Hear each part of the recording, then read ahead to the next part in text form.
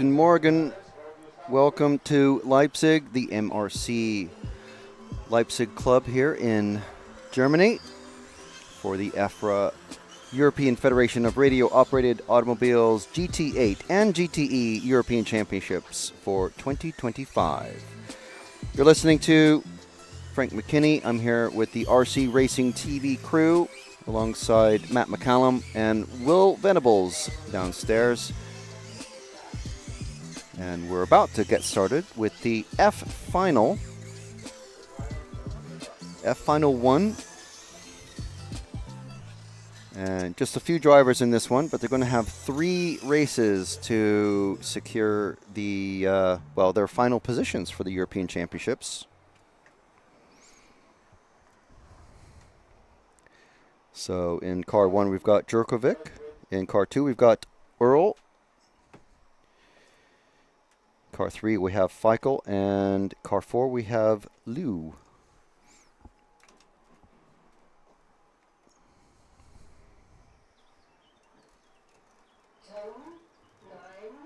We've got a countdown from 10, and then it will stop at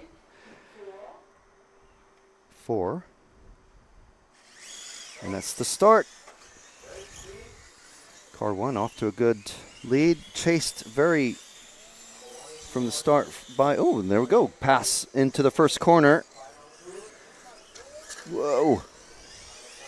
Order is currently 2-1 of Earl and Jurkovic. Whoa, and the Mazda 787 replica car gets a spin. So it looks like Earl has the best grip and power at the moment. We'll see how this develops over 7-minute run time. 6.5 minutes to go now. So these two, this is a battle for the lead. And first flying lap still with Alexander in the lead. Coming out of the sweeper into the, and Jurkovic getting into the grass on the outside, so he's dropped down to last. Battle for second now. It is between Feichel and Liu. And they're rapidly catching up to Earl, so this is going to be a very big development if car 4 from last place of Liu can take over the lead. And it looks like, even after spinning in the infield, he's all over the back of Earl into that chicane. He forces a mistake without any contact. Perfect. So Liu from the last place in that 787 replica scheme with the lead, and there's 5.5 minutes remaining. So a pretty good run here. And he spins coming out, and now he's got grass all over his tires. And is that Earl going to be going back into the lead in that pink car? Being chased now. Let's see if Liu is going to be able to get back in front. And wow! That's a touring car pass if I've ever seen one. So no call from the referees that I can hear, and so a valid pass. No one broken.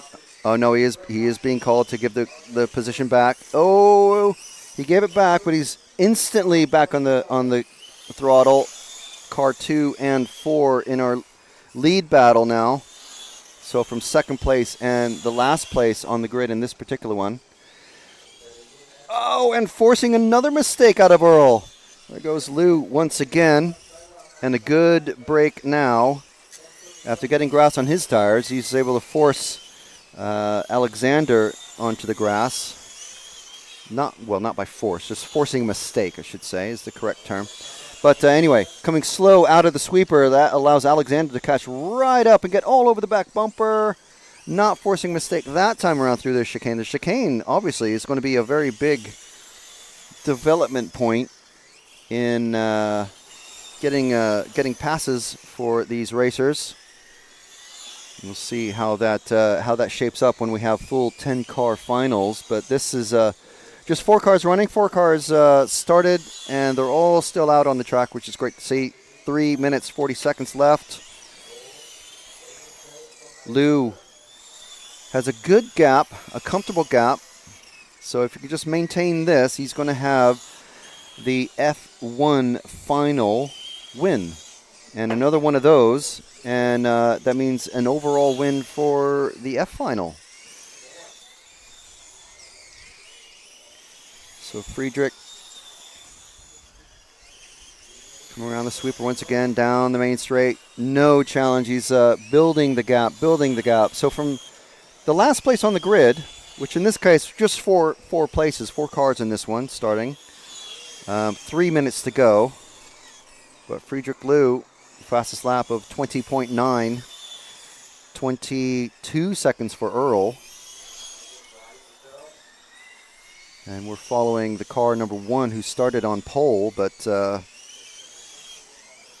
not able to hold on to it.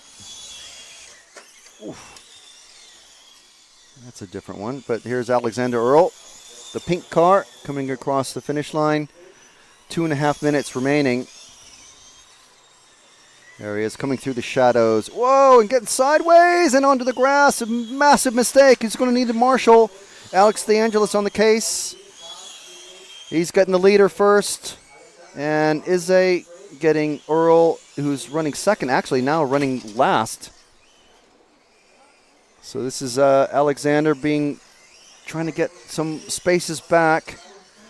Started second. So this is our big battle for second. Oh, and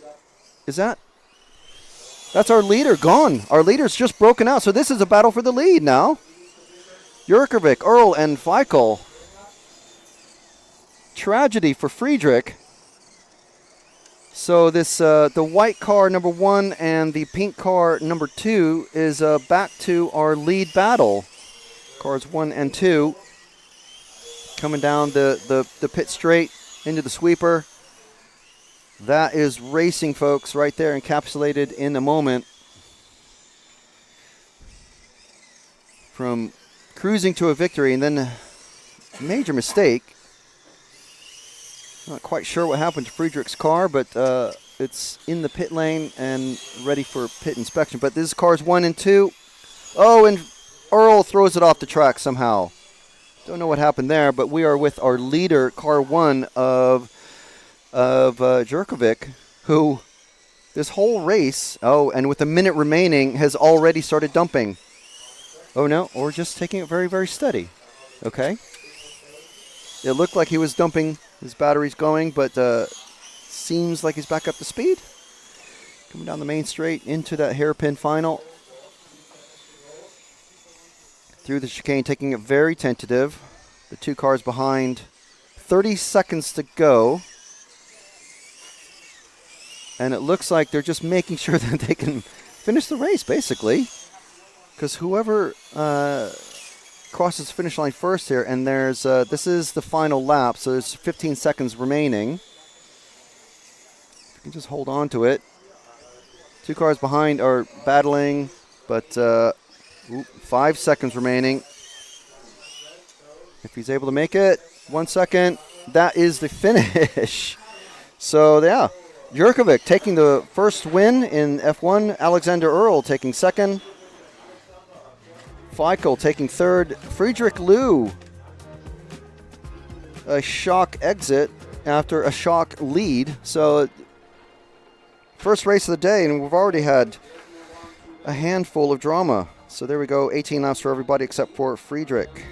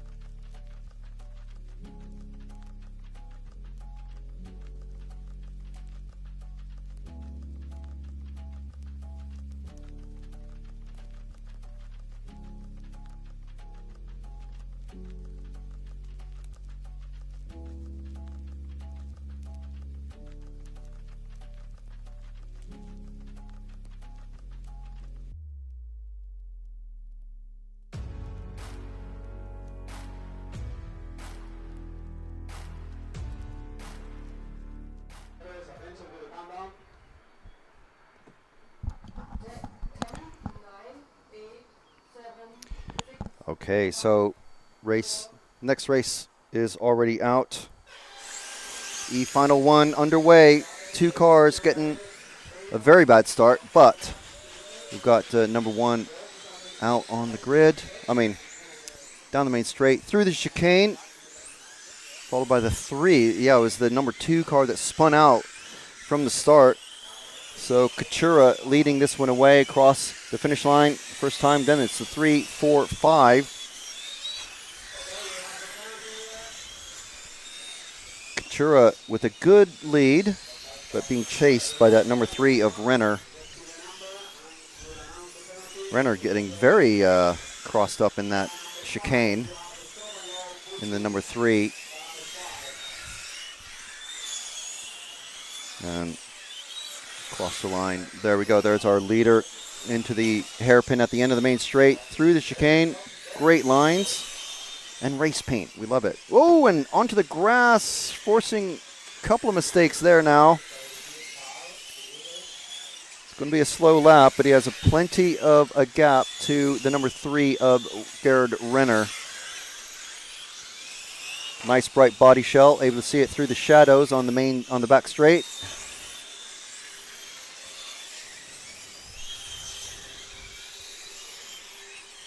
So we're with our second place car of Gerhard Renner. Bright green and yellow. A little bit more tentative coming through that sweeper, but working on catching Gerhard in the lead position.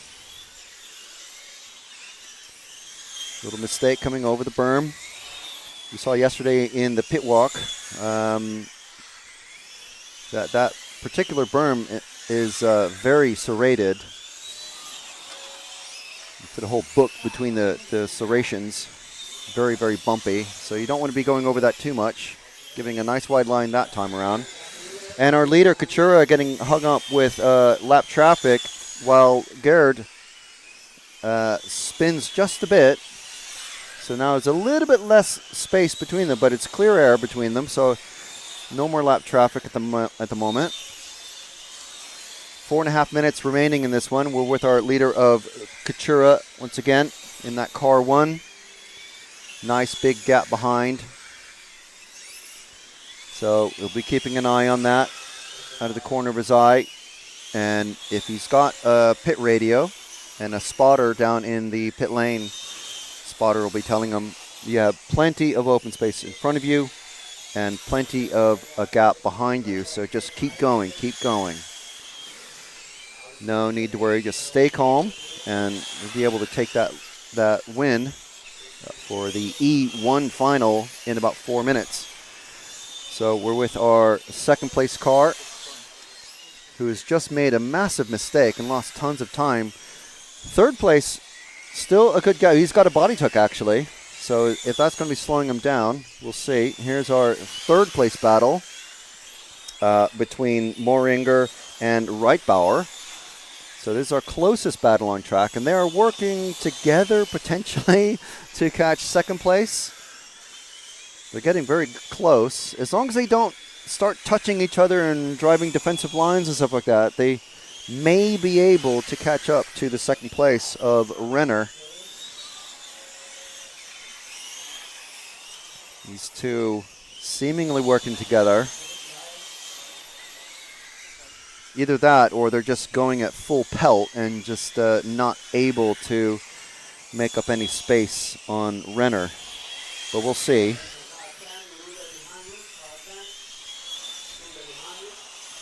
Our leader is getting hung up in traffic now, definitely catching up to back markers, but this gap between Renner and the third and fourth place car is now slightly shrinking. But then third place of Moringer making a mistake and giving Renner even more breathing space. They're coming up on lap traffic and very close there. I think that is Nick. But able to get past okay. You can just see the flash of yellow at the bottom of the screen there. That was Renner. So now there's a bit of a bigger gap between them, but they're not they're not reducing the gap to Renner at all. And our leader is now easily half a lap ahead. Katura, at the moment, going to be cruising to a victory, barring any catastrophes, because there's just under 2 minutes remaining in this one. This is our closest battle for the top 3 positions.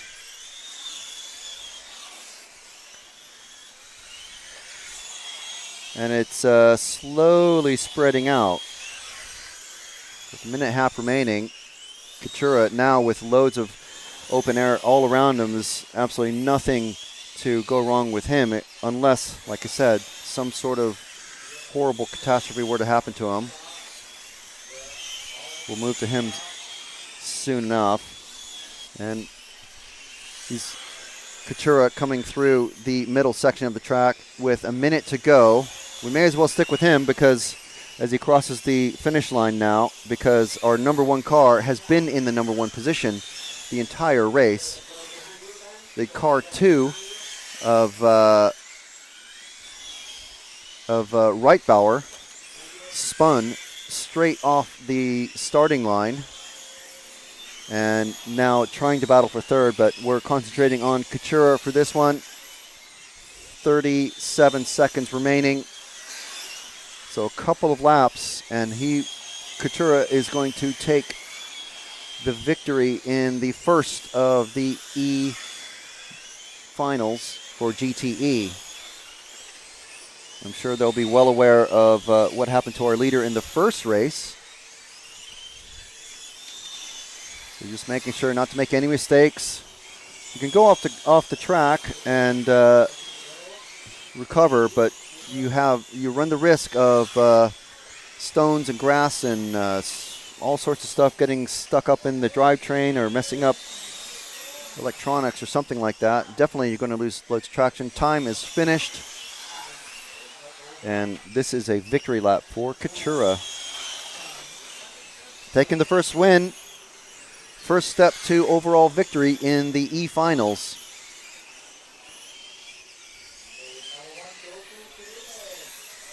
And there we go.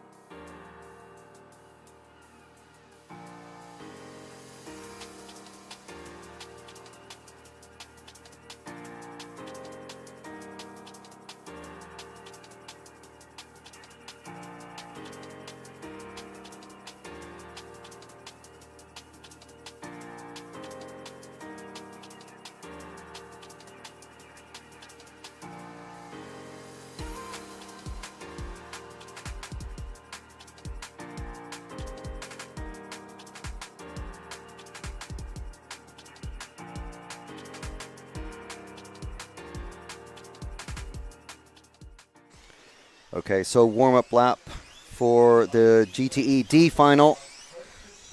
After this one, guess what? It's going to be the C, then the B, then the A final for GTE. And then,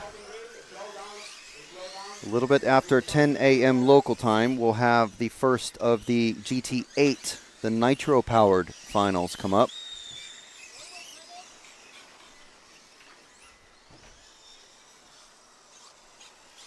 So this is our first, well, not our first, but it's a full 10 cars or 9 cars. I think we're missing a car number 5 of Neumeier. So we've got Nick on the pole position, then Militzer, Coleman, Alberghino, Neumeier, Pfeffer, Schrenk, Sandhofer, Strasser, and Veninger. So the computer is counting down from 10.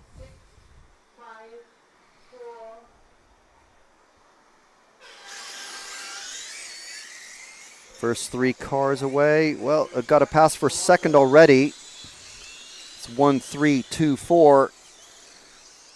Battle for second. Oh, no, he's pulled away. So the leader, a good gap. Second place, a good gap. And then it's, yeah, well, spreading out.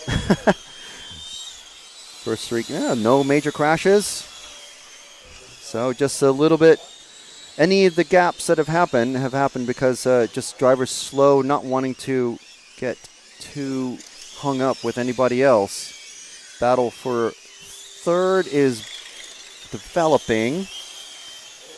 More of a battle for fourth. All these cars together, the very large cars as well. You can imagine a 1/8 buggy or a 1/8. Oh, in second place, it's just gone into the grass. Been passed now. Lost that position, and so that bright yellow car, just 1 car back, it's going to be under threat. Oh, and he spun, low traction, and he's back in the grass at number 3. So now our battle is that for third, coming down the straight, 4 cars. And that is our, I think, number 8 and 4 of Sandhofer leading this gaggle of cars. Swiss racer in the number 4 car, Alberghino, trying to chase him down. It's a legitimate battle for third now, I think, because our leader is well away. And, oh, that is our Swiss racer going over the number 8, getting sideways, coming out of the infield. So now this is our battle for third. Sorry, for second. Battle for third is very intense, though, between, that is Pfeffer and Schrenk. The bright yellow and the yellow, white, red, and black, followed by the orange car. This is our battle for third, going down the straight. You can see how critical it is, obviously, not to make any mistakes whatsoever. Go on the grass, and not only do you lose position, you're going to lose loads of time over the following couple of laps, and another couple of cars go on the grass. So our battle for second at the end of the straight is the yellow and the orange coming through the chicane. They're coming up on, I believe, the lap car of number 8. Number 8 actually in second. Number 8 just gone into the grass at the backside. That's our second place car just being passed. Stuck in the grass. So our battle for second now is the yellow and the orange. They've got a big gap between them. So the 7 just crossing the finish line now. One of our leading cars. The second coming down the main straight. The yellow and the orange going into the chicane. Battle between the 8 and the 10.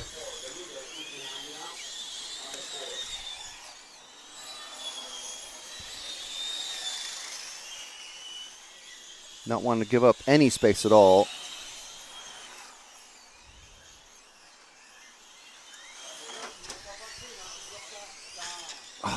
geez. Just not giving up any space at all. That number 4, now he's going to get a penalty, our Swiss racer. So let's find our leader. Let's reset on our leader, car number 1. Just coming through the gray fronted car, coming through the middle chicane there, coming up on, doesn't matter what car number really is, but it is car number 1. This is our leader. Coming down the main straight. And let's find our car 7, who is second place, nowhere near.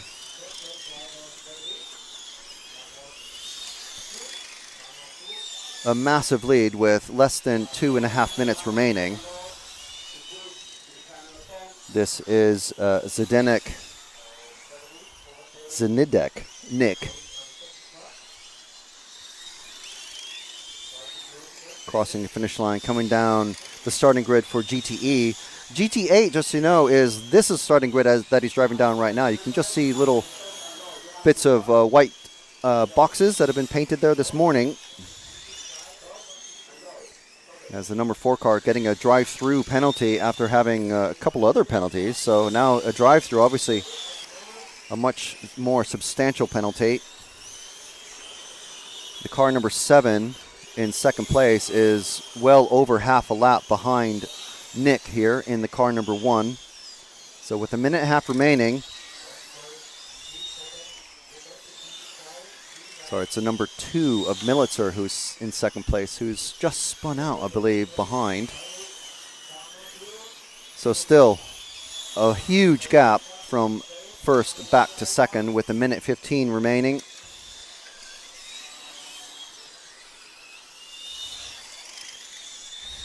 It's all chaos and fury the first half of the race, but it's calmed down now as drivers have gotten penalties and drivers have broken and fallen away from the battles. Our leader, the car with the bouncy nose of Zenidek Nick, going to be taking the win here unless something happens in this final 35 seconds. No close battles on track. So you can see the gaps on the timing with 25 seconds left to go. Nick fully 2 laps ahead of everybody out on track, even second place.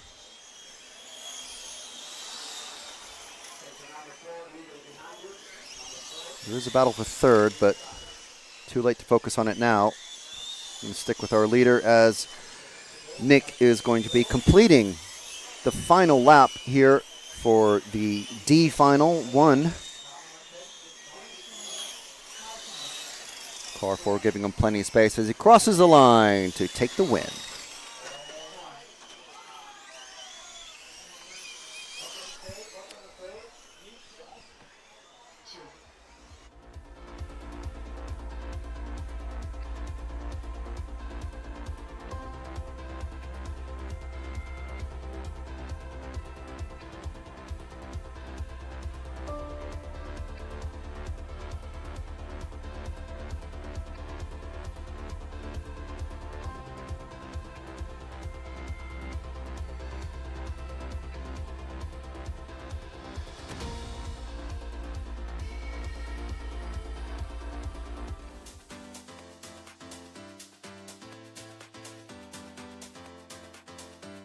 Makes an error. Marcus Currup is through. No, it's a four-way battle. And Ben's on the inside. He's got him. I love RCTV News. As I'll see in the background. We're here. Hi, everybody. This is mine. Okay, fantastic. Yeah. So we are here at ETS round number 3 of season 17. Davide Ongaro, associated European champion, and didn't he deserve it? Bruno Coelho is your champion. Today, mamma mia, super happy. It's like a real now. It's like a real.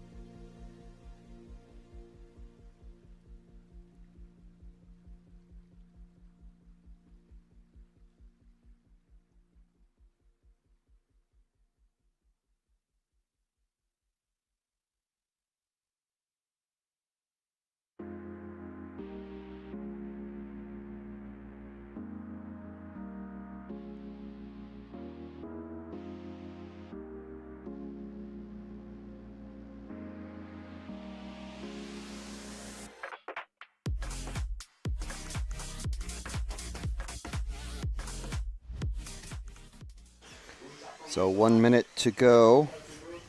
1 minute call from the referees.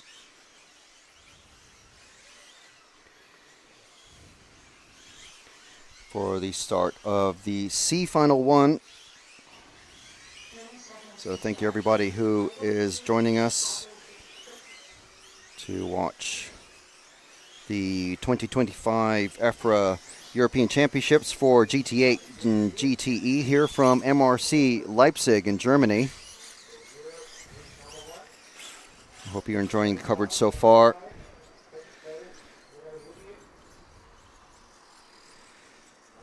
So in this one, we've got, there's our runners and riders. Sven Roderwald running an MCD, Uri Hudi running an X-Ray, Gerhard Pfeiffer running a Raptor, Westenfelder, Dan Jones running a Capricorn, Tomislav, our hero from yesterday, he came up to me. He's the driver who vaulted himself over the fence at the back of the track. There we go. He was running on car number 4 yesterday. And he was sharing a laugh with me yesterday, an honest, genuine laugh about making him famous. But here we go. Rodewald in the lead, Uri and Pfeiffer. Good start for everybody so far. No spin outs. It's good. Oh, and Pfeiffer's been passed by the car 4 of Westenfelder. And Uri Hudi on the grass. Pfeiffer gets his spot back, but he's still... Well, he's got 3rd place back. He still needs to pass car number 4, Westenfelder, but Rodewald, he's off and away in that white car leading. So the car 1 and 2, that's or 1 and 4, should say, is our lead battle, the white car and the bright yellow and green car. Pfeiffer, okay in 3rd at the moment, but he's losing some time to the leaders. Rodewald on a charge.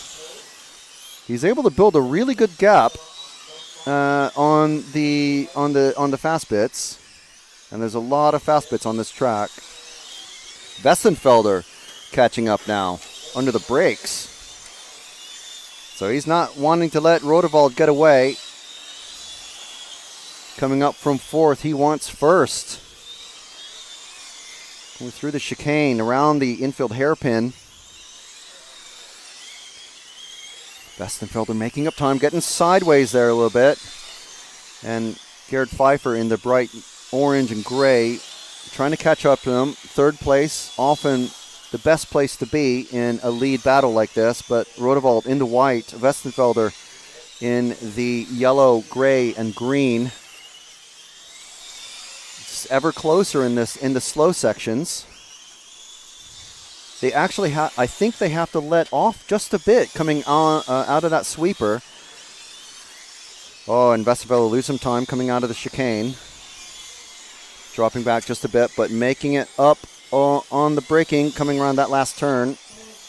This is our lead battle coming down the main straight. Rodewald from Germany running the MCD. Westenfelder. I can't quite make out what car he's running. I'm going to guess, oh, very close there. Rodewald running a very tight line, riding right on the white painted lines, not giving any space to Westenfelder. Westenfelder trying the outside now, getting the slingshot, but not able to take it. Oh, Rodewald getting wide, but Westenfelder not in position to take advantage. And now, ooh, Rodewald just giving a tiny bit of space, but Westenfelder not taking it. Again, the wide line for Westenfelder coming out. Ooh, jumping the grass. Cutting the chicane so tight. And Westenfelder, that's a pass attempt. Almost, but not taking it. So now that gives Gerhard Pfeiffer in the orange and gray the lead.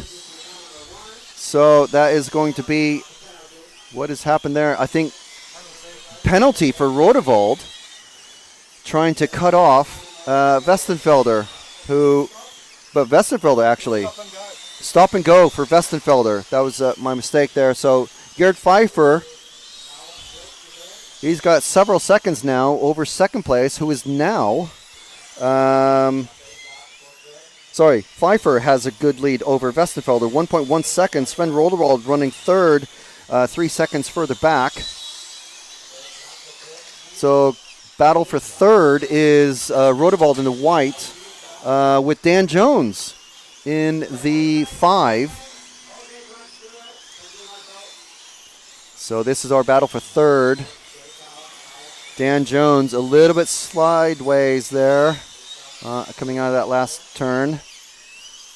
Rodewald, I think, able to pull away just a little bit. So we'll see how this battle develops over time. I'll keep an eye on Pfeiffer.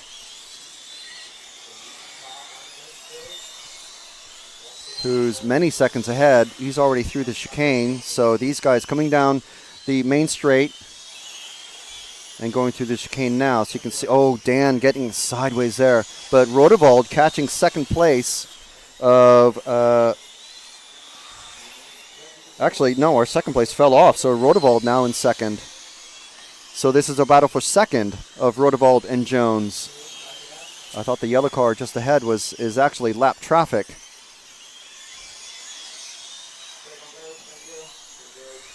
Rodewald, Jones going over the curb just a bit.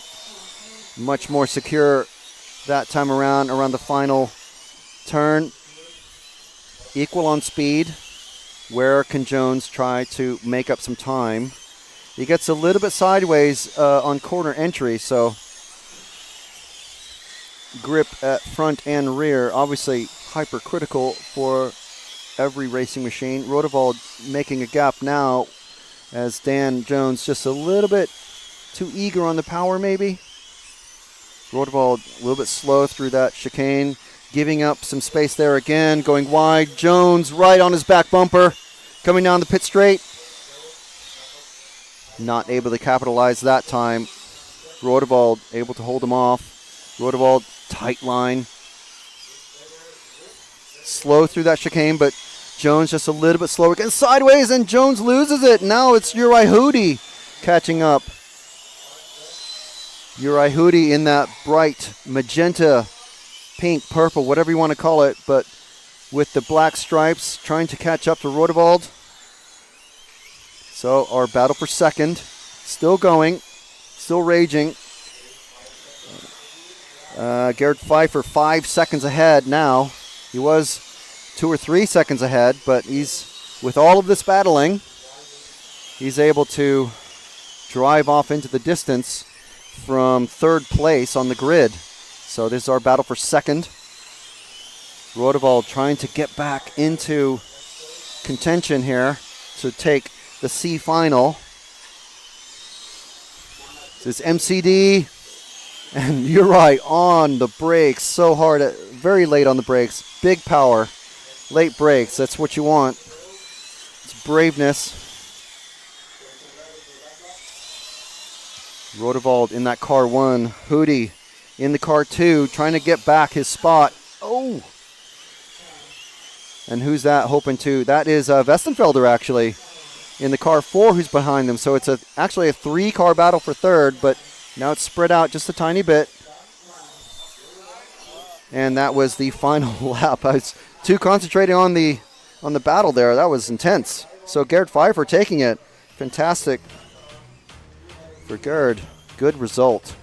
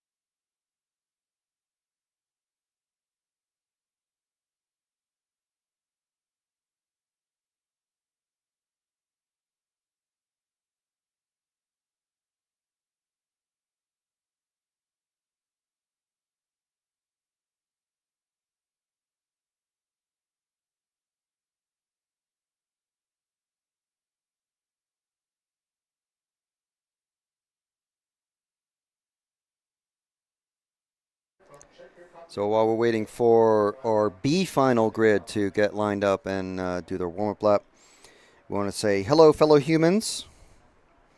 Hello. I like that greeting. Thanks, Julio. I'm gonna borrow that one. Mugen94 saying Ale Sebastian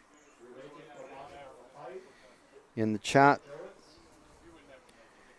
Got quite a good number of you watching already today, so thank you for joining us here live from Leipzig in Germany. We're at MRC Leipzig. Wonderful little club here. Pretty good track as well. We've seen some pretty intense action, I must say. That last race was pretty good.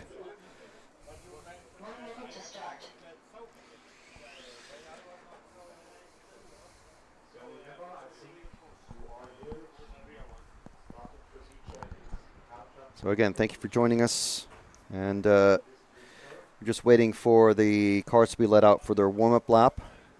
The starting positions are on the just on the other side of the pit lane that you can see on screen. You can see the grid markings there from that view. So no one wanting to do a hard tire warming sort of warm-up lap. Now remember, no tire warmers, no saucing allowed. You get the tires from Tire Tech and you put them directly on your car, and then that's it. You can choose whether you run worn tires, extremely worn tires, or whatever at the front or the rear, but it's up to you. But there you go. There's our starting grid. Filippo Berio or Beretta. I need to make sure and not say Berio. That's his last name. But starting in pole, he's our pole man for the GT8 category.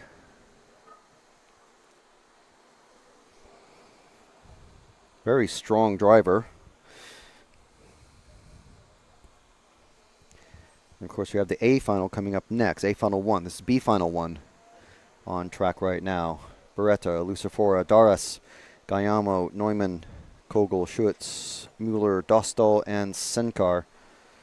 So I'm not sure what Lucifora is running, but Beretta is running a Genius. Daras running a Genius. Gayamo running a Skepis. Newman has not checked in, but he is on track, but he's running an S-Works. And the countdown has started.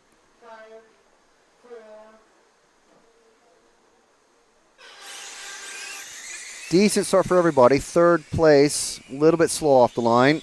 You can see the gap there going down the main straight, but Beretta and Lucifora in grid order, top 4. Bit of a mess up at the back, but we're concentrating on the top 4. There's a battle for the lead, splitting up into a 2-and-2 battle now. Lucifora all over the back of Beretta. And that little slowdown there has brought the 4 back together, and Lucifora gets it wrong out of the chicane. Now it's a 3-car, and Beretta gets it wrong out of the hairpin. So who has benefited now is the car number 3 of Daras in the Genius. Daras, Gayamo, Lucifora, Neumann in the white car. So our lead battle is involving Gayamo in the second, and he closes right onto the back of Daras. Gayamo, our defending European champion, he knows his way around a track. So it's Genius versus Skepis. Daras getting a little bit slow there. Acceleration allows Gayamo to close up just a bit. Very tight line from Daras there. Excellent. Yesterday I was commenting on how pointy his car was. There's so much steering in Daras' car. Gayamo falling back just a tiny bit now. A little bit wider lines there than Daras. Oh, and there we go. There's a pointiness of Daras' car getting a little bit sideways mid-corner. Running very tight, though. He knows who is behind him. He's got sideways, but for some reason, Gayamo also losing a little bit of time there. That middle of the track chicane, very slow for some drivers. We've seen so many mistakes through there. It's going to be a critical passing point or a place to force mistakes. Gayamo in the white and yellow, chasing Doris in the almost Reinhard-esque sort of colors. Gayamo getting all over the back of Doris in the sweeper. Closing again, but then losing out because he was riding that berm. Those berms, again, very heavily serrated in most places around the track. You cannot tell from our camera position or even the driving stand. You have to do a track walk, which we will show in later during the lunch break. And Doris gets it all wrong under the grass. That gives Gayamo a huge lead. So Gayamo, let's see if he is able to capitalize here in the car number 4 as we have a 3-car battle for third now. Doris. And who else is that? Doris, Lucifora, and Neumann in the white S-Works. Very close battle for third. Neumann all over the back of Lucifora in the car 2. It's car 2 of Lucifora and the car 5 of Neumann. German racer, we usually see him in electric and nitro off-road, but here he is, of course, our World Cup champion from the Worlds 2 years ago, all over the back of Lucifora, chasing him down for third. Keep an eye on Gayamo, but he is making his way through lap traffic just fine. As Neumann gets the pass in the chicane, I was just saying it's going to be a very popular passing spot. So Lucifora, let's move to the white car, who's making his way through lap traffic. He's trying to catch up to Doris. I think he's going to, and he's getting hung up in the lap traffic, so traffic moving over. Neumann in the white car, just coming around the final turn, making his way to catch up to Doris in second. So 2 seconds between them at the moment. We'll follow Neumann for a lap or two and see if he's able to make up that gap as they're all working through lap traffic now. So I think while Doris is doing that, he's going to make it up. So it's down to 1 second now. Down to 1 second. Doris just 2 cars ahead in the white, pink, and blue.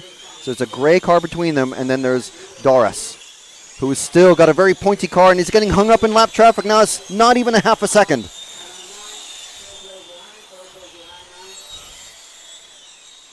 And the gray car goes onto the grass, and now the next car ahead of Neumann is Doris. So we have an S-Works chasing a Genius. So the car 5, Neumann, coming through the sweeper. Next car ahead is Doris, who's trying to, again, make his way on the outside of the end of the straight, past the lap traffic of car number 8. And Neumann also does the same thing.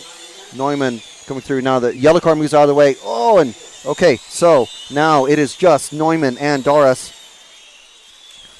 Neumann chasing Doris through at the end of the straight. Through the chicane, Doris makes a slight mistake there, catching a berm. So now there's just clear road ahead of Doris. But he has Neumann, World Cup champion, chasing him down. 0.6 of a second behind. Neumann a little bit loose on the back end. But Doris, as we've seen, is drifting around that infield hairpin. These two, this is our battle for second coming down the main straight. Gayamo well ahead. Just by a few seconds, though. Gayamo might be conserving his batteries. Just under a minute remaining, but this is our battle for second. 45 seconds. Gayamo just at the end of the straight, and so is Doris now and Neumann. So I think Neumann is starting to lose power. So let's move to Gayamo in just at the end of the pit straight. In the car 4, that is Rosario Gayamo. A big gap now, and everyone's slowing down. Everyone's slowing down. Neumann has just made his way past, a slowing Neumann has made his way past a slowing Doris. Gayamo creeping along almost at a snail's pace. It's going to be so close. 10 seconds. He's not going to make another lap. There's no way. Neumann now coming through. Neumann about to catch Guillermo coming down the straight. 1 second, 0. This is it. Are they going to be able to make it? They're crawling along. They're crawling. I can walk faster than this. Car 4, car 5. That's cars getting their lap back. Guillermo able to hold it. Oh, is he? Oh no, he's gone in the grass. Neumann takes it. Neumann takes it. Car 5. Guillermo not finishing. Did he finish? He didn't finish, but he still ended up with 22. He would have ended up with 23. Neumann takes that one. Guillermo, Daras, Lucifora. Wild.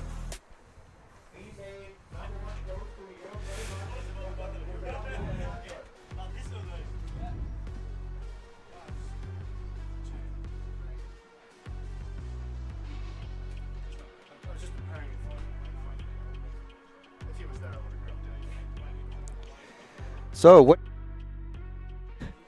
do you think about that? What do you think about that? That is that's crazy. That was, couldn't figure out what was happening there. So is that going to be a big preview for what is going to be coming in the A Final 1 in just a few minutes? That was not boring.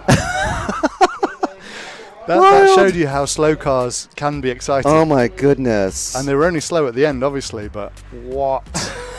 What was that? That was amazing. Gee, crazy. Hello everyone from South Africa to Sheep Woolly. Sander de Graaf joining us. How are you, Sander? Anyone else in the live chat, please do join us. We have a couple hundred people joining us already. If you're a subscriber, and who wouldn't want to be, you can join us in the live chat.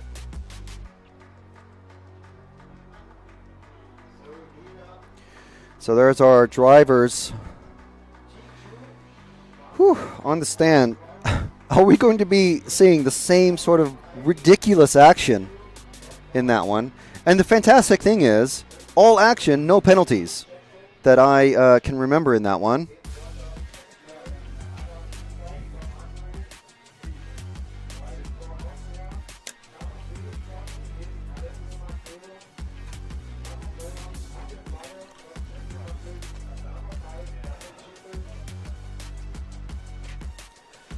Whew.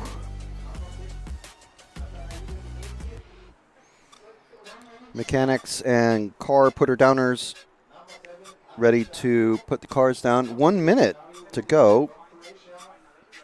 And look how paranoid they are about saving their batteries. No one's even put their car down yet, and there's a minute to go. It's exciting for us, but I feel like there might be some proposals in the AGM where they're kind of like, this is not how we want to race. Yeah.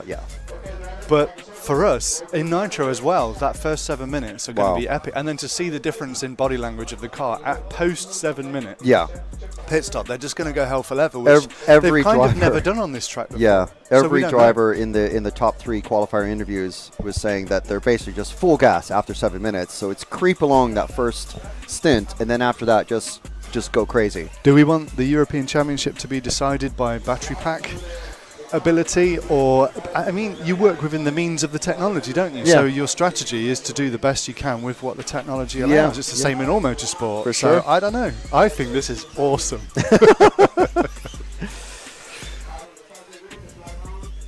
So we will see what happens in 8 or so minutes time. But our starting order, as you can see right there, Arnoldi, TQ, Izze in the X-Ray, Mazzeo in the Raptor, Bayer in the X-Ray, Skepis, Senesi running their own cars, D'Angelo in Capricorn, Vaselli in an MCD, Puker and Hawk. Haka running an MCD. And I have it on good authority from Tom Haka himself. That is how we pronounce his name.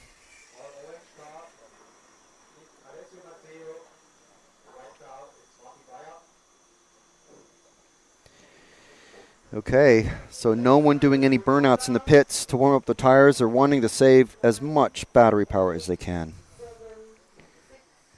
5, 4. Good start for the top 3. Number 4 has very slow start, but we have the top 3 off and away.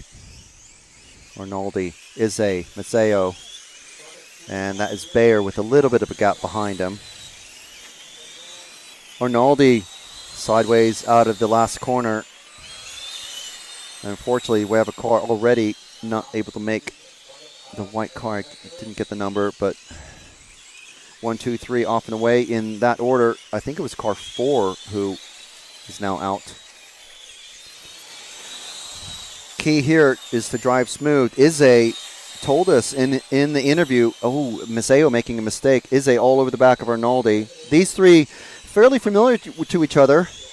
And Mazzeo gets a great pass on Izze. Fantastic pass, but Izze playing the smart game. He knows that batteries are an issue, a big, big issue, and he has told us in interviews that he has let some cars go past. He's not stressing about it. He knows at the end of the race he's going to be very strong. But the battle for the lead now. Oh, and Arnoldi knocked sideways. What is going to happen there? Mazzeo taking advantage. I think that is a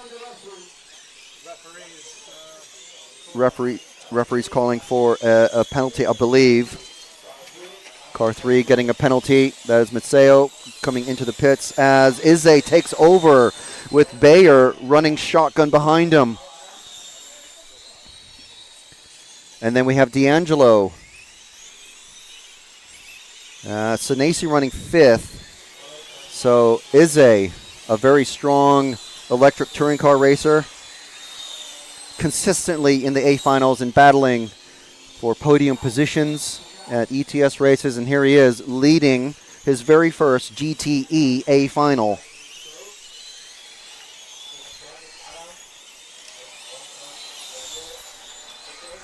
Car 5 is actually Daniel Scheppes. And then D'Angelo in 3rd place. So Scheppes giving him a respectful amount of room coming out of the when Izze made a mistake. Let's see if Scheppes is able to catch up to him once again. So we have an X-ray. Leader is Izze coming across the finish line. Followed by Scheppes, just 0.6 of a second behind. And about a second behind is D'Angelo in a Capricorn. Scheppes makes a massive mistake. Now we have a very tight battle for second between Scheppes and D'Angelo, the Scheppes car and the Capricorn, with Vaselli trying to catch them and make it a 3-way party. But Vaselli has got Mazzeo all over the back of him. So it's a battle for second. Battle for 4th is going on behind, but this is and now it's a battle for 3rd between Mazzeo, who's gotten past Vaselli. Mazzeo trying to get past his sort of teammate, D'Angelo. There we go. D'Angelo gives him space. Now Mazzeo trying to catch up to Scheppes. Mazzeo in 3rd.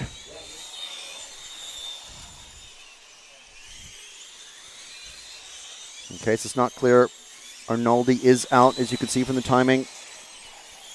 Mazzeo he's fallen back just a bit. So we have the white and red car of Daniel Scheppes in 2nd. The orange car with the clear wing is Alessio Mazzeo, both of these drivers from Italy. Running different chassis though, running 2nd and 3rd. And almost 4 seconds ahead of them is Adam Izze, representing Austria, but from Hungary. So Mazzeo not able to get past Scheppes. Scheppes a very strong driver himself. As you can see, able to hold off. Now Mazzeo wary because he knows the referees are watching. Obviously that incident with Arnoldi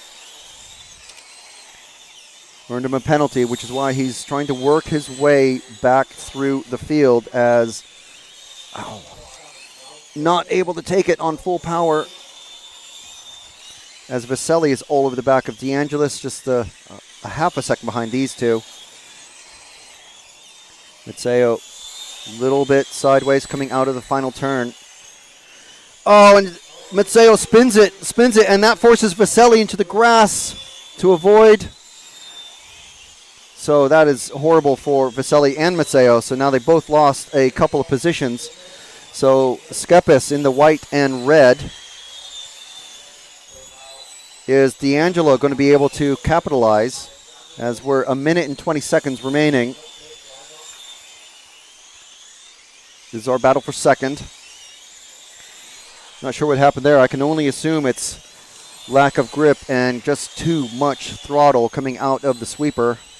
Trying to hold a tight line and just hitting a bump or something. So 1 minute remaining.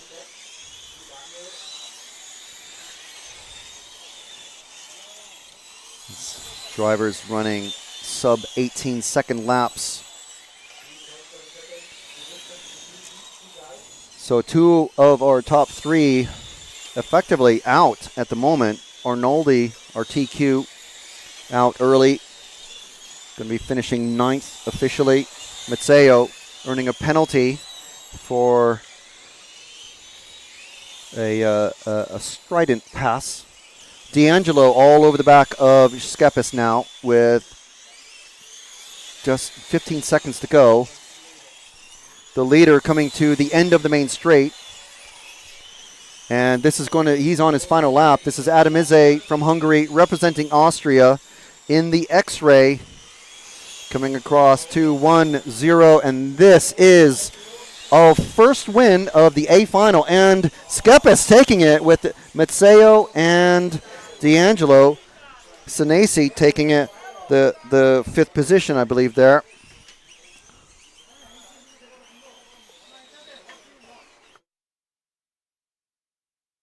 We're going to get a word with our winner.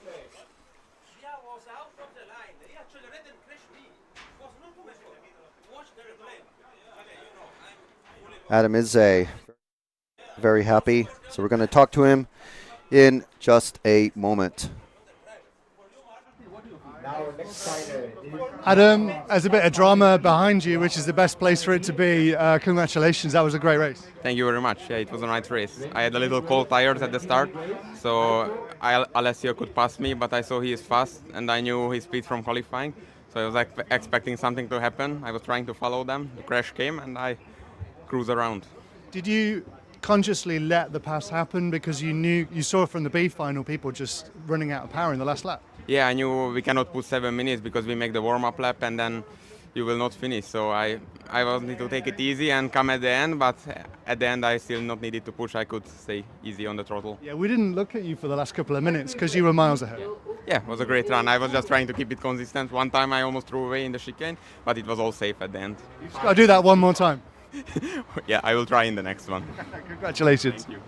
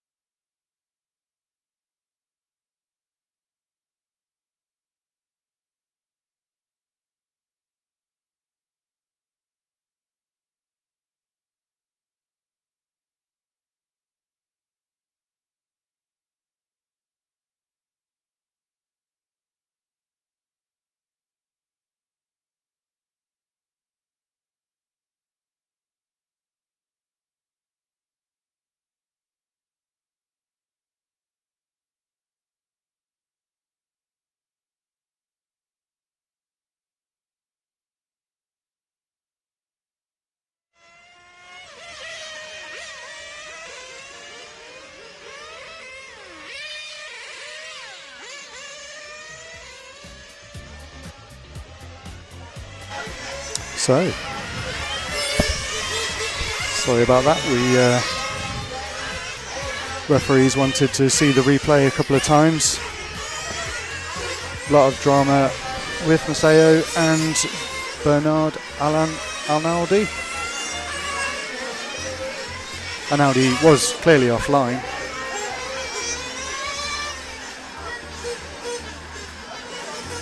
Not forgetting though, it was this event a year ago in Sicily that saw Maceo get a temporary ban from his federation, so drama seems to follow him to this class of racing.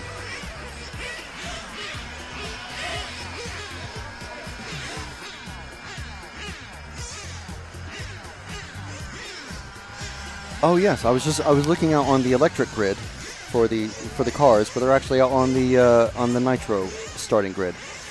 So this will be another new set of drama. Because the mechanics have to make their way back to the pit lane, and they're also starting not on the racing line. The entire grid is off of the race. We're missing car number 2. Car number 2 hasn't. Where's Dan Jones?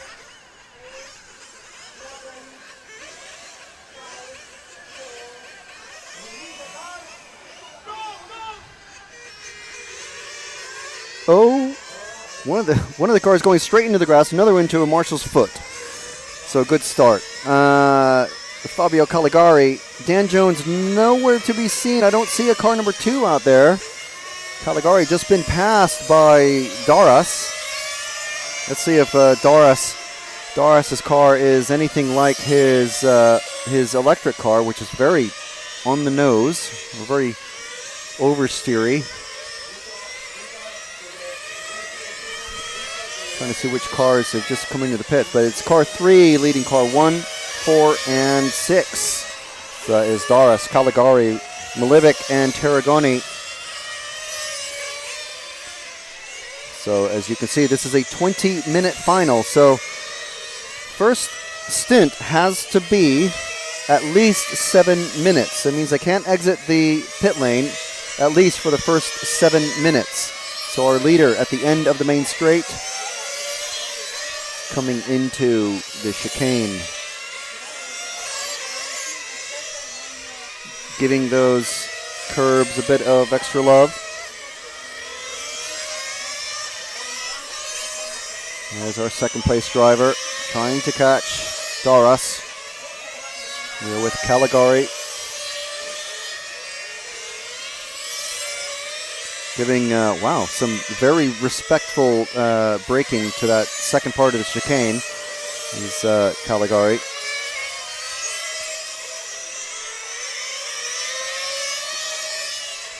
So you can see the gap to leader on the timing, 2.8 seconds. So now there's already lap traffic ahead between the leader and second place. This is the number 8 car of Locascio. So Doras in the GT8 Genius coming out of the chicane, running the car number 3. So already off to a good start. This is the 1/4 B final, and able to successfully avoid the car facing backwards on the straight. You don't want to be in either of those positions, whether you're in the crashing car or the car coming up to the crashing car, because you have no idea what's going to happen there. But luckily, car facing backwards stopped, and Doras able to take the wide line and avoid. Whoa! There we go. There's a moment.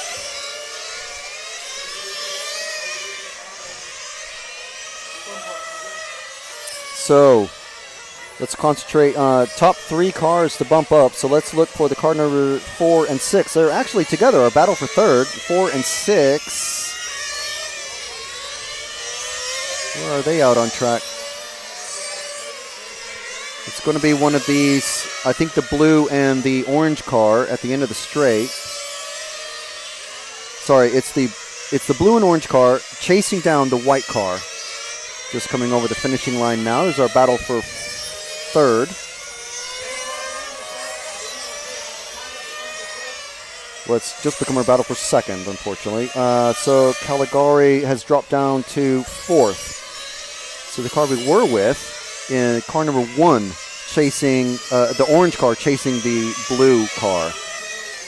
Battle for third, fourth, and fifth. So top 3 cars to bump up. Lap traffic getting out of the way handily. Oh no, that's not lap traffic. Now it's a 4-way battle for third. 4 cars trying to get the last bump up spot. And well, Doris has just retired.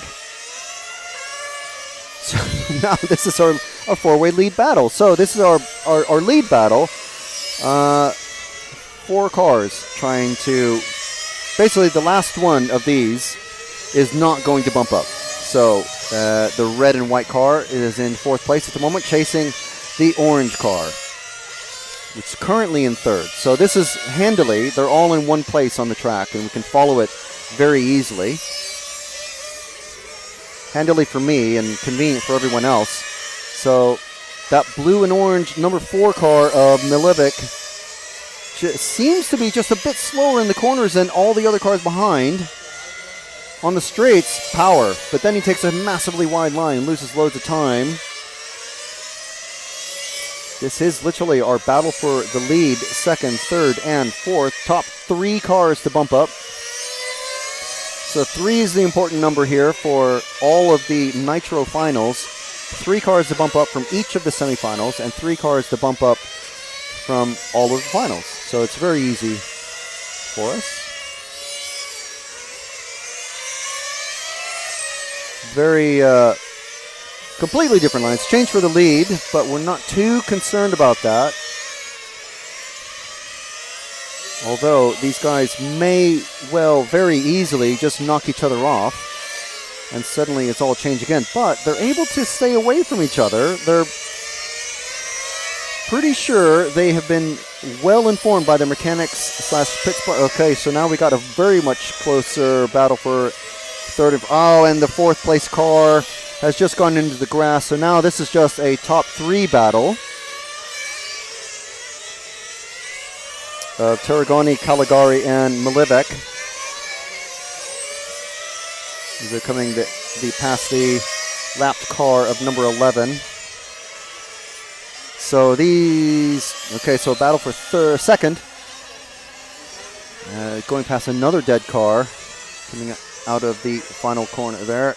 So battle for 2nd is the orange and blue, and the orange is spun. Number 4 of Milivic going to enjoy taking 2nd there. Doris is back out, but he's many, many laps down. So Tarragoni in the 6, and Milivic in the 4, Caligari in the 1, and Nick in the 9.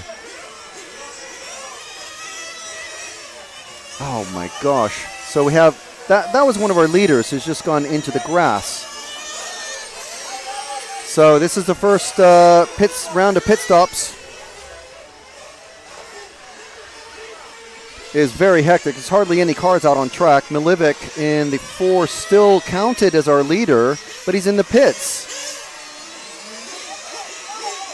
Tarragoni in the 6, where is he? The white car just coming down the pit straight now is 2nd, but he's made up a lap on mass confusion everywhere. So Milivic in the blue number 4 is still technically our leader, but I think he's about to be passed. Yes, so Tarragoni 1 car forward in the white car, the number 6, is now our leader. So our lead battle is going down the straight, coming out of the chicane now, the 6 and the 4. Caligari in the 1, and then Westenfelder in the 7, who bumped up from, well, no, didn't bump up. I'm getting mixed. Oh, and of course, Tarragoni has gone into pit, so that confuses things. So our leader now is still the blue car of Milivic. And when he crosses the finish line, he will retake the lead on the timing. So that was the first 7 minutes. We saw a few cars start to, flame out there properly, and then just mass chaos in the pits and mass confusion up here in the commentary box while things sort themselves out. But Milivic now in the lead. Caligari in the 1 is the next car behind in orange and white. Here's our second place car, orange, going down the main straight. That's Caligari, Fabio Caligari. Westenfelder in the 7. The 7 and the 6. So if we find Tarragoni again in the blue car. No, sorry, it's not the blue, it's the 6.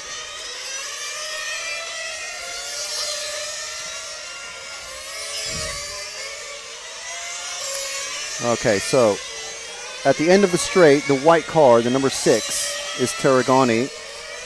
And that car directly ahead of him, this is the battle for third. So this is, and it's just faded away in front of our eyes as Tarragoni went on the grass. Now he's got Doris all over the background, but Doris is many laps down. So the yellow and green car going into the chicane now is our third place car of Westenfelder. And Tarragoni has got the speed, but obviously makes the mistakes. He's going to let Doris go, which is wise. Doris is catching the yellow and green car. But Doris doesn't really matter in this race because he's so far behind. He's running in 7th place. So the yellow and green car, third place, but the next car behind is Antonio Doris. Anton Doris. And he's let him bolt. So now the yellow, this here is our battle for third. So the 7 and the 6, the yellow and green car and the white car crossing the finish line almost neck and neck. This is our final bump up position and come on, that was an easy pass. Oh, too fast into the final corner there. Referees on it. And an easy pass, an easy repass. I don't know what happened there. So, actually, it's our battle for second now. Don't know what happened to the previous second place. So, Milivic in the, I think it's the blue number 4, is leading. Tarragoni in the white car, and then Westenfelder in the bright yellow car. Here on camera. This is our third place car. So, no one challenging him for third. So, he can just drive smooth and easy and have the bump up into the semifinal. Oh, and hitting a lapped car who's run out of fuel. Martinelli Senesi on the case. Bring it back to pits. But Westenfelder, car number 7, down the straight now. Running third. Where is Caligari? In the car 1. Is 7 seconds behind the car that we're following. So that's over a third of a lap behind. Is 2 cars behind, but 7 seconds. So 6 seconds now. So eventually we might have a challenge at the end of the race. 7 over 6, just over 6. Ooh, and there we go. There's a massive mistake. Caligari is just about to come past. Now we got a battle for third. So, no, we don't, because Westenfelder goes into the pits. However, taking over third place is Caligari in the orange car, just about to go into the chicane. Oh, and now he's in the grass because getting caught up with I think that was the car number 9 of Nick. They were battling for position. So Nick just about to cross the line now in the red and white, number 9, in the sweeper now, taking over fourth position.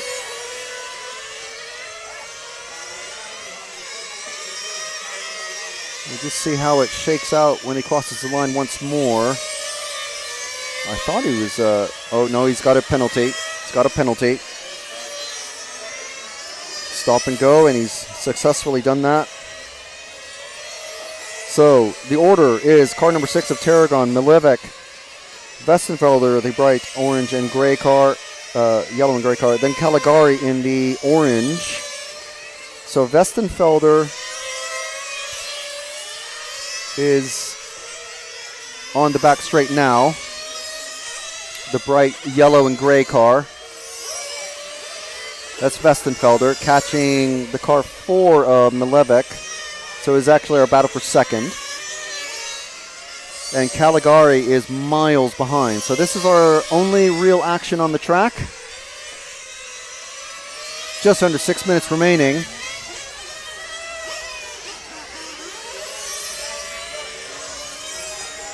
Going past another couple of stricken cars.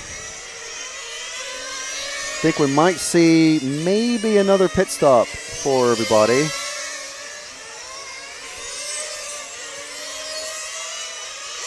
So equal on speed.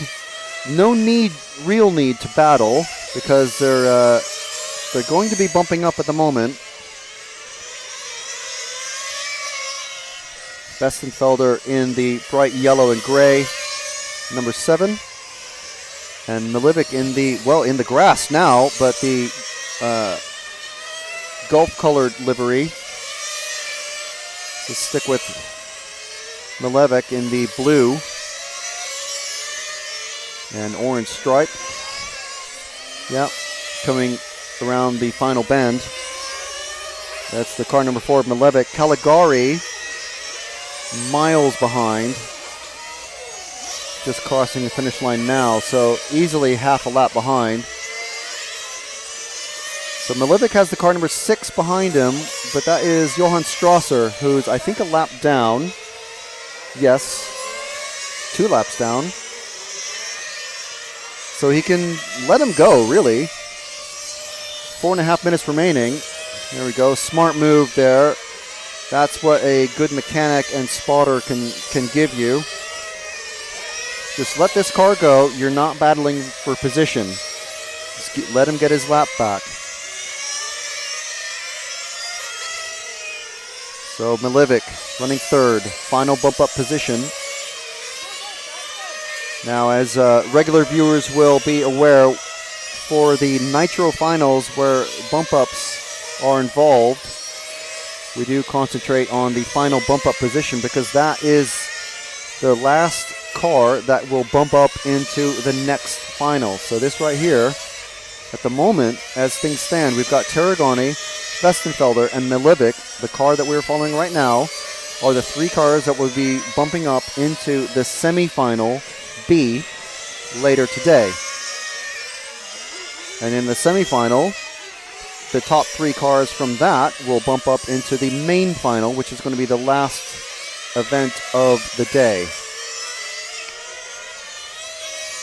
So with 3.25 minutes remaining in this GT8 1/4 B final. We need to thank our title sponsor, Senesi Motorsports, and also Hobbywing, Energy Fuels, Elserum, Shepis Model, X-Ray, GMAR, and Corsatec for allowing us to bring you this coverage for free from MRC Leipzig. We're with the 3rd place car of Dennis Milvik. Actually 2nd now. Someone is pitted. Uli has pitted, but is still running 3rd. So where is Uli Westenfelder? Just coming out of the chicane now. So 2 cars behind. Uli in the yellow and gray and green. This is Uli, now our 3rd place car. And I think he's got Caligari behind him. So we do have a very big potential for a race for 3rd. Caligari is the next car behind. He's a few seconds behind, but now he's they got lap traffic between them now, but easily dispatched by Westenfelder. So Caligari's fallen a little bit further behind. So key thing here for Westenfelder is to hopefully catch Milvik, because then Milvik will be running shotgun. for Westenfelder.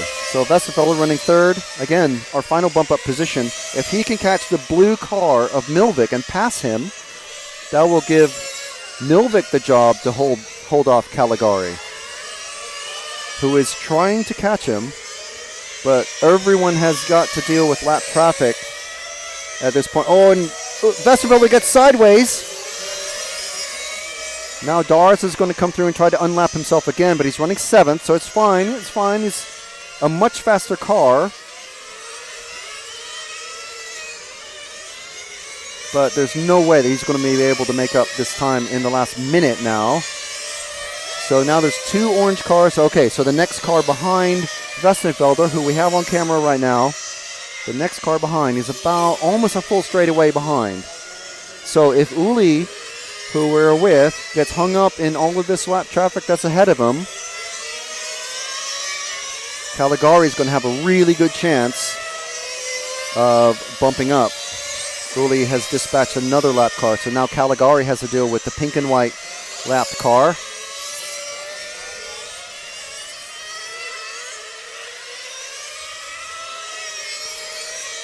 So going slowly, it looks like. Caligari seems to be taking it very tentative. Maybe his mechanic is telling him, okay, final 15 seconds, but you're running low on fuel. 10 seconds now. This is going to be, the next time they cross the line, I think it's going to be it. 4 seconds, that is going to be it. So Caligari running out of time to catch Uli Westenfelder. And that is going to be Turigani, Milvik, Westenfelder bumping up into the semifinal B.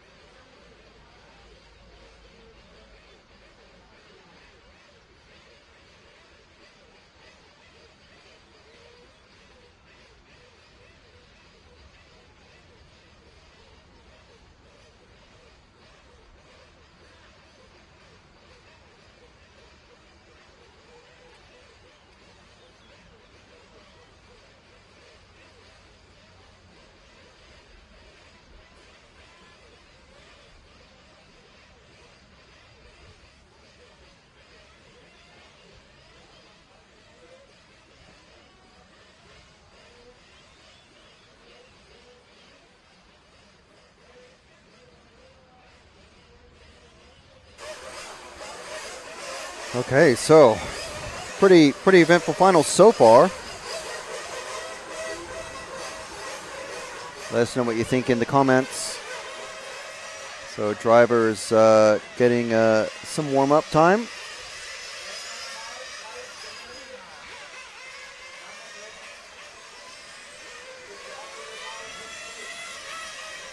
The fantastic thing about these the bump-up finals is that we just have no idea how it's going to end up. And there's our runners and riders in this one.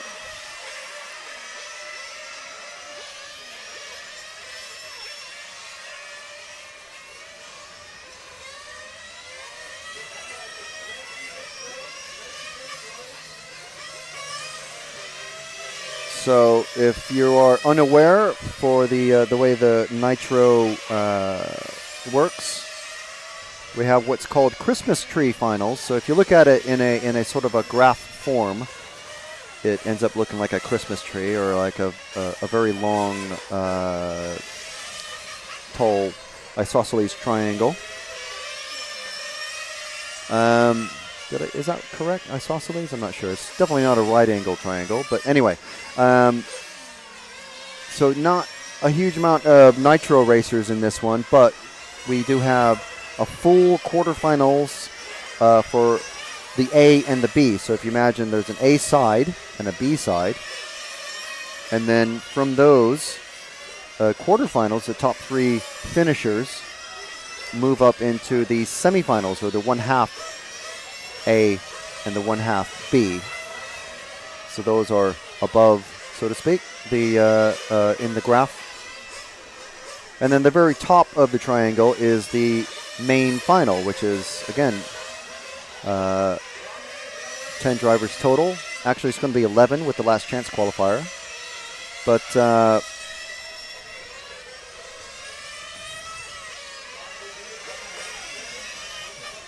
be very helpful to have a graphic for all this, but that's how we do it.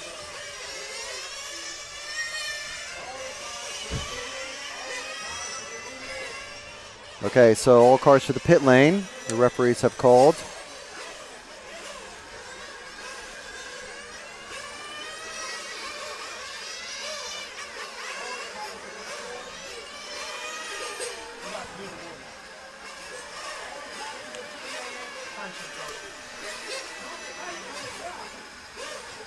So our Malaysian friend there is our first driver that you can see next to Andreas Lammers, the German Federation referee.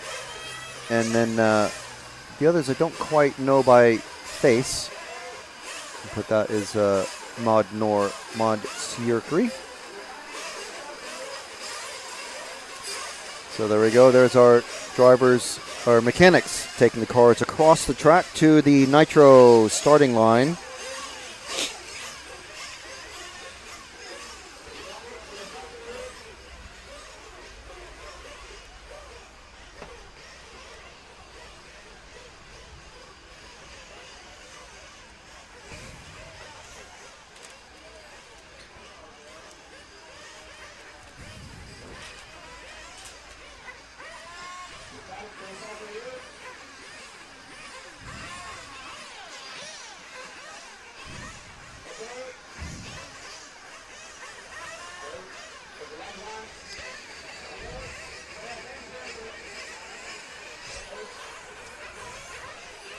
Missing Alexander Earl for some reason, and a couple of cars are still in the pits or something.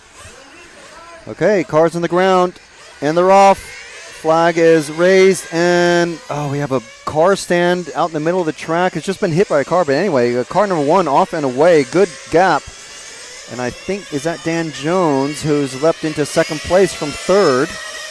It is. So, oh my gosh, this gaggle of cars. Okay, let's drop back to third position, Will, because that is our final bump-up position. The green car chasing down the red and white. Can't get the car numbers just off. Let's see, that is the car 9 in third, being chased by the car 5, and that is Connolly and Noonan.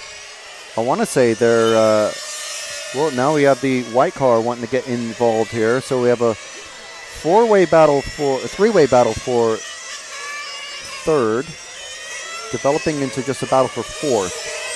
So this is our closest battle for. Okay, well, that's a very easy pass for the car 4 of Hootie. Oh, and is that already a stricken car? So stick with the white car, because Jones has just come off the track. And this might be our battle for third here. We'll see when they come across the line now. Fastest lap so far, 20.5. So stick with the white car. Uri Hootie. Okay, so Barbosa in the car 3 is currently third.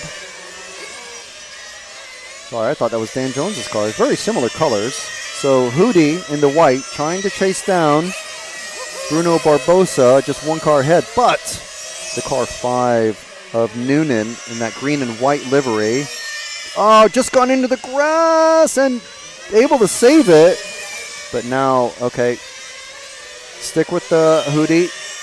There's a passel of cars ahead of him now. Trying to figure out early days of the race. Everyone driving very gentle. You have to make 7 minutes. You cannot refuel and come back onto the track until 7 minutes have elapsed. So it's a 20-minute race. We have 17 minutes and 40 seconds remaining.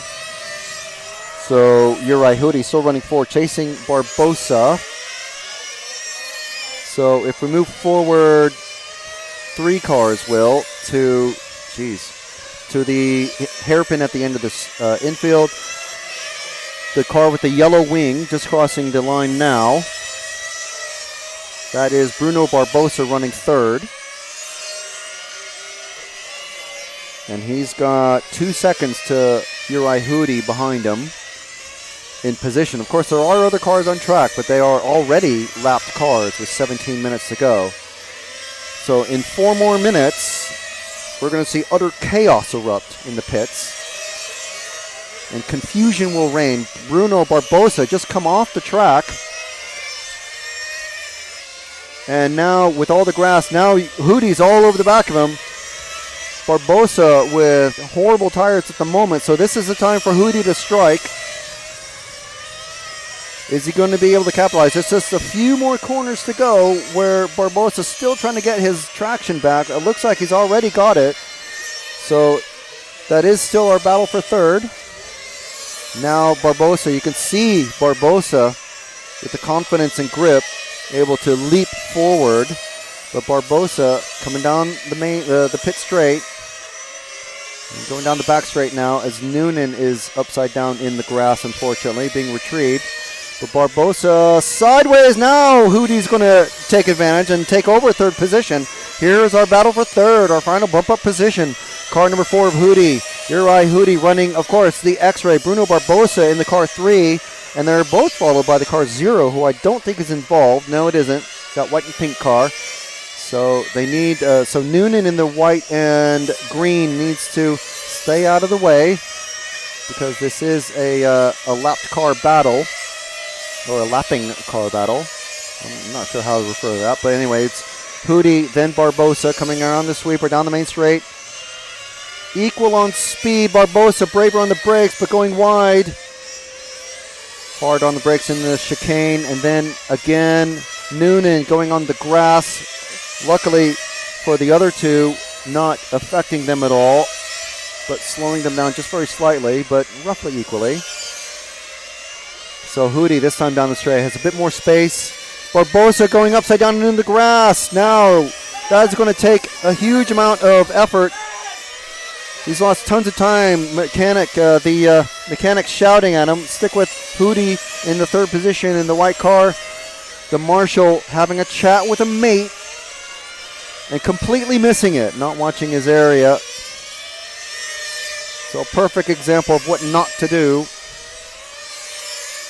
Where's Hootie at? Coming through the center section. Coming up on the car 9 once again. And luckily that marshal's mate realizing, okay, maybe I shouldn't be seen talking to him. He's already disappeared. So let's see where things have shaken out. Still, Hootie in third position. an entire 15 seconds behind. That's almost a full lap is Pelletier. So we're going to just follow Uri Hudi.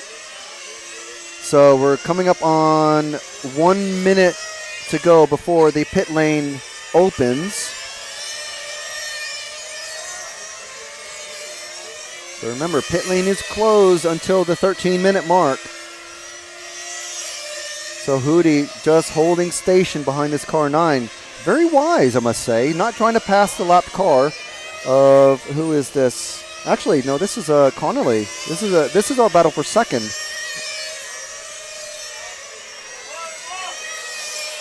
So, because the temptation here is to rocket past. Now, it looks like Connolly has let him pass. Because maybe he's being warned that he's running out of food. Because a car who's flamed out is being run back across the track. So, a very good warning. Now we're going to start seeing all the cars come into the pits. Let's see what Hudi and Connolly do. No. Hudi still staying out. Hasn't pitted yet. So this will be interesting. We're over 7 minutes into the race now. Pit lane is a hive of activity now. Surely Hudi is going to be pitting at this point. 12 minutes, 45 seconds left. Yes, he is pitting. Everyone is pitting. Everyone has come in, and half the field has gone back out. Hudi knocked into the grass, so there it goes. Oh, and he's running into the grass. So, okay, let's give things a bit of a time to shake themselves out. Hudi going to be very slow on this outlap because he went into the grass twice. And again now because he's lost all traction. So Hudi is the second of those two white cars. He's going to be very slow around the track. Not coming into pits. He knows that there's no repairs needed per se. Just needs to wear the grass off the tires. So we've got Mauro, Connolly, Hudi, and Delgado still are official after a couple of laps past the first pit stops. Hudi still in our third position. So I'm going to have as we follow him around the track and continue, I'm going to look for the car 10 of our fourth place driver, Delgado. And it's the pink and white car. Actually, a couple of cars ahead of Hudi now as he gets collected up with the car 8. Jeez. Okay, so the fourth place car of Delgado is actually just 2 cars ahead of Hudi on track. So once Hudi, this is Delgado that we're with, the white and pink. He's going to have Hudi come up on him. And basically put him a whole lap down, or another lap down, I think. Let's see where he's actually. He's already 2 laps down. So this here is Delgado. Where's Hudi gone? While we're watching Delgado, Hudi has disappeared. I think he must have made a couple more mistakes, but Hudi. If we pick up the... we followed him so much, though. So if we can find our leader for the time being, car number 1 of Pietro.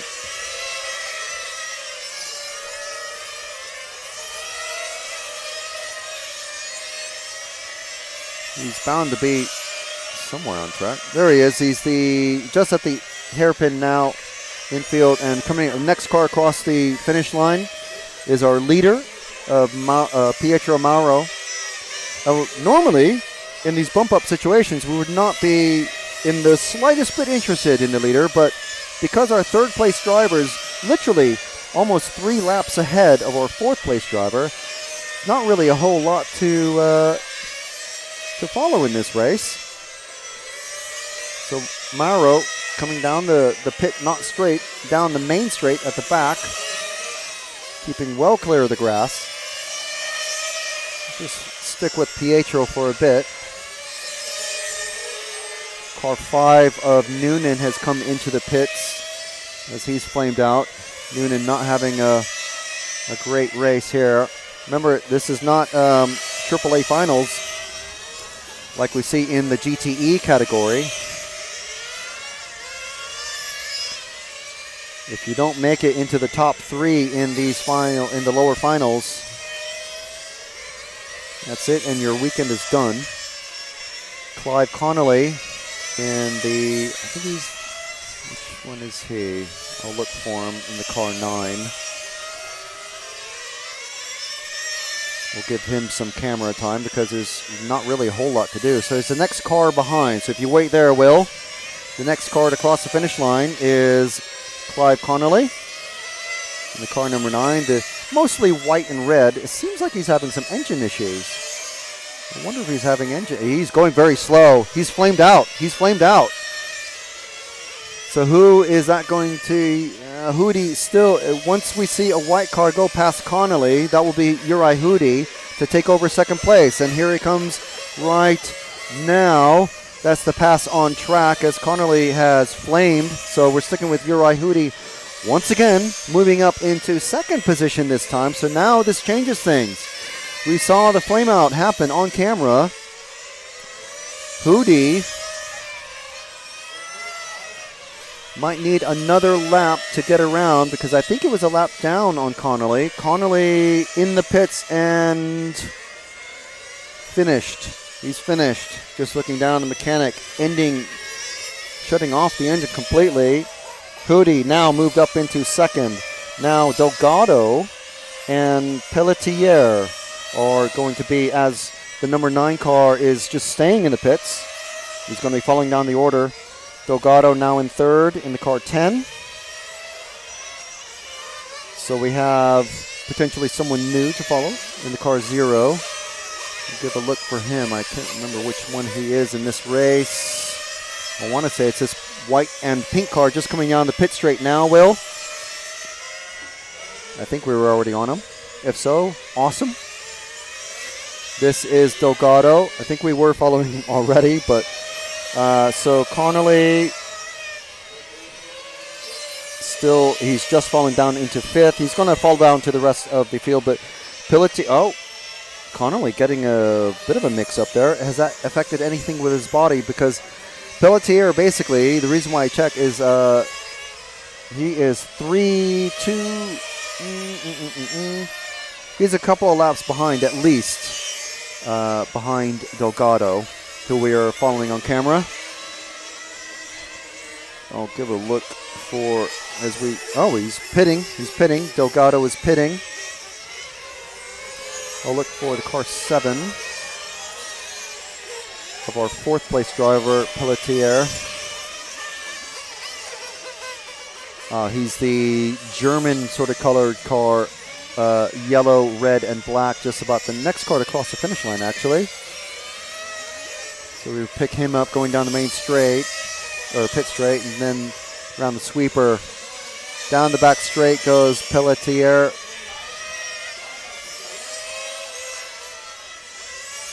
So fairly slow, to be honest. Hootie coming up on him, and that is actually, Hootie's just gone into the grass again, but Delgado is the next car behind. So we'll stick with this one for a bit because I think, Hootie has just lost position to Delgado by going into the grass there. So now things have changed just around just a little bit again. So Mauro in first position. Delgado, who we're with in the white and pink, chasing down to put another lap on Philippe Pelletier in the car 7.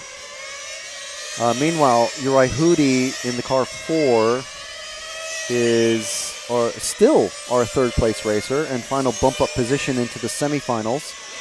Just under 5 minutes remaining.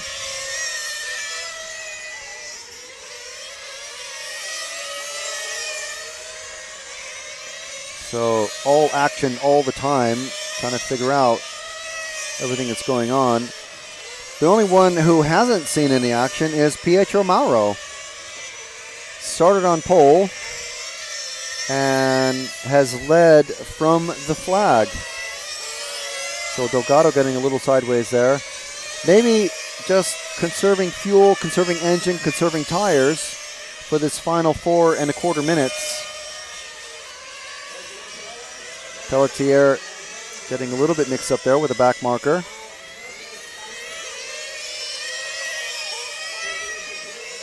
Now I'm sure they're running full throttle all through here. That's Pelletier in the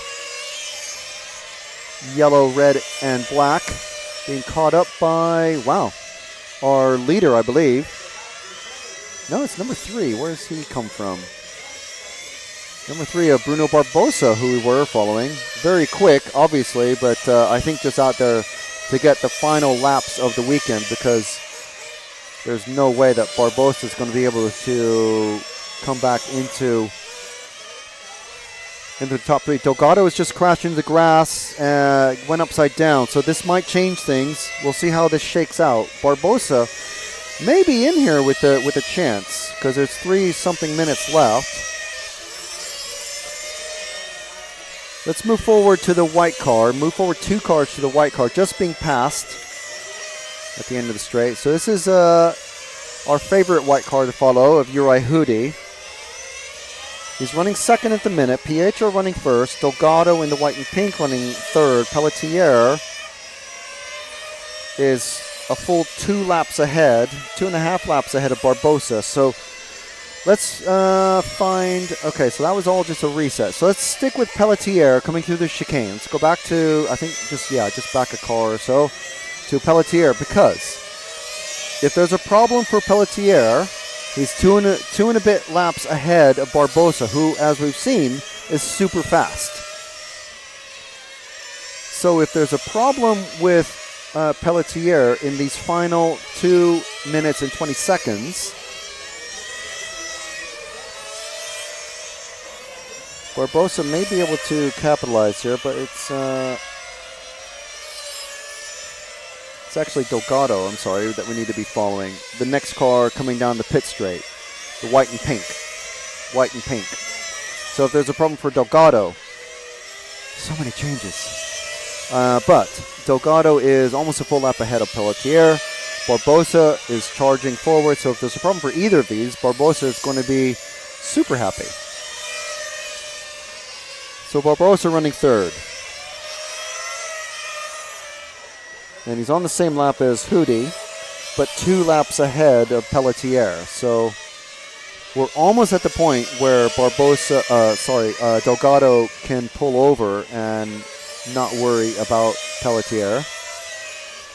But of course, everyone pushing, but not too much, because fuel and tires in that order, pretty important here. Of course, I don't think we've seen anyone change tires. We did have a question about that yesterday. 20-minute final. If you're starting with a new set of tires or a scrub set of tires, I don't think you need to worry about it. We're under a minute now, so about 3 laps remaining. Mauro, Hudi, and Delgado, who we have on camera right now. As we see, Barbosa is the next car to come up. Barbosa literally just flying through the field, but everyone just letting him go because their battle is not with him. So, no, that is Delgado getting caught up with the back marker. So where is Pelletier? Let's stick with him. The rostrum absolutely shaking with fury, literally. I think Barbosa had an issue there because he was trying to avoid both of them. Now Delgado very slow, as we see Pelletier going past in the other direction on the other side of the track. But I think Delgado is going to be fine. He's on his last lap, so provided he can make it all the way around, he'll be okay and be bumping up. I'm pretty sure that was Delgado who was stomping on the stand. And the cross finish line for the final bump up position. And his mechanics sharing a hug almost, clapping and high-fiving each other. So finishing order is Mauro, Hudi, and Delgado. Pelletier and Barbosa not able to capitalize on that very, very late incident. You see a replay here. This is what happened. just getting crossed up. That lap traffic, and both cars going upside down and in the grass. And Barbosa also a victim in that one.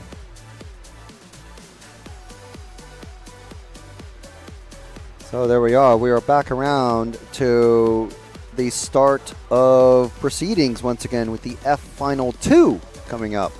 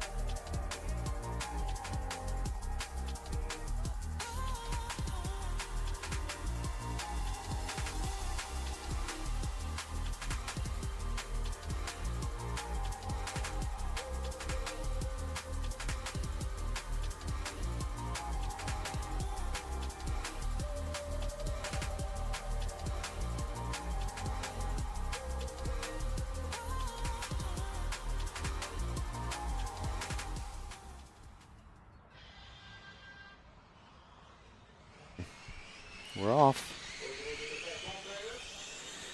Now remember, we've only got the 4 cars listed in this one, only 3 starting. And they finished in, after much drama and position changes, they actually finished in, 4th car is back out now. They finished in 1, 2, 3, 4 order. So car 4 and 1 getting stuck together, but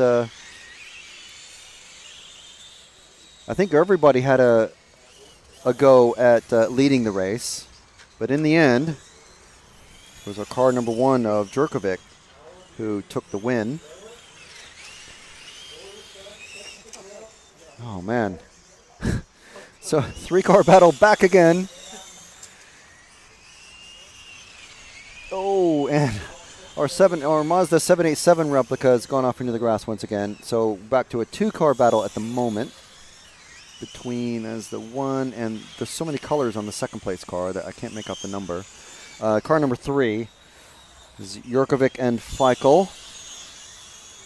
Jurkovic building a good gap. So the number 1 car already has a win. So all he has to do, just stay where you are. Just stay on the grass. Stay off the berms. Or no, stay off the grass. Stay off the berms. Stay on the black stuff. All you have to do. And as I like to tell world champion Max Mockler and any other world champion who cares to listen, just do more laps than everybody else. That's all you got to do. That's literally my world championship advice. I have an ebook and a YouTube video series that you can pay for, but it all boils down to that. Battle for the lead between cars 1 and 2, I believe. No, car 1 and 4. Stuck again. Car number 4 of Alexander Ural in that 787 replica scheme. I don't know if he planned it like that, but that's what I'm sticking with. If you remember the classic Mazda 787B from Le Mans in the 90s.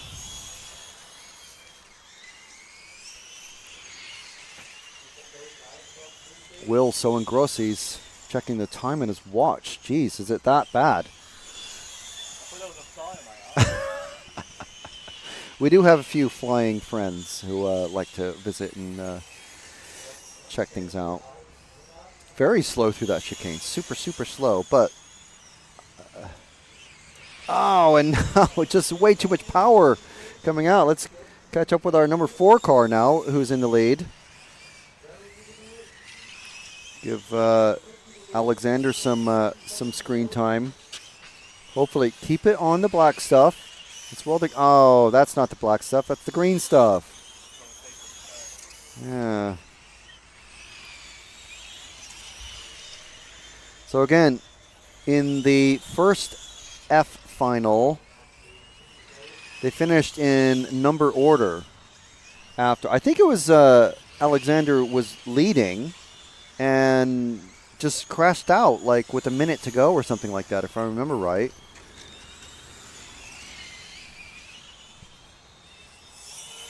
And hopefully, this is lap traffic, so no worries for Alexander at this point.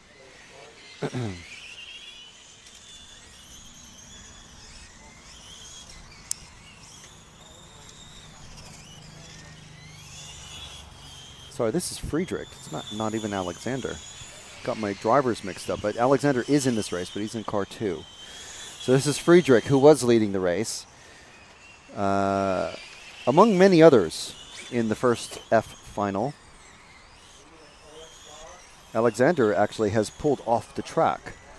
So that is the end of Alexander's run. He's in the pits. So Friedrich coming up on, I believe this is going to be the car 3, I think, of Feichel.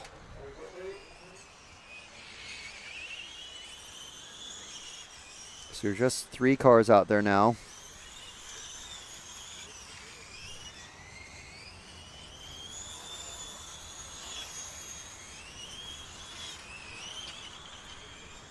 So 2 minutes to go. Who is going to dump?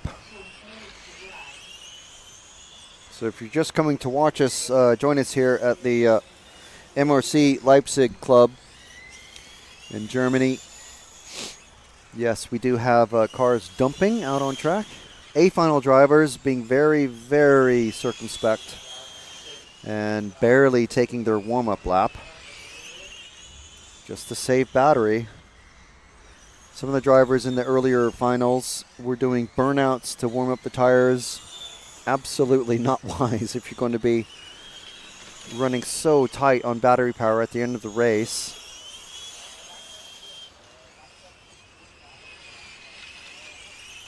So we're with Friedrich. So I think we have a battle for, is this a battle for second? No, it's not really. But let's follow this car 3 here. The purple and blue of Feichel. 1 minute remaining.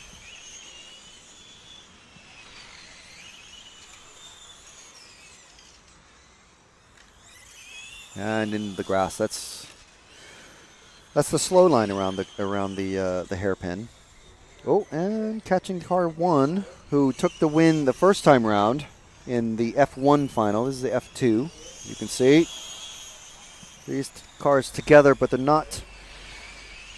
I think they're a couple laps apart. Yeah, car 1 is way ahead. Like, I think there's at least 2 laps ahead.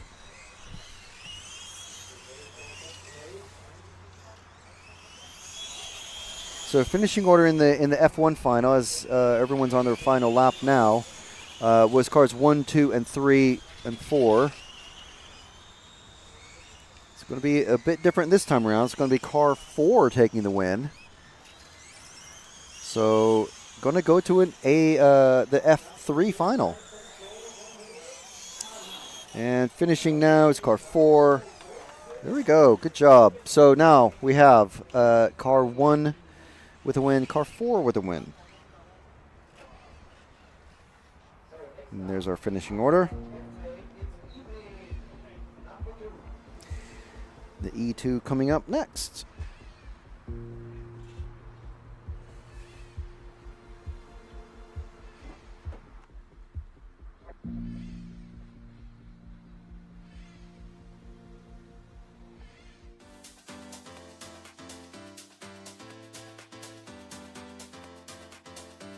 Makes an error. Marcus Karup is through. No, it's a four-way battle. And Ben's on the inside. He's got him.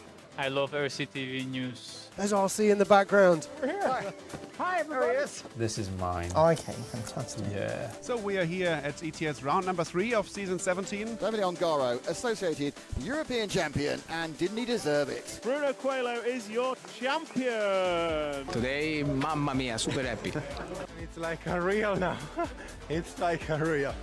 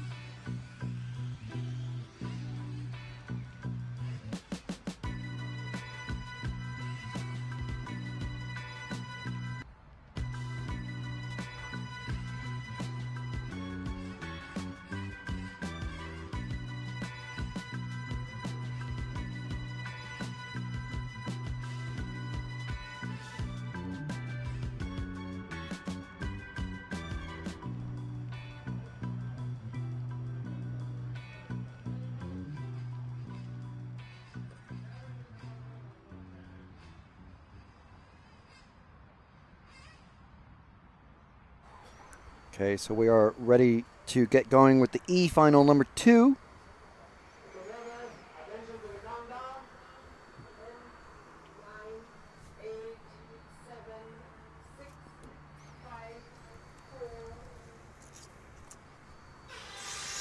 There we go, good start for Zdenek in the car 1. Let's stick with him. First car going down the straight. Took the lead in the first, took the win in the first race. One more, and that will seal the deal. Let's drop back to the next pair of cars. Battle for second. We'll keep an eye for on Katura, or sorry, for Nick. Battle for third actually now is heating up. Battle for third, well, oh no, well now it's just gone. Car 6 is broken just in front of us. Okay, so that's a mild reset.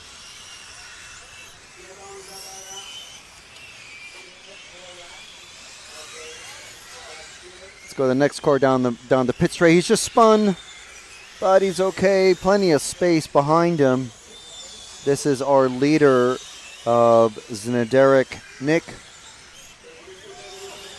from Slovenia.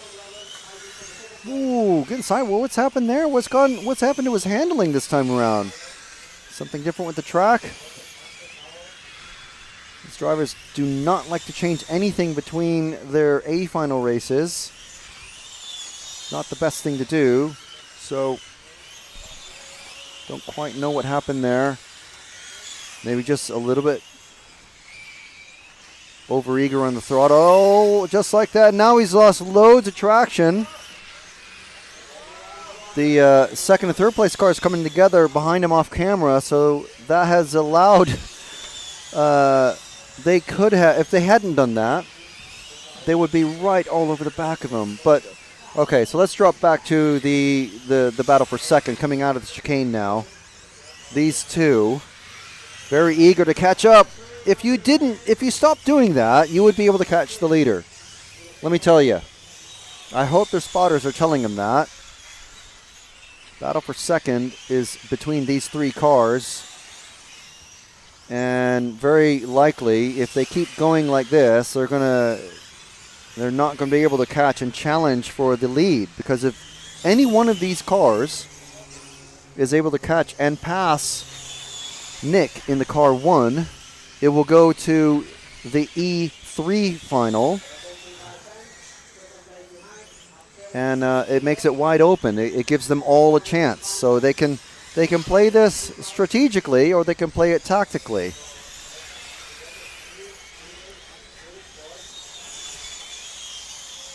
The tactic being just, let me smash into the car in front of me and I'll just try and get second. Or strategically, where let's work together and try and catch the leader. The equivalent of a karting racer tapping the top of their head when they pass one of their competitors, or motorcycle racing tapping the behind when they pass a racer. Of course, it never seems to work, and it never seems to work here either.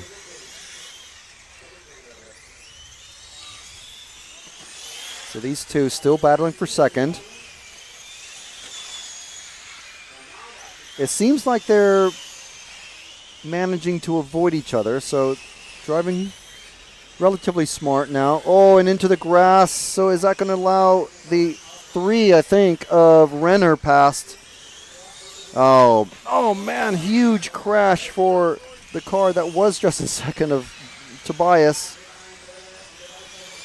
So now we've got a clear second place in Gerhard Renner, trying to catch now. Let's see what he can do. He's got one car of lap traffic between him and the car 1 of Nick. Now there's no more lap traffic. Oh, but he got very wide. I think Nick just had a very slight mistake coming out of the sweeper. So now there's no cars between Renner and Nick.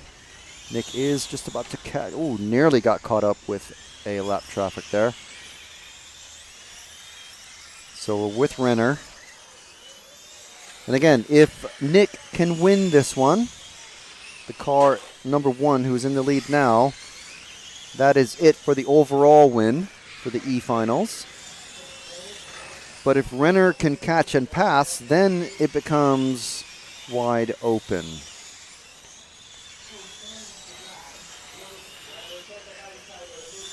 Renner coming down the pit straight. Around the sweeper, lift of the throttle just a little bit, coming onto the main straight. Get it, straighten up the car before you hit full gas.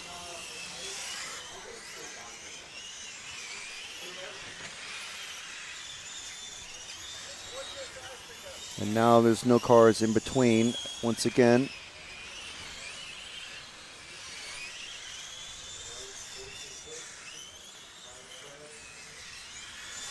Nick coming up on another lap car, the number 9 of Martin Schrenk.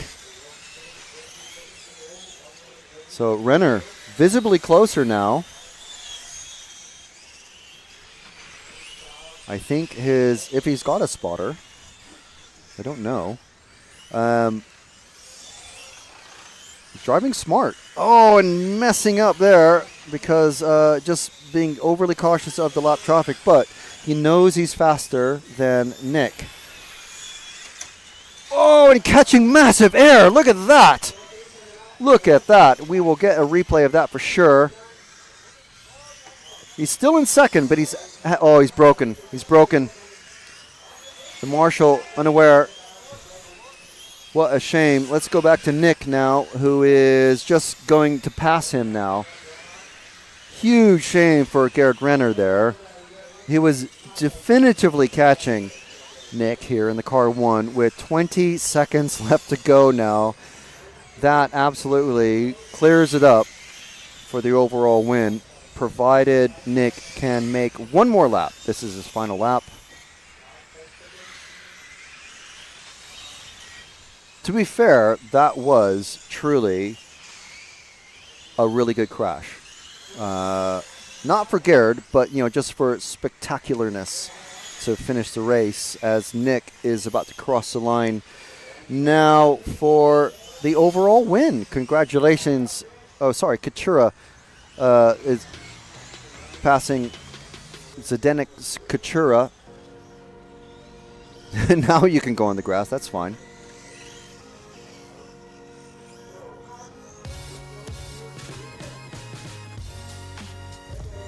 So Zdeněk Katura from the Czech Republic taking the overall.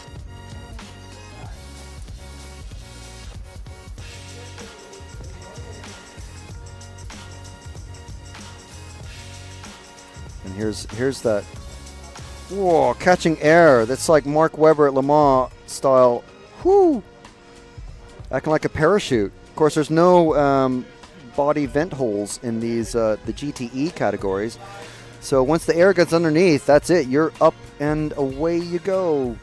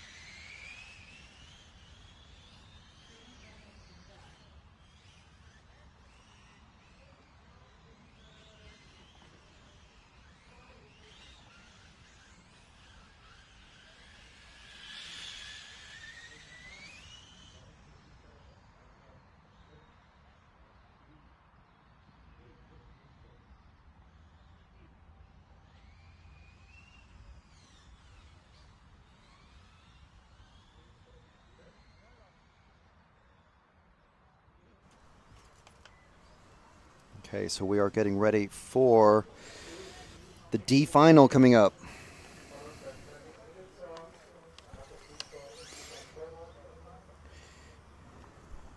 Do apologize to Zdeněk Kačura from Czech Republic for mixing your name up with Znederik Nick from Slovenia, who's in this race.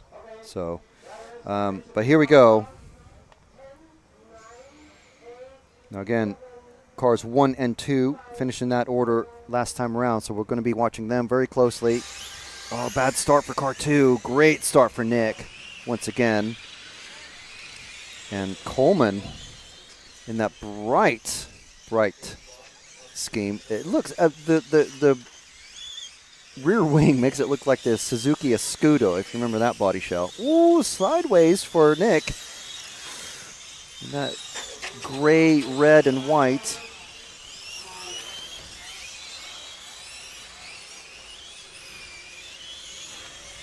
Nice through the chicane, but losing a bit of space to that number 2 car of Coleman, number 3 car of Coleman. Militzer with that bad start, down in 3rd from 2nd on the grid. So Militzer chasing down Nick.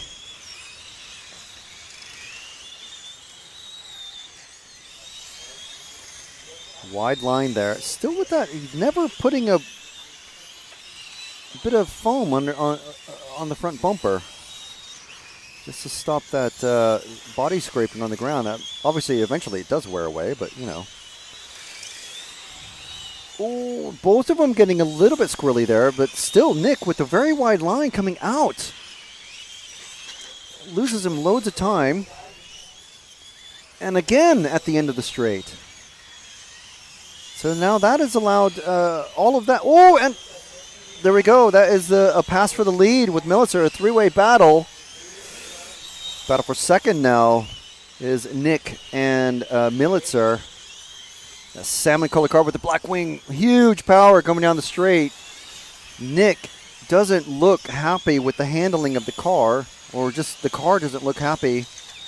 He's got huge speed now, though. Maybe the tires are starting to warm up. May have tuned it just right to have so close to the grass there is Nick. And onto the grass there now, and that is going to allow Militzer.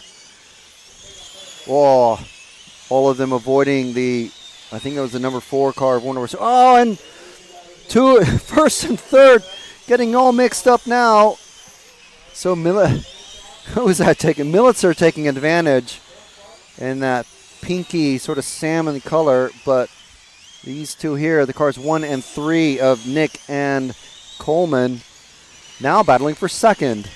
And Militzer makes a mistake, so that allows these two to catch up a huge, and Militzer on the grass and spinning into the wall. So now it's back to a battle for the lead. Through the chicane, around the infield hairpin. Nick and Militzer, Coleman getting sideways again. Some of these drivers just seem to really prefer that really pointy front end. And a little mistake there. And drifting. Coleman taking advantage there. Perfect pass. Absolutely no contact. Forcing the mistake. Oh, wow. You could see the checkup on acceleration. Oh, perfect pass through the chicane.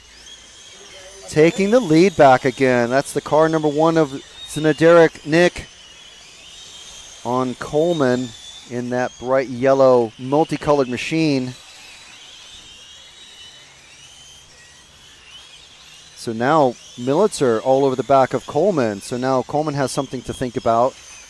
Oh, and Nick, huge mistake now. Let's stick with this battle for the lead now. Big mistake for Nick. Not just with the bouncy front end. Huge power from Militzer.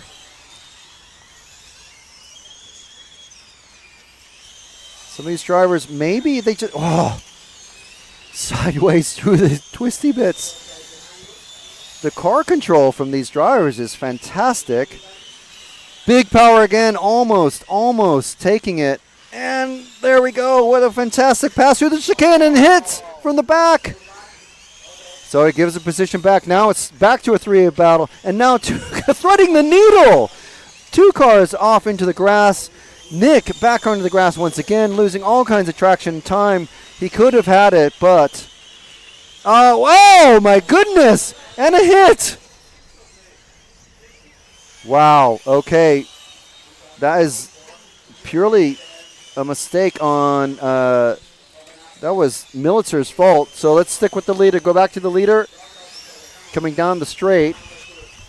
Trying to recover there. So we're back to Coleman in 3, taking the lead. Unfortunately, car number 2 of Militzer in the pits now. Nick swinging all over the place. So I think if this is going to be Coleman in the car 3 with 1.5 minutes left to go, it looks like it's going to be, from this point anyway, an easy win. Those last several minutes have been absolutely packed with drama from all sides. Coleman in this bright machine. It looks like he's taking it easy on the throttle going down the main straight because he knows he's got a big gap to... Has Nick pulled in? No, Nick is not pulled in. He's about a straightaway and a bit behind. So we are with Lucas Coleman, who looks like he's going to be taking the lead here.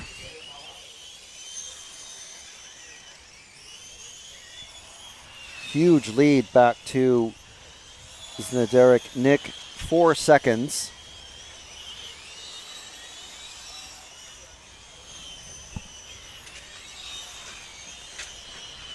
Saw some examples of fantastic racing driving. You can see when they're pushing on the limit, they're actually, this car especially that we're following, when he's driving just relatively sedately, the rear end of the car follows the front end as you would expect, just like a normal passenger car. Final lap now, he's crossing the finish line, but when he's under threat and driving on the limit, you can see the front end really just pointy, the back end sliding out.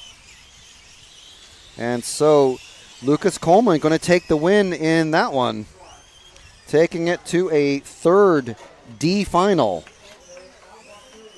with Nick and Coleman sharing the wins.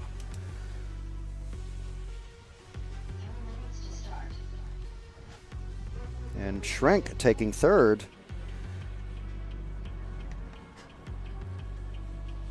Militzer taking 8th, so that is going to really drop him down quite a bit.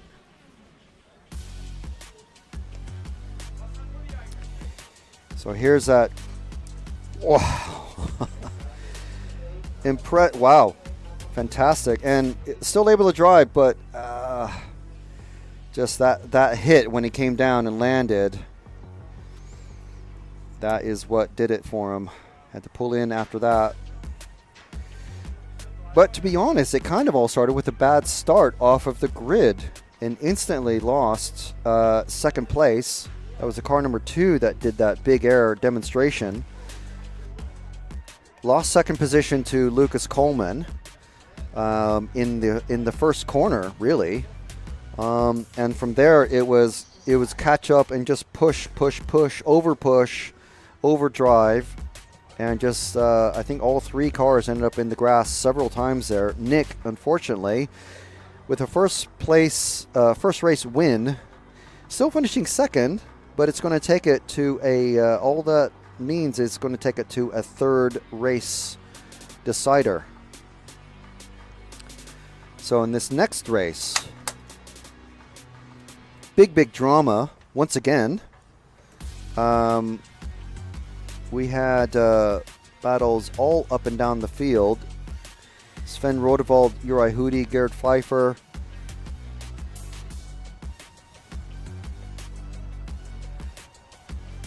It was the B final where things really got crazy, but we'll cover that when we get to it. It's the next race.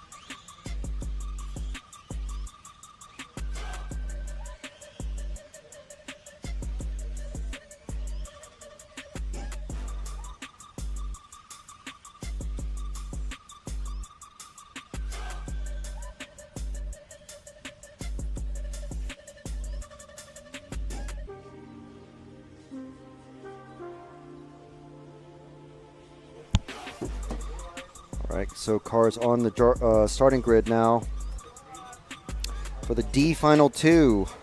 Sorry, for the C Final 2. We've got Sven Rodewald, Uri Hudi, and Gerhard Pfeiffer. And that's the top 3 positions in the first race, but not necessarily the order. It was Gerhard Pfeiffer taking full advantage of the action between Sven and Uri. And we're counting down from 10. And then 4 is the last number they'll hear. There we go, good start for the top 3. Ooh, Gerhard getting past in the first corner by, I think that was car number 4, Westenfelder. So it's Sven and Hudi. That was the car 5 of Dan Jones. Great start for him. Hudi in the grass. So Sven taking advantage. Dan Jones spinning in the infield. So loads of drama. See how this shakes out. Oh, our friend Tomislav, our fence jumping friend, is in way up into second. Fantastic. From 6 on the grid. This is what makes electric touring car racing so thrilling. From 6th down to 10th on the grid, Hudi goes for another roll in the grass. I think that's going to be maybe the end of it, but he's still rolling, still going. So Sven, Tomislav, Westenfelder, Stoltz, and Jandl is your running order for the top 5. And we're with Tomislav in that second position. Our battle between these two at the moment. Very intense battle for second, and Tomislav trying to hold off the attentions of Westenfelder. He was very involved in the first race, and Westenfelder kicks it sideways and loses loads of space to Tomislav. Now it's a battle for third between Westenfelder and Stoltz. But Westenfelder has the speed. He's already pulling away from Stoltz.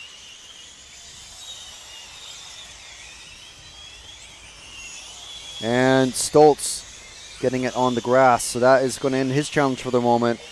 Tomislav, Westenfelder into the chicane now. Oh, Tomislav getting it sideways. Letting Westenfelder get close.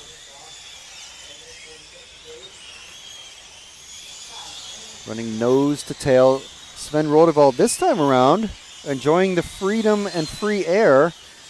He's not caught up to anybody yet, but he has miles of free space ahead and behind. So he's empty mirrors, effectively. No one to distract him.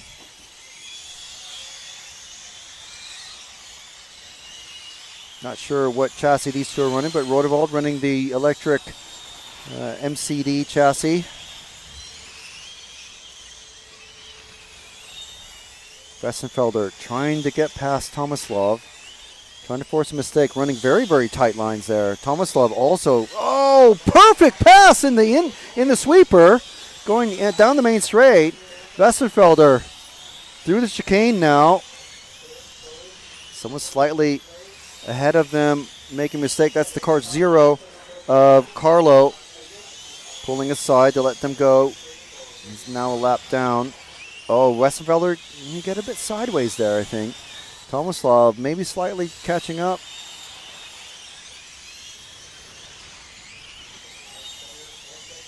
These two making it interesting for us as Sven Rodewald from Germany running away with the lead for the moment. Westenfelder enjoying the, and getting us sideways a little bit too fast in that corner at the end of the straight. Again, a little bit too fast. He sees Tomislav catching up to him, and now Tomislav trying to get the inside line. Not taking it that time around through the sweeper. A wonderful pass by Westenfelder in that sweeper, and now Tomislav taking it at the end of the straight. Hammer and tongs, as we say in the UK. The number 7 car of Stoltz come to a stop on the grass. And another car upside down in the grass, but this battle here is what we are focused on. Tomislav clipping one of the berms there. Very tight lines, but no, a little wide there. Ooh, I would say that's a lucky drive over the red and white berms just in front of the pits, because you do not want to touch these berms. Some of them are very heavily serrated, some aren't.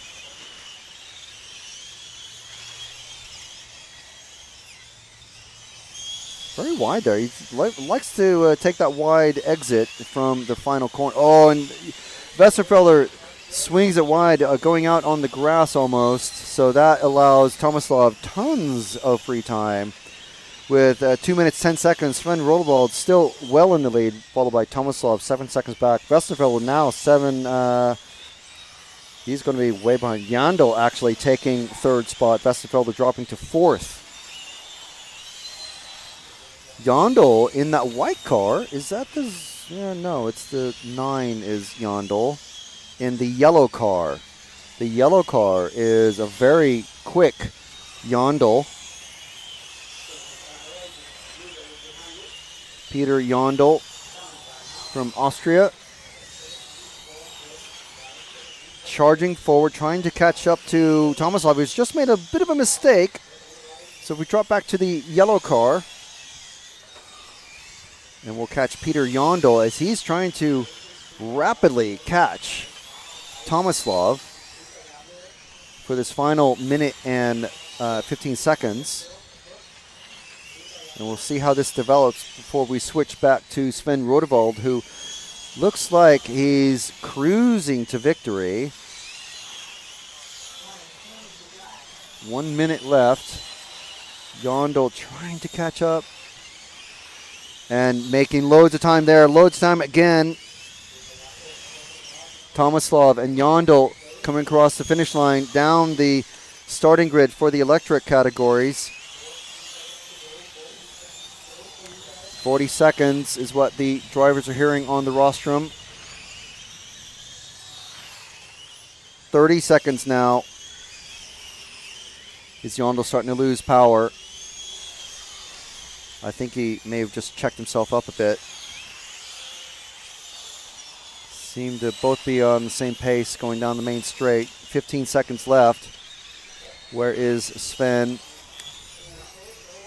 Oh, and that was the pass. That was the pass. So if we catch Sven Rodewald at the infield hairpin, just about to cross the finish line now in the white car, that is Sven Rodewald taking the win for the GTE Final C2, as Tomislav has retaken 2nd place. Fantastic job for Tomislav. Happy we could catch that 2nd place overtake.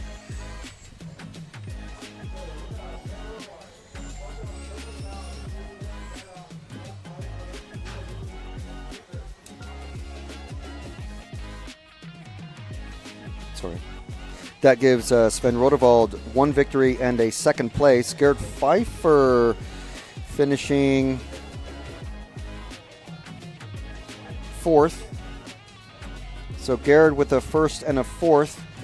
Hudi finishing well down the order, but Tomislav with an 8th and a 2nd.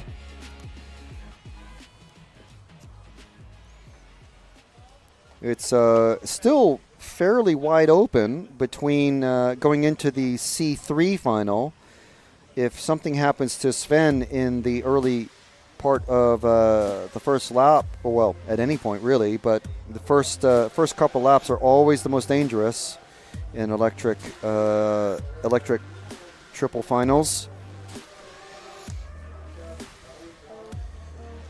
He's going to have to fight back and try to get back at least up into second to really give himself a chance with the overall.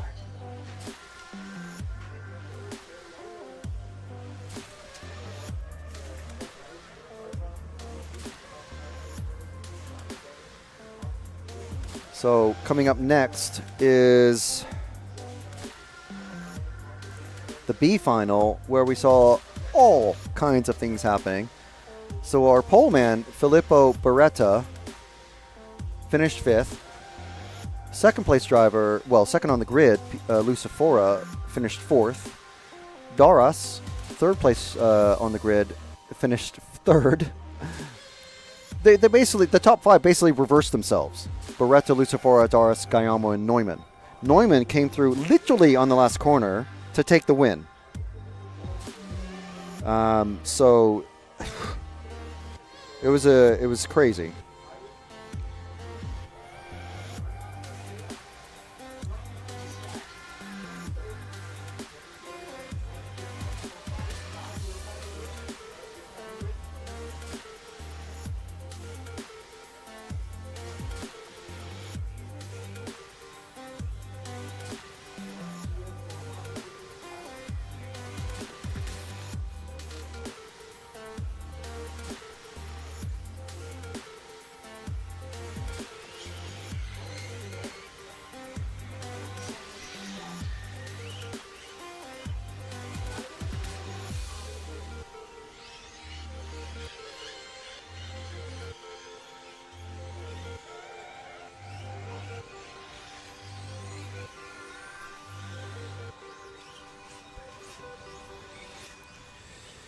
Okay, so we are less than 20 seconds to go, I should say.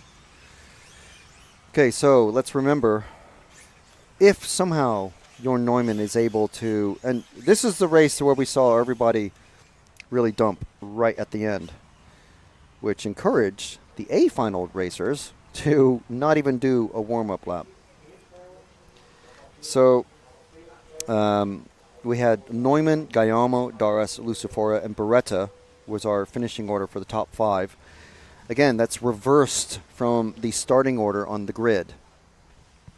So if you just take the white car, the yellow car, the white and pink car, the white and yellow car, and then the blue, yellow, and red car, just reverse them, basically. That's how they finished. It was wild.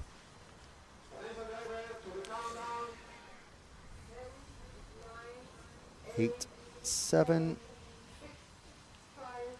4. Good start for the top 2. Daras losing 2 spots. So top 2. This is Filippo and Lucifora. Gayamo already into second. Gayamo moving up very easily from 4th place. Chasing down Beretta. Oh, easy pass. Beretta going very wide there. And again, losing loads of time to Gayamo. Now Gayamo in the lead. Gayamo, our defending European champion, not going to be able to take it this year. So wanting to, I'm sure, claw back a bit of pride on the drive home. Gayamo, Beretta, and Neumann up 1 position. Lucifora down 1. Lucifora running 3rd. Neumann in 4th. Gayamo leading this one. Battle for 3rd is what is heating up at the moment between Lucifora, and Lucifora gets sideways, and now a body tuck as Neumann gets past. Lucifora into the pits for a quick pit stop and back out, but he's going to be almost last place. So now Neumann on his own has Daras way behind him. So now Guillermo going down the pit straight around the sweeper. Seems like Guillermo has things dialed in, but he dumped right at the very end. The last lap and a half of this race, first time around, was absolutely just walking pace. You could crawl faster than the cars were going around the track. So Guillermo, an easy pass past Filippo Beretta, our pole sitter. Neumann up into third. Neumann enjoying the win first time around. So we'll see where he ends up. If he takes the win again, he'll have the overall win for this B final.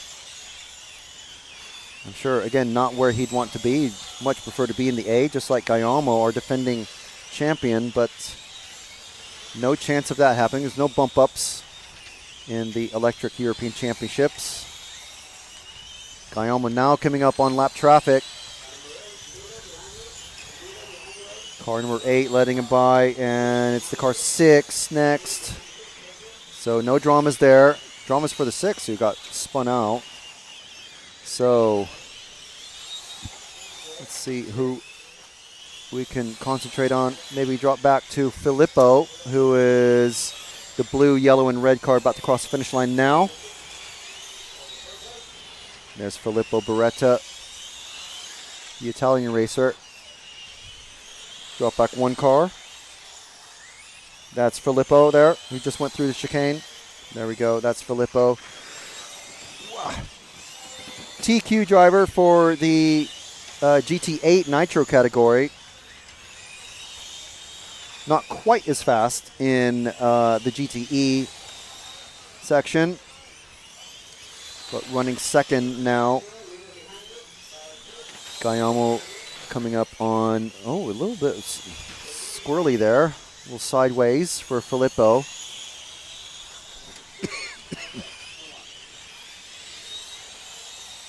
Coming through the chicane.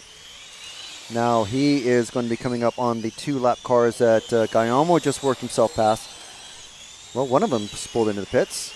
There's still 2-lap cars though. So I'm curious to know if these drivers are modulating their speed going down the straight, going not quite full speed. There's an upside down car in the main straight, so going low in the main straight. Actually, wow, that worked really well. That was Doris who was upside down. That would have been literally catastrophic for everybody if someone had hit him. Would have been at least 2 cars out. So now if we let Filippo go and drop back to 3 cars to the white car of Jorn Neumann, who's coming up on Doris. As Jorn Neumann, our World Cup champion from 2 years ago. He's coming up on lap traffic that Filippo just worked through.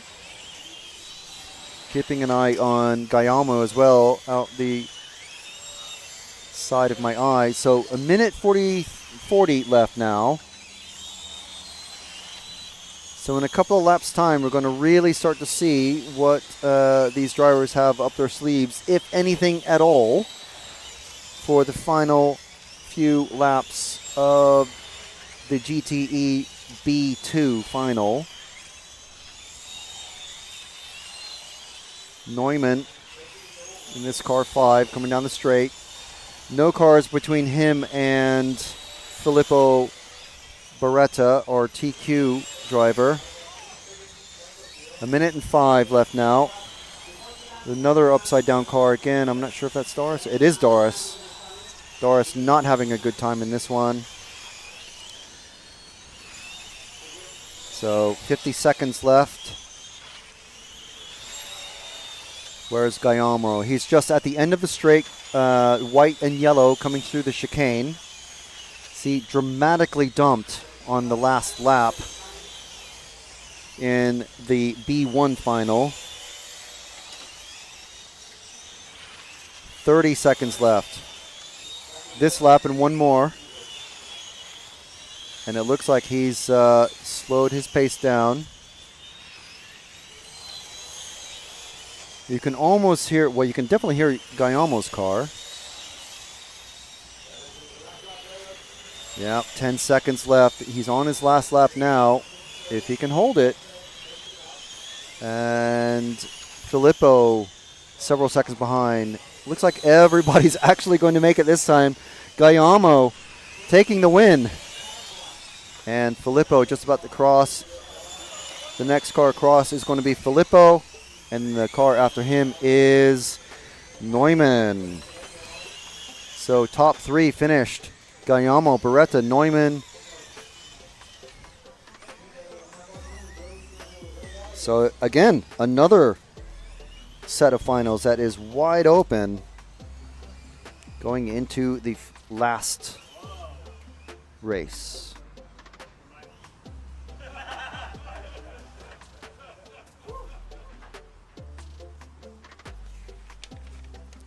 So just making a note of who finished where in that one, because the next race coming up, you can see the drivers well. Their cars are being put into the Parc Fermé to be inspected. And then we've got the A final coming up next, the A2 final. And but that will come after this.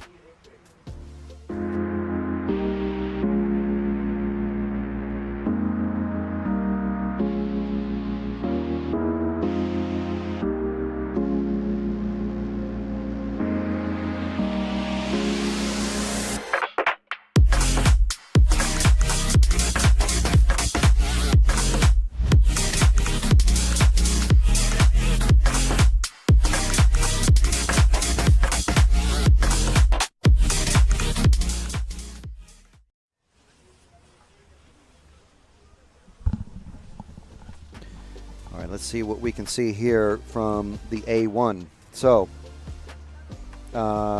if you haven't watched it, watch it after this race because, wow. To watch it. The winner was Adam Izze, and Skepis taking second, Matteo third, after suffering a penalty, which through an incident that took out B.A. Arnaldi.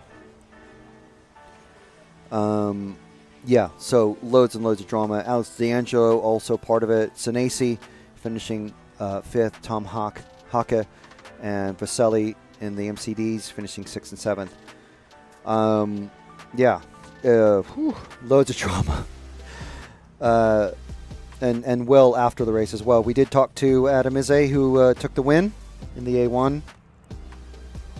And you can see the drivers there getting ready for their A2 final.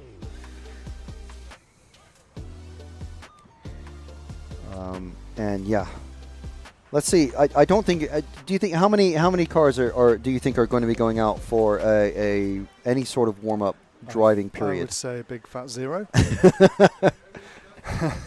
After the B1, which you almost must go back and watch. Oh my gosh. There's I think the D1 was good. This has been good value. Yes. Really. Yes. Even the low finals have been pretty epic to watch. Yeah. Yeah. It's interesting talking to the drivers and the technical people and everything, mechanics about how it's the 7 minutes, it doesn't work. But when it comes to crunch time and you're getting into the A finals, they make it work, don't they? Yep. Chance of Izze being European champion after this final, I think, is a long shot. He's starting second, but BA is so. If he doesn't get, was he taken out? I don't know. The juries may still be out. Depends who you ask. You can go back into the A1 final after this race again and put the video at 0.25 speed and tap forward and watch it literally frame by frame at 60 FPS, I should say. Thanks to Tony Sport. Yeah. Thanks to Tony Sport. We are bringing you 60 FPS. And you can watch that action and see who was offline, who was online. Do you agree with the referee's decision? Do you not?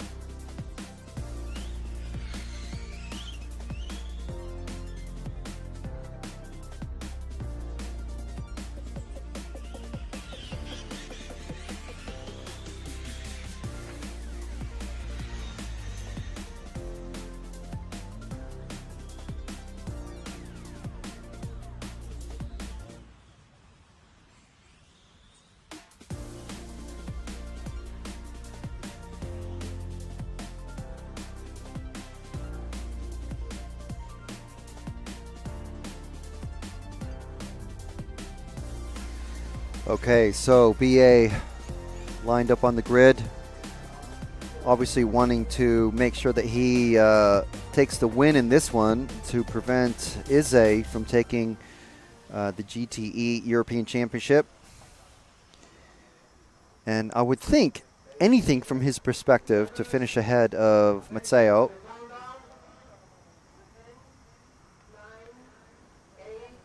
Six, 7, 6, 5, 4. Great start for Arnoldi once again. Is a little bit slow. Matteo also a little bit slow. I think it's going to be these three are going to be the main protagonists in this one. Wow, great speed from Izzy coming out of that infield hairpin. Big crash at the very back of the field, but we're following Arnoldi and Izzy. Izzy could win the championship in 7 minutes' time.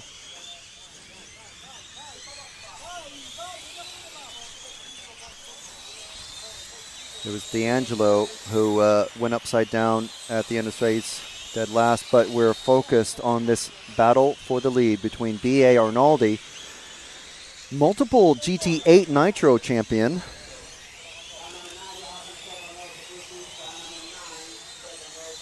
Car number 9 has a stop and go. It looks like BA is able to pull away some distance there. Izzy getting a little bit wide at the end of the straight. Cars 1 and 2 and 3 and 4 all in a row still.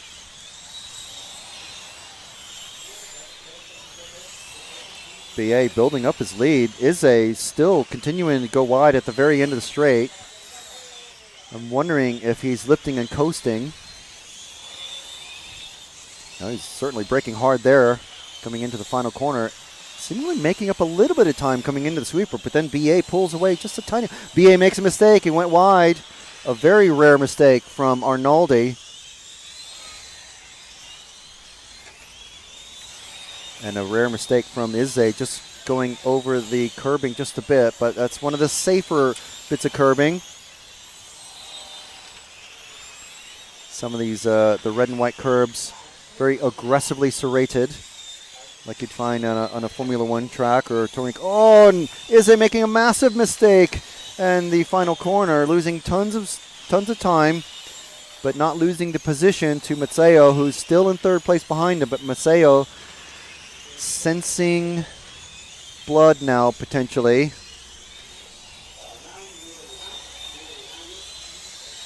So the car 9 is that lap traffic, that blue car that BA has just passed. There we go. Whoa, and a little bit offline there. Rhythm interrupted.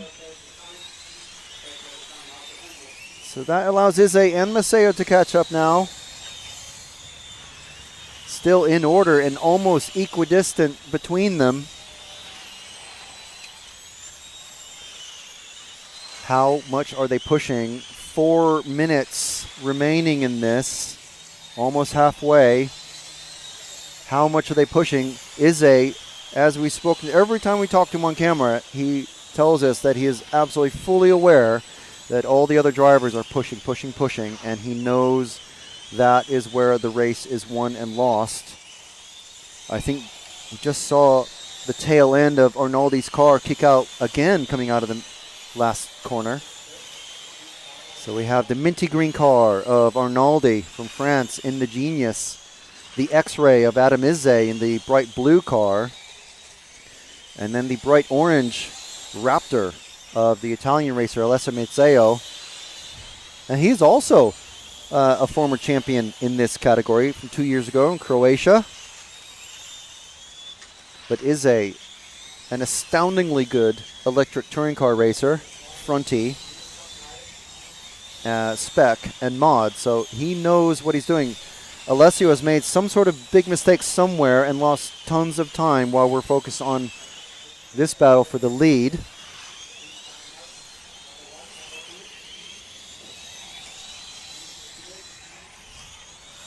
Just barely 0.6 of a second between them. Izzy visibly closer now.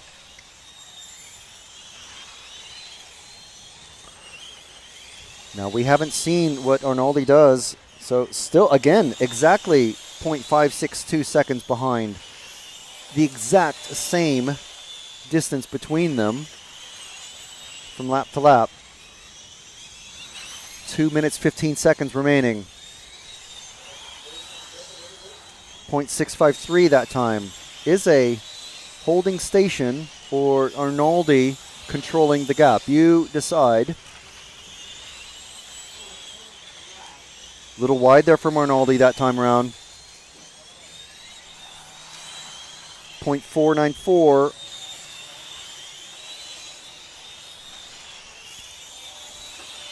Matteo still in position to benefit from any sort of collision between these two that takes them both out or puts them onto the grass. 1.5 minutes remaining. This is where it's going to start to get a bit crunchy. Coming up on lap traffic as well. So another element of randomness.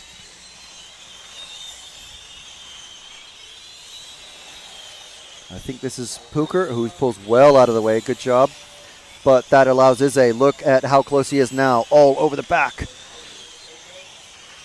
of Arnaldi as they come across the finish line. 0.2 seconds now. It was 0.6.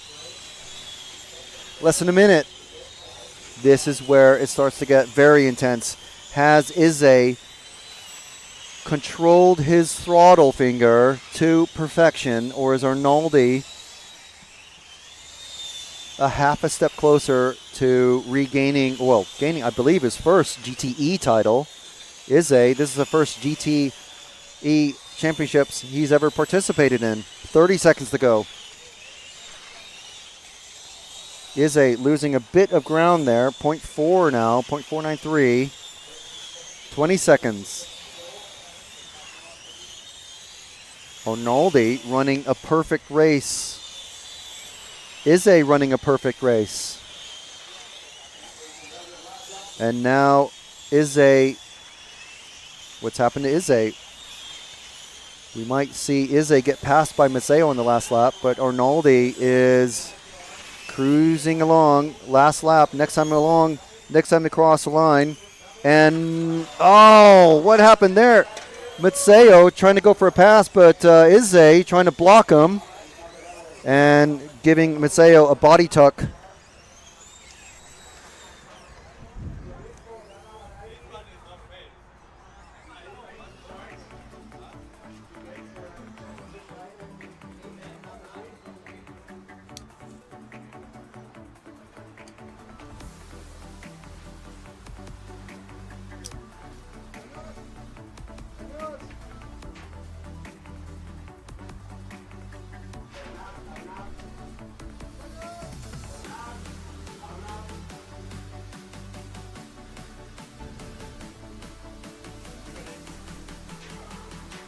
So we're just going to have a quick chat with the winner of that one.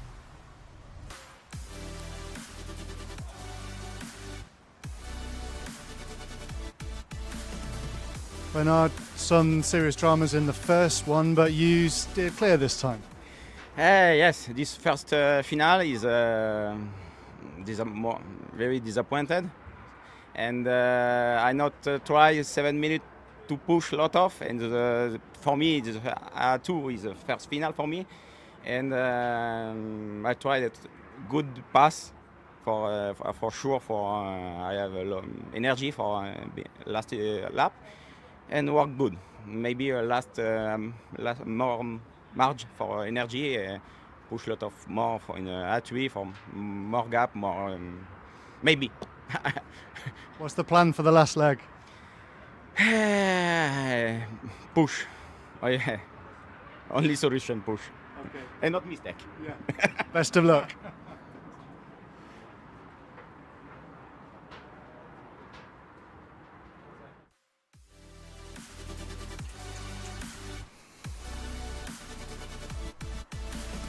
So there we have it. As you, there's the tactic, push for the A3 final.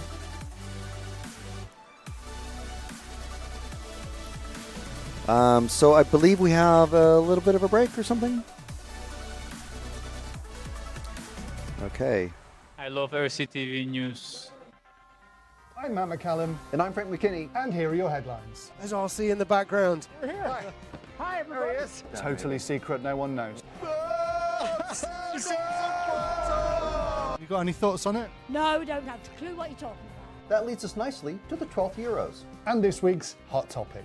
This is a hot topic. Okay, these are rookie numbers. These are rookie numbers. Right where we're sitting now is where that crash happened. We did what you expect of us. We tried to stir up some drama. Another good one. Yeah.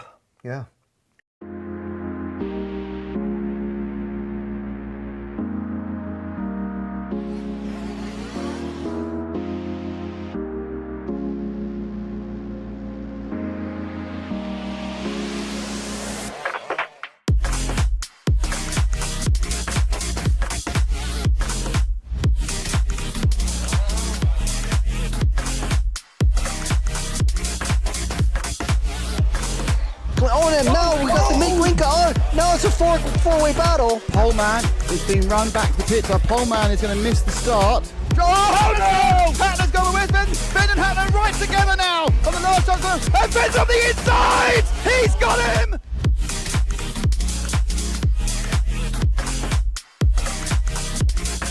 Fantastic display of driving from these two drivers who have pretty much carved up the touring car world between them this year. Kovalich made an error. So Kovalich makes an error. Marcus Karup is through.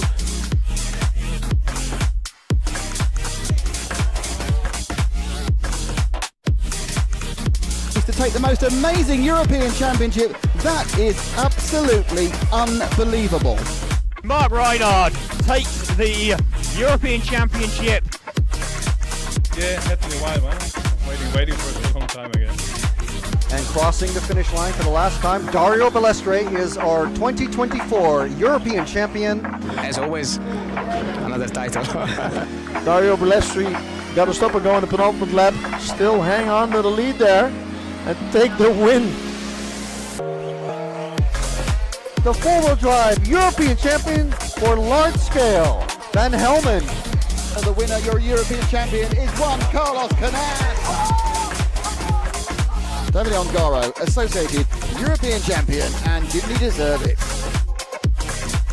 Bruno Coelho is your champion. Michael Olowski then comes across the line to win the European Championship.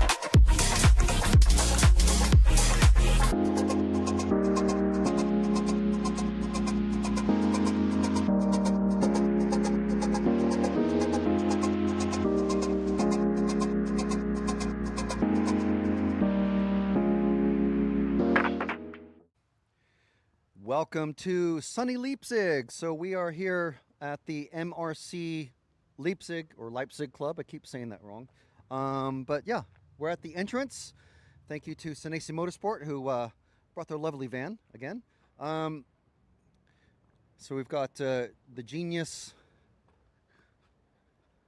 thing here. We have our first victim, potentially, Tony Gruber. Hello, Tony. Nice to see. Well, it's great to see you. I'm glad you're here. How have things been?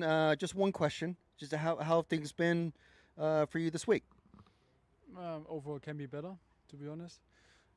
We struggle a little bit with the 7 minutes. I mean, we can drive, we can survive the 7 minutes, but overall, it's a little bit too slow.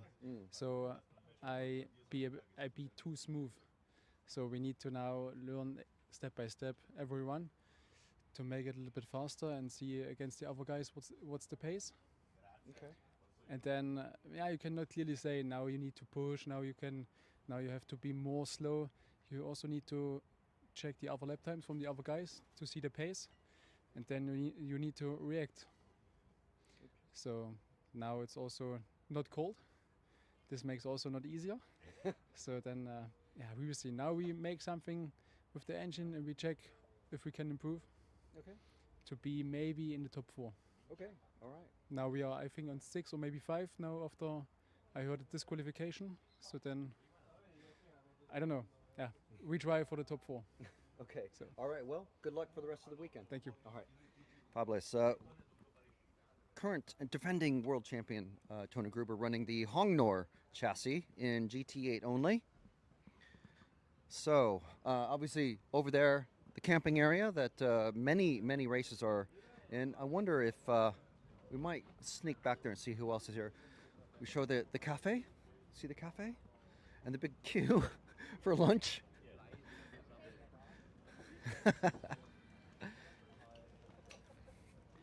Mr. Gerd Pfeiffer with enjoying a, is that a rattler? Or yes, it is. There we go.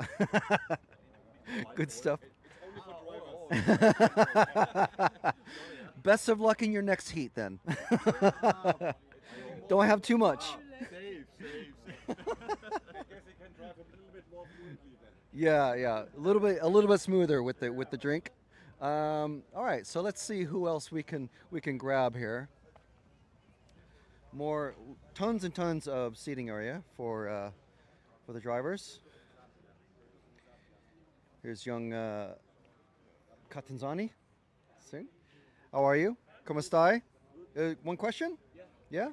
Okay. Tell us how your week has gone. You're the only Serpent racer here. Yeah. And only doing GT8 though, so only one class to concentrate on. How has your week been? So far, good. The pace is good, but we have to go not fast in the quali for the 7 minutes. But the car is worked great. Yeah, we hope for the next quali to have a good quali to be safe for the direct final. That's it. Okay. Any trouble making the 7 minutes during the week? Yeah, you can't go full gas, so you have to go slow. Yes, but the category is this, so we know already from home. Okay. All right. Well, buona fortuna. Thank you for the rest of the weekend. Okay. Martin Bayer and gentleman from Elseram. Okay, so here you get your tire box, as the sign says, and here are the tire boxes that all the drivers get. And one of the club officials here, so we can just a quick word, one question. So how has everything been running for the club? It's very smooth, so the majority of the drivers are very friendly and kind, and the team is well structured and organized, so it's very smooth, and I think everyone is really happy with what we are doing as a host here. Perfect. That's great. Okay, well, we'll let you go and enjoy the rest of the break. We've got maybe 30 minutes before the next group is out on track. So over here we've got, I'm not sure, oh, there's the dog. Get the dog.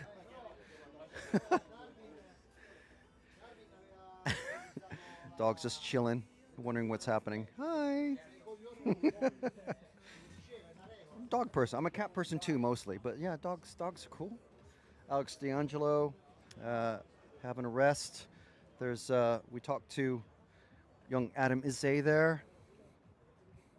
Lots and lots of various cars. There's Mr. Hootie watching things. There's a map of the track so all the drivers know where their marshal spots are. The next victim could potentially be Mr. Dario. He's just getting some batteries charged. It's that MCD car that we were talking about in commentary. It's looking good. How's it going for you, Dario? All okay, but just looking for some balance in the tire because the first qualification today I was struggling a lot, so in the next one I tried to make something different, some different type of the tire. I mean, same tire but new and very used one. Yeah. So now was fine, just need to the last one qualification and we will see how it's going. And so I've noticed that MCD not running a nitro chassis. Is that in the plans for the future, or is not going to bother with that for the moment? I think in this moment it's not. No, we are just concentrating on one category, and then we will see in the future what will happen. Okay, all right. Well, good info there. Thank you very much, Dario. Good luck for the rest of the weekend. And let's see who else we can capture here. Just Just a few minutes remaining. Arnaldi's not at his pit spot, so I'm not sure where he's gone. Arnaldi running the Genius. I believe that's another Genius. So Stefan's busy. Let's see who else we can capture. Maybe Mr. Senesi we can speak with very quickly. Natanelli, you have 1 minute? Yeah. Just doing our pit walk. No problem. So, Natanelli, having a few little troubles or problems? What's been happening? So GT or GT? Let's start from whatever you want. Either one. Okay.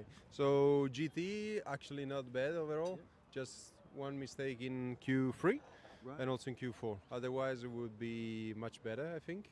One big mistake in Q3, but overall not bad result. And GT pretty a mess right now. So first qualifier actually was good, but we didn't close the 7 minutes mark. So we stopped it at 6:51, and then half lap was missing, but not bad.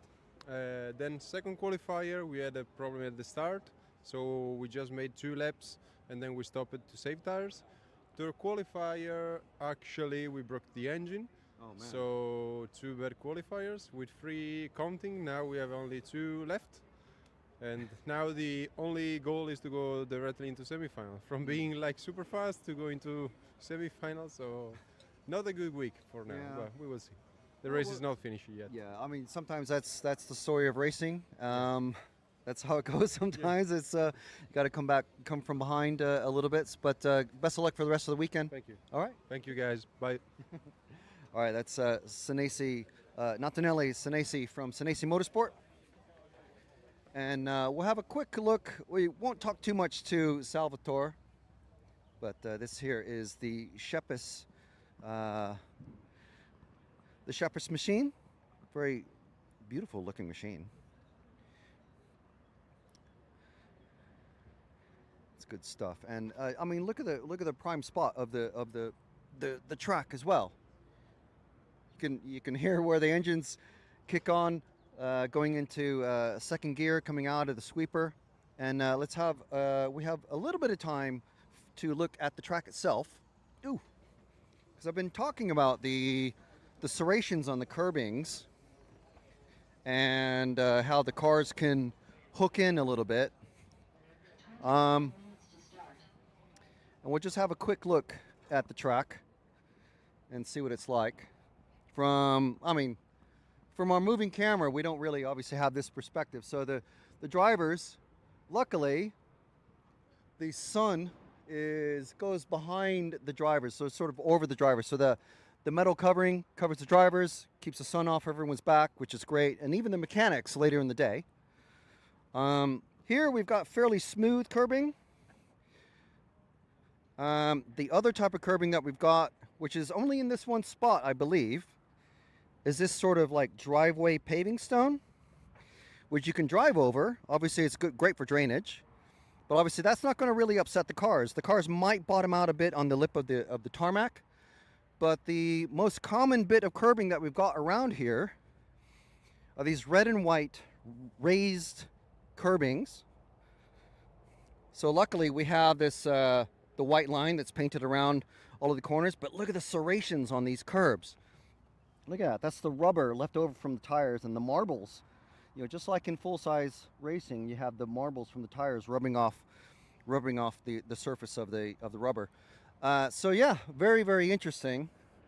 And here's the we don't get a good shot of it really from the moving camera, but you can read this from across the track, which is not very common when we come to the European Championship events. Oh, and here's another bit of curving. So I was talking about the cars potentially coming onto the grass. So yes, the drivers who are knowledgeable enough, you can potentially cut the curb here. I'm not sure what the referees will say about that when the finals start. Most of the cars running about here, coming through this part of the sweeper. But look at all that space. There's a whole, almost a meter of space that you can take coming around there. So that's interesting to look at. hopefully, if you're a racing nerd, maybe. But yeah, so we'll finish here and let you have a good look at the straightaway, very long straight, here at the MRC Leipzig for the EFRA 2025 European Championships for GT8 and GTE.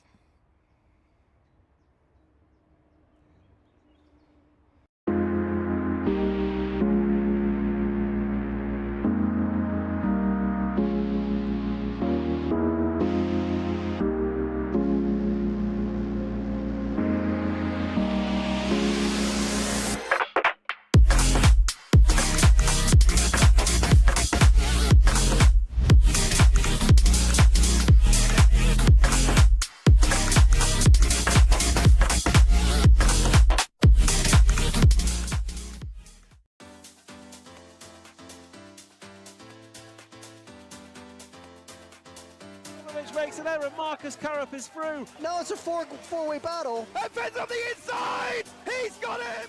I love RCTV News. As I'll see in the background. We're here. Hi, everybody. This is mine. Okay, fantastic. Yeah. So we are here at ETS round number 3 of season 17. Davide Ongaro, associated European champion, and didn't he deserve it? Bruno Coelho is your champion. Today, mamma mia, super happy. It's like a real now. It's like a real.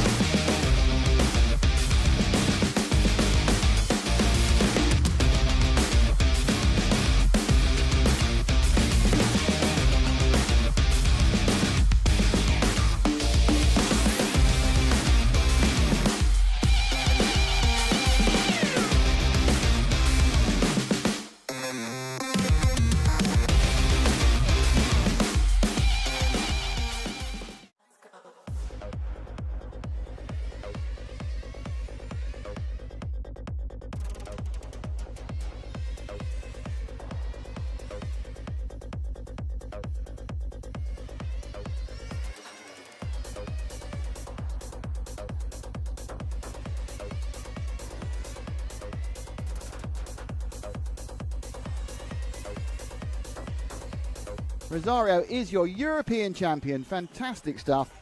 Nathan Senesi wins the most amazing race to take the most amazing European Championship. That is absolutely unbelievable. It's like a real now. It's like a real.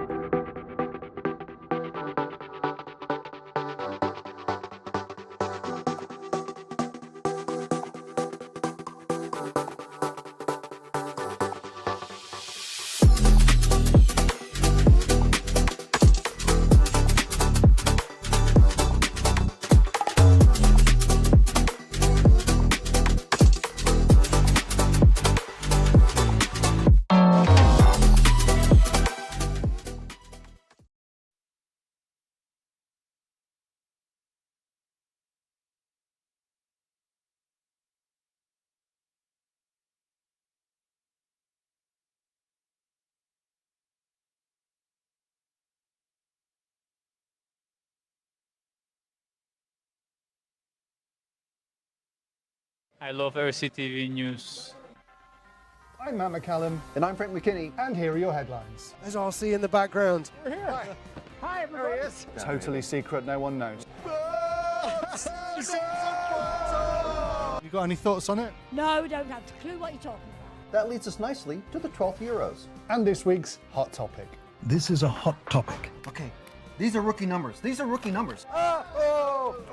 Right where we're sitting now is where that crash happened. We did what you expect of us. We tried to stir up some drama.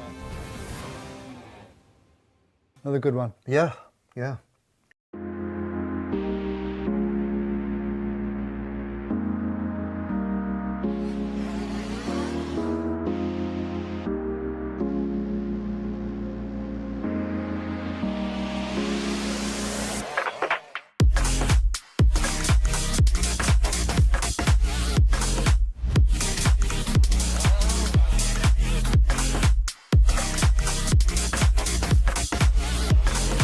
Oh, and now we got the Mink on. Now it's a four-way battle. Poleman is being run back to the pit, but Poleman is going to miss the start. Oh no! Hatner's going with Finn. Finn and Hatner right together now on the last junction. And Finn's on the inside! He's got him!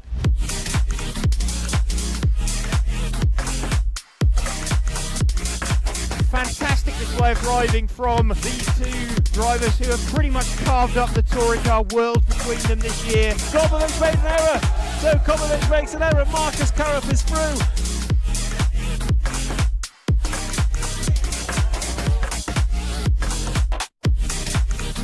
To take the most amazing European Championship, that is absolutely unbelievable. Mark Reinhard takes the European Championship. Yeah, had to be a while, man. Waiting for it for a long time again. And crossing the finish line for the last time, Dario Balestre is our 2024 European champion. As always, another title.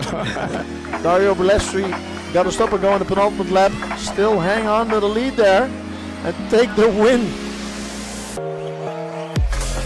The four-wheel drive European champion for large scale, Van Helmen. And the winner, your European champion, is Juan Carlos Canas. David Ongaro, associated European champion, and didn't he deserve it? Bruno Coelho is your champion. Michael Olowski then comes across the line to win the European Championship.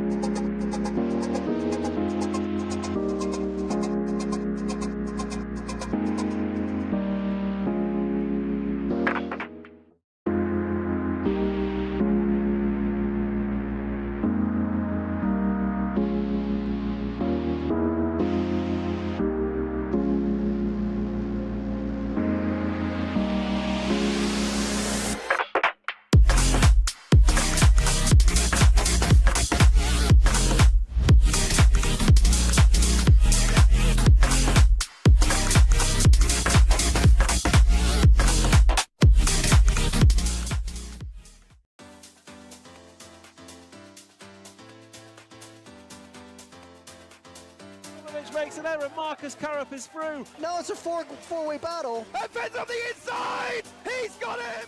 I love RCTV News. There's RC in the background. We're here. Hi, everybody. There he is. This is mine. Okay, fantastic. Yeah. So we are here at ETS round number 3 of season 17. David Ongaro, associated European champion, and didn't he deserve it? Bruno Coelho is your champion. Today, mamma mia, super happy. It's like a real now. It's like a real.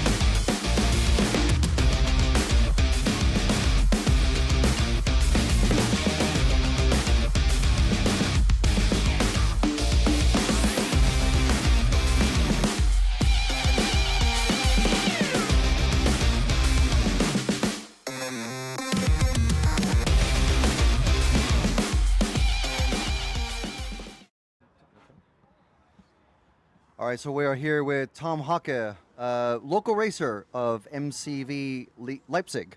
So tell us, Tom, how did you get started in RC?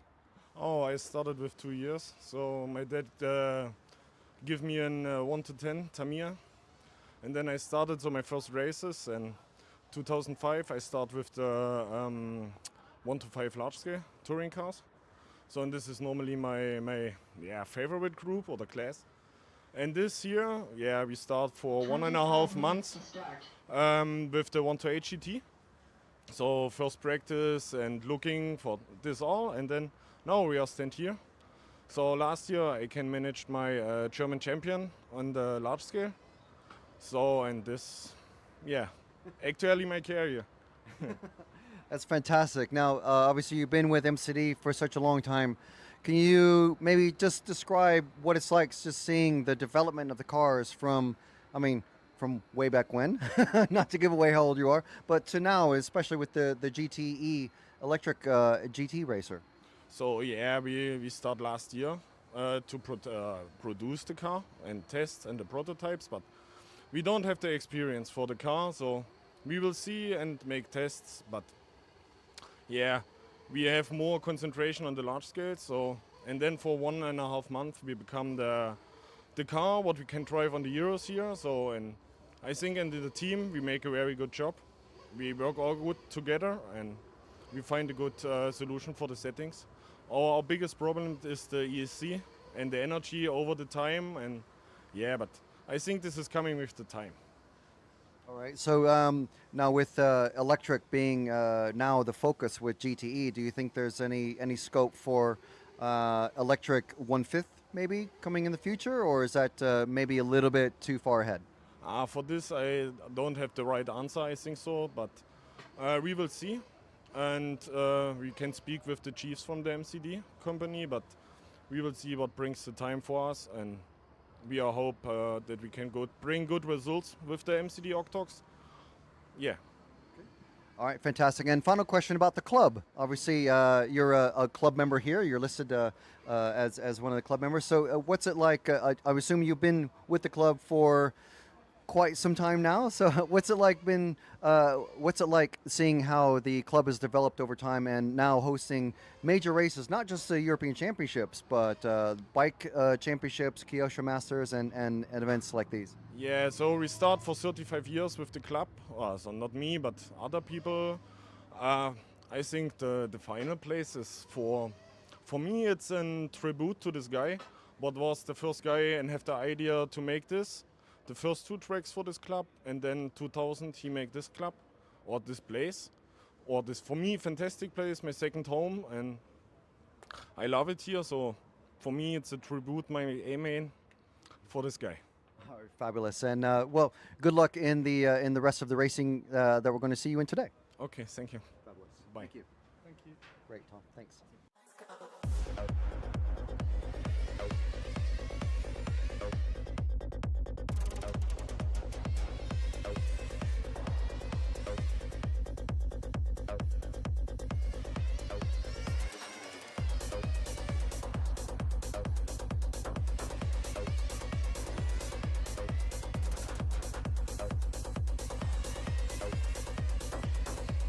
Rosario is your European champion. Fantastic stuff. Nathan Senesi wins the most amazing race to take the most amazing European championship. That is absolutely unbelievable. It's like a real now. It's like a real.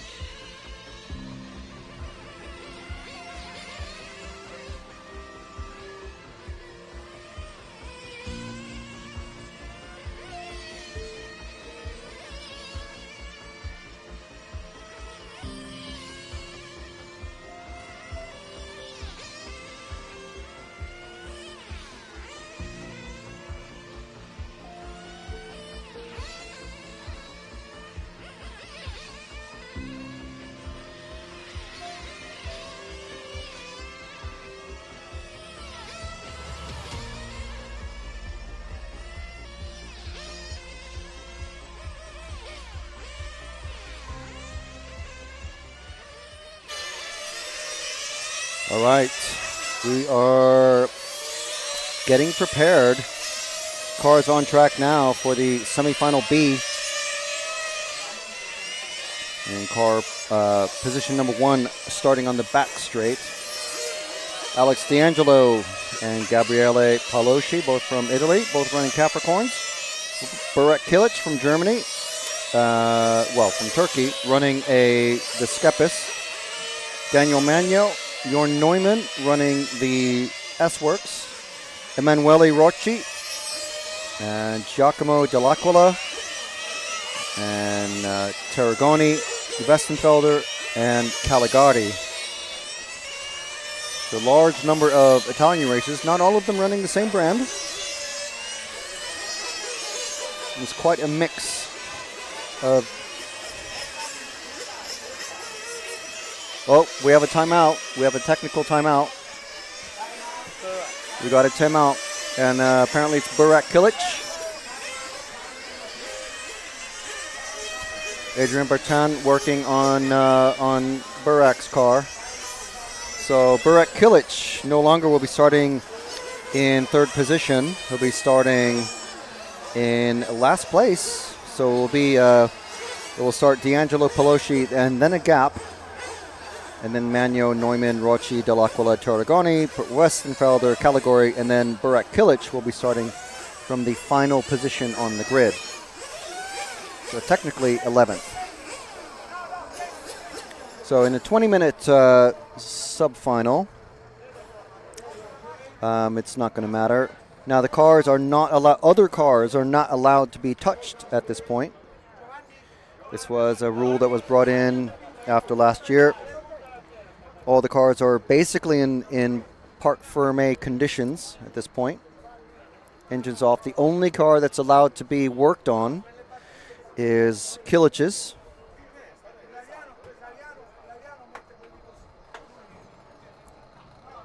So, and actually, he's the only one that will allow to be running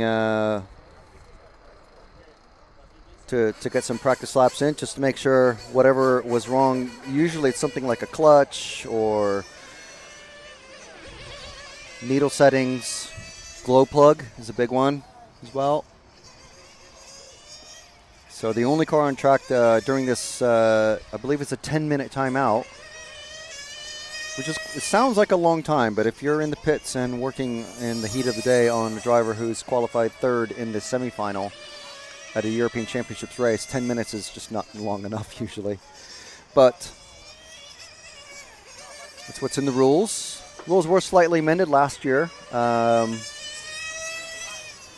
the EFRA AGM.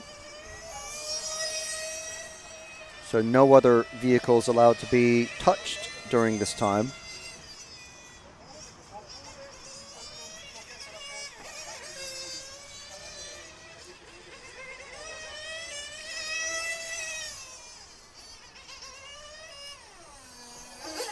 So a couple of laps, make sure everything seems to be working okay. Now only Kilic or I believe anyone on his pit crew, they're allowed to at some point say, okay, we're good, we're ready to go, and then everyone else gets back out again for another warm-up session. I believe it's going to be about 3 or 4 minutes at least. So it's still going to be about 5 minutes before we get actually going with the race.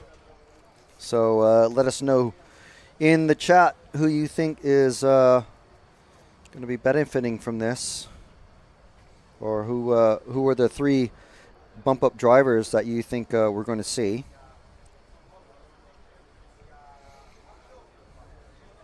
Plenty of you in the chat. Thank you very much for joining us from wherever you're joining us. I know we've had racers from all across the U.S., Australia, South Africa. Watch that.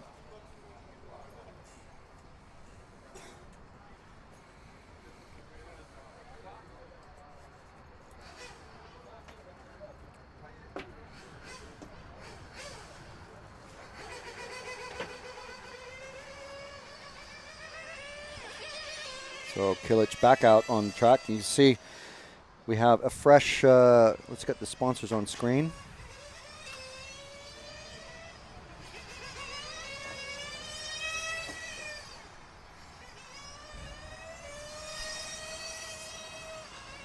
Fresh new thing, the pit lane PIP, picture in picture.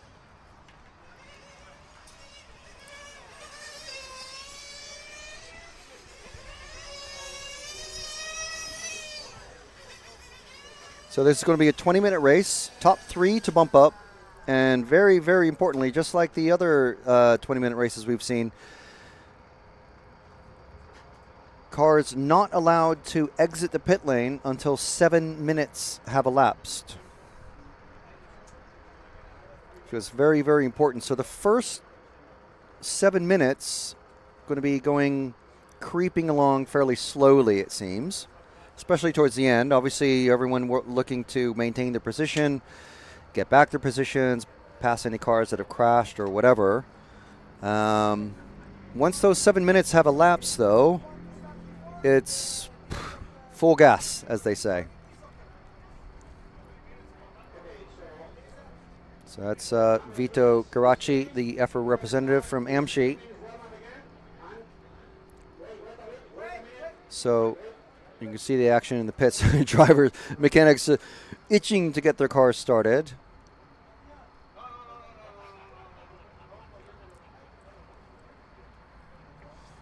There's still 3 minutes left of the timeout period. Okay, no. So Kilich's team is happy with their car. Everyone else now. Okay, so the timeout period has stopped. Warm-up period, a new warm-up period has started.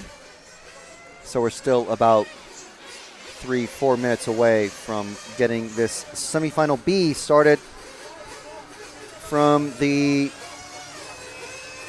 MRC Leipzig club here in Germany. It's been sunny all week. It's been getting steadily cooler from Monday down to Thursday or Friday. And it's a little bit warmer today than it was yesterday. 26 degrees is going to be the high. It's a little bit cooler than that, I believe.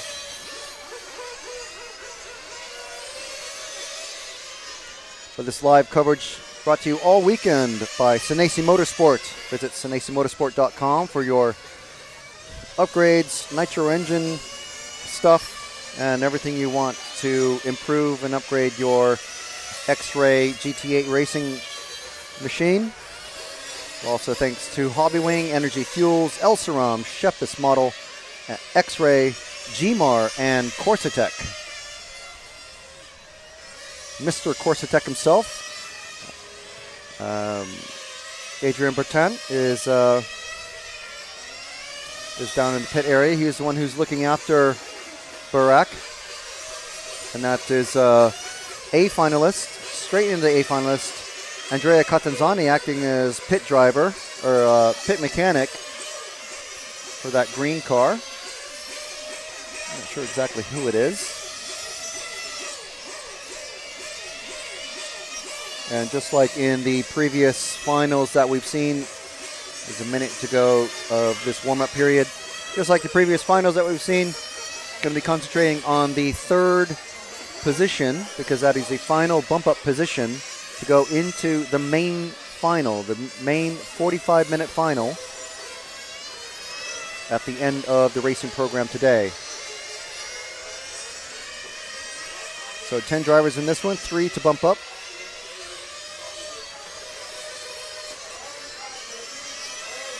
Okay, the referee has called the all drivers into the pits. All drivers into the pits now.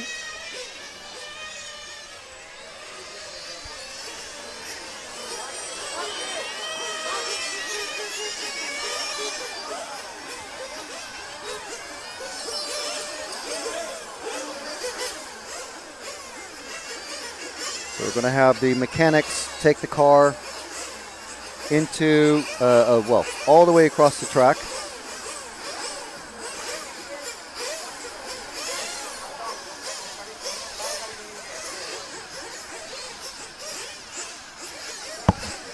And it looks like, Kilich's mechanic happy with things now, starting from the back of the grid, as we said.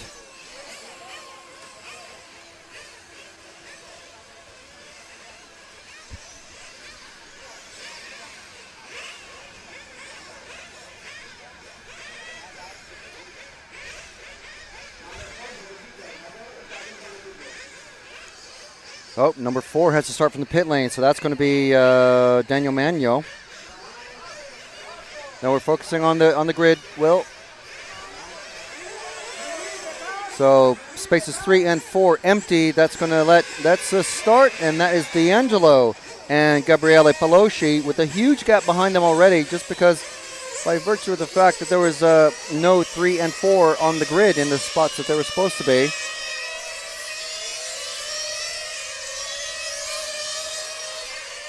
Manuel's car flamed out again, so he's being brought back to the pits. It's going to be at least a lap down now, but we've got D'Angelo leading Gabriele Pelosi. D'Angelo in that yellow to blue, and Pelosi in the bright, bright pink.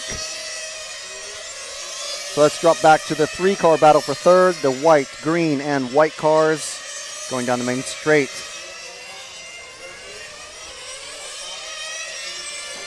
And we got, well, that's Burak already up to, I think that's 4th now. Challenging the car 5 of Jordan Neumann for 4th place, I think it is. Or no, it's 3rd. This is our legitimate battle for 3rd at the moment. Of course, 20 minutes to go. Actually, just under 19 minutes. But Burak going to play the patient game. He's raced Jordan Neumann quite often, but never on road. And he's trying to get past on engine power alone. Nope, Jordan not allowing it. The white car, number 5, Jordan Neumann, World Cup champion from a couple of years ago. And Burak goes for the inside gap. It's just not there. He didn't have the traction to hold it. So now he's battling for 4th. It's the only battle on track. These two may catch up to Neumann. That car 8 is Tarragoni. So Burak needs to get past Tarragoni if he's going to have a chance to bump up. This is battle for 4th. We're already catching one of our bump-up racers, Uli Westenfelder.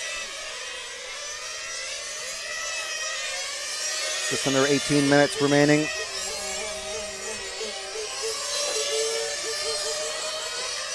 Car 4 of Magno already in the pits.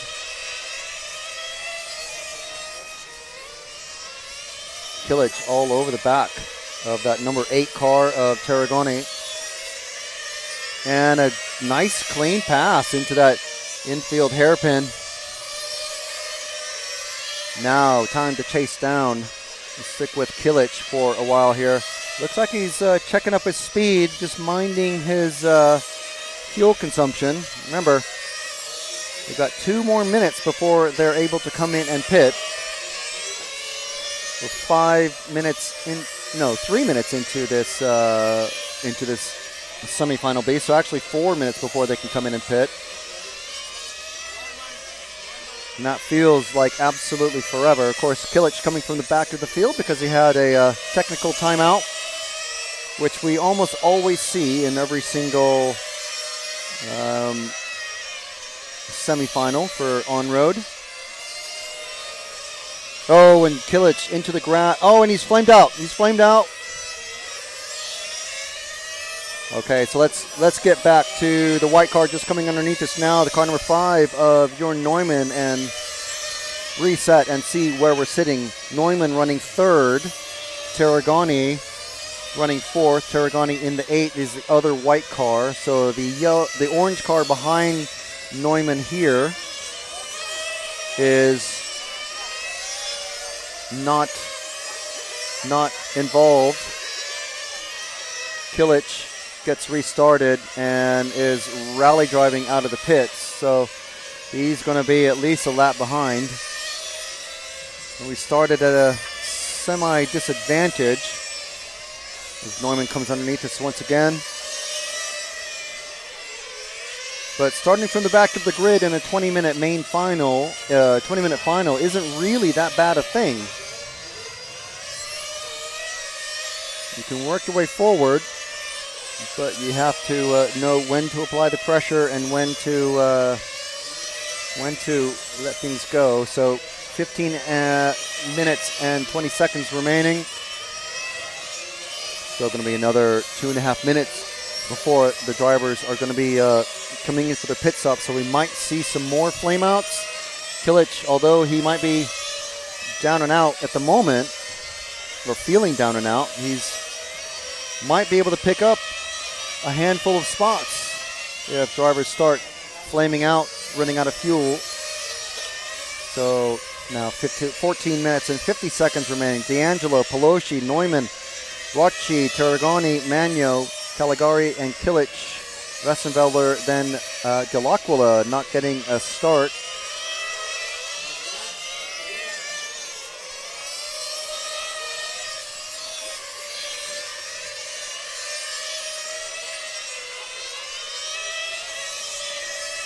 So Neumann coming around the sweeper once again, down the main straight. You see all the grid spots for the Nitro cars.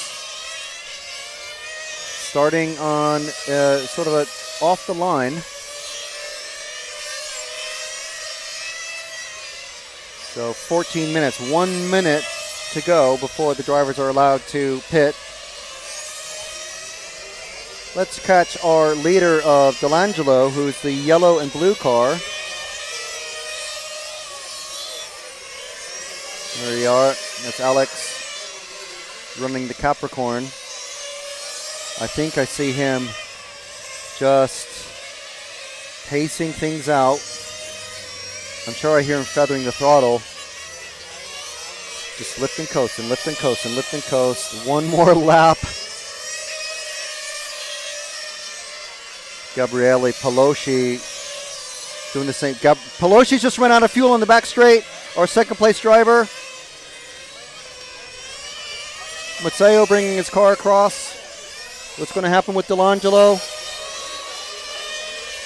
Matteo doing the sprint across the track. Delangelo pitting. Pelosi desperately trying to get restarted. And look at Delangelo's car. They're not even refueling it until the time has come. He's flamed out. He's flamed out. All the cars coming into pit, and now we're going to see a flurry of activity. Cars coming in, cars coming out, fuel going everywhere.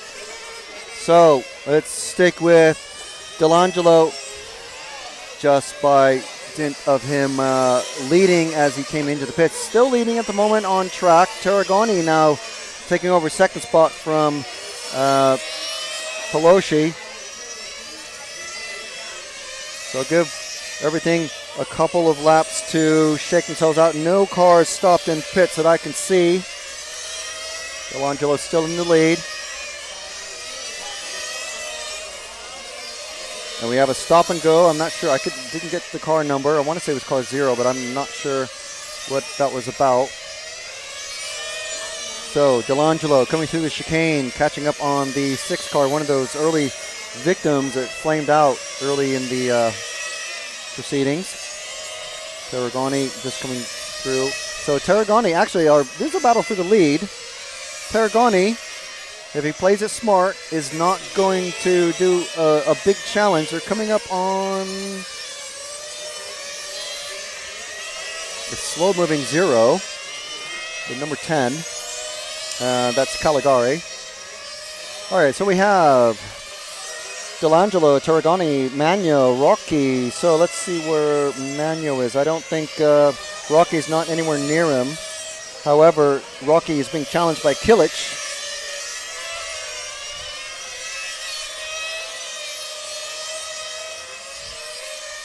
Rocchi is the bright green car just going down the main straight. Well, he's got Kilic about a second behind him. It's not a battle for third, but it is a battle for fourth. So Rocchi, wow, giving Kilic plenty of space. Now Kilic, obviously he's got the number 3 on his car. Let's stick with Kilic and see if he can catch up to Magno. Magno in the number 4.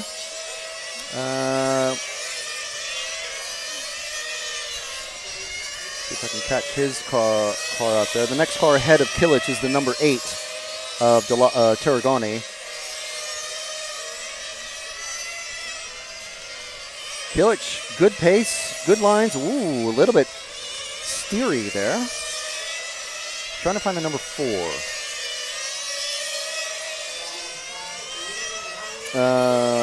There's,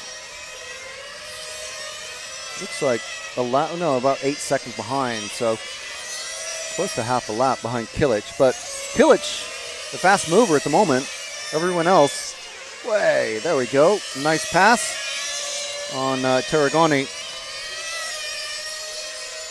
That's the car 3 of Kilic, running the Turkish flag on the roof. Now trying to catch up to Jorn Neumann in the white car, just ahead. So Kilic,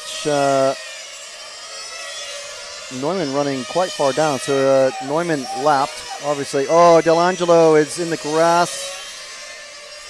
And he comes out and rejoins, but not sure if he's still in the lead, but we're not focusing on him. We're focusing on Kilic at the moment, running 4th, trying to catch Magno in 3rd position.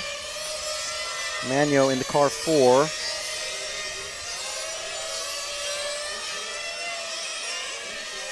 So Kilic going to put Neumann a lap down. I think Magno is actually the orange car ahead of Kilic, so they're about a straightaway apart. No, that's a 0. Where's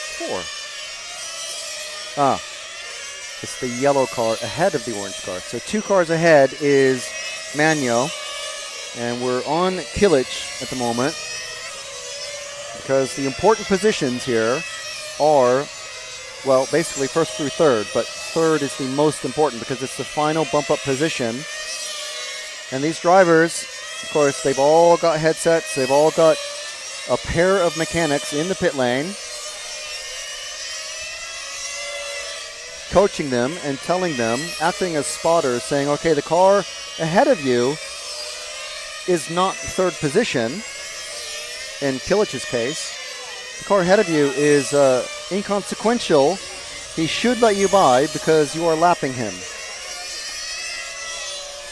So we'll see if that stays true. Of course, there we go.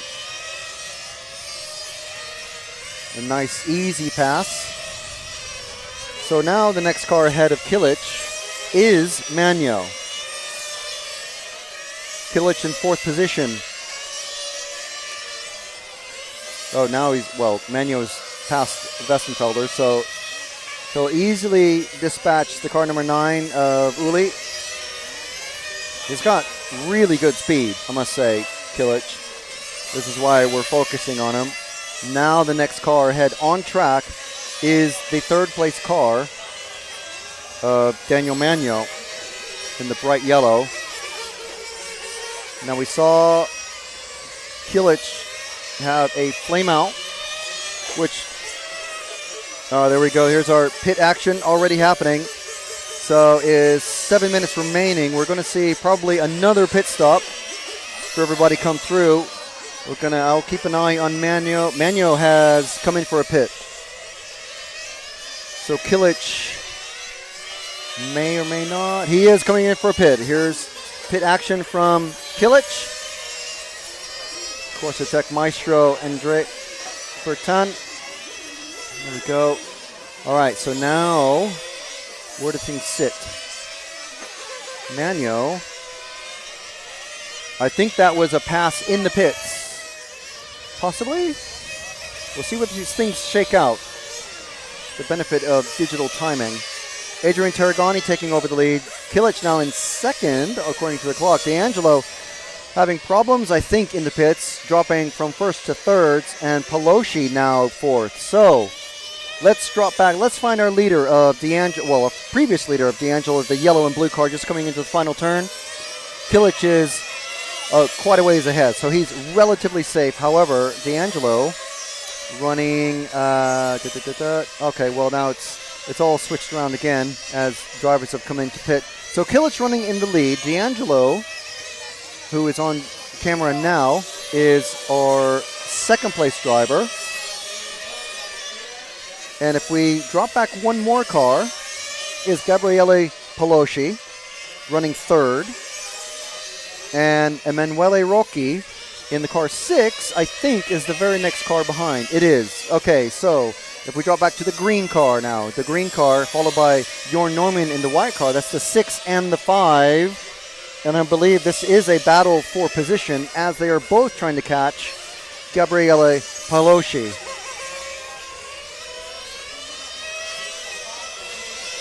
Palosci in the Capricorn. Not sure what car Emanuele Rocchi is running, but Jorn Neumann in the S-Works. Running a very tight line. Rocchi trying to keep the World Cup champion behind him. Oh, and on the outside, he tries it.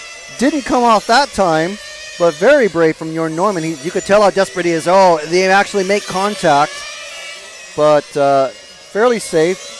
Now D'Angelo racing to catch Neumann. So D'Angelo actually ahead of Neumann. So he's trying to put Neumann a lap down.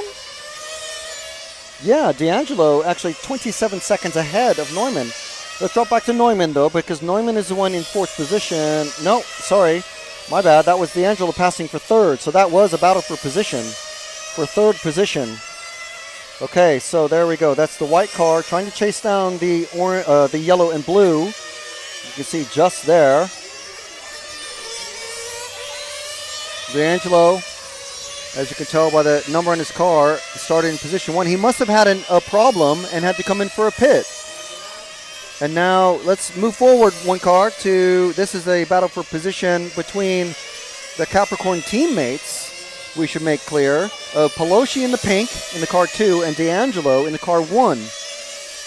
Obviously, D'Angelo started on pole. He started on the grid. He didn't start back, but he does have his wild moments on track sometimes.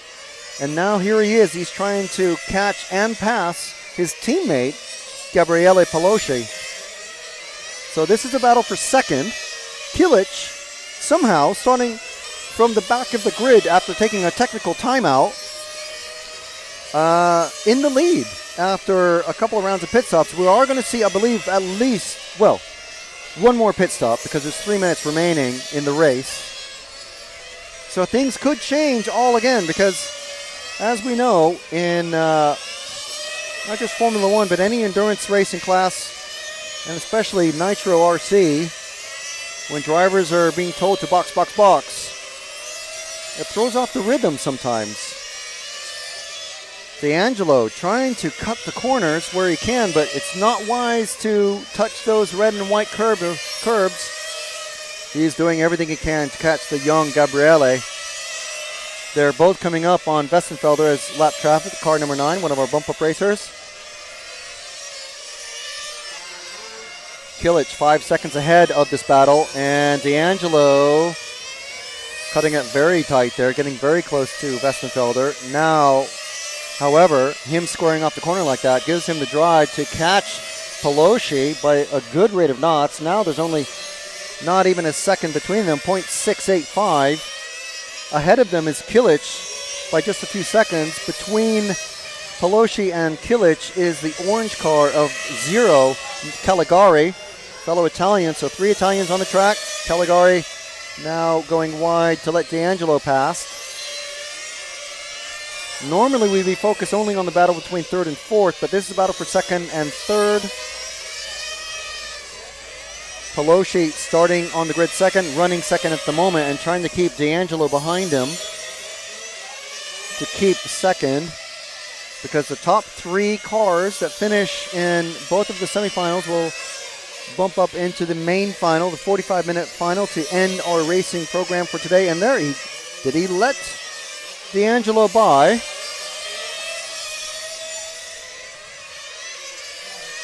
He certainly didn't make it difficult for him. Of course, D'Angelo has the pace. They're coming up on the green car of number 6, Rocchi, who running 5th. But, okay, now we have a battle for the lead. 3 cars going down the pit straight. Kilic, D'Angelo, Palosci. So we have a Skepis, a Capricorn, and a Capricorn, driven by a Turkish racer based in Germany. And Kilic lets D'Angelo by. He made that very easy. So D'Angelo taking the lead back.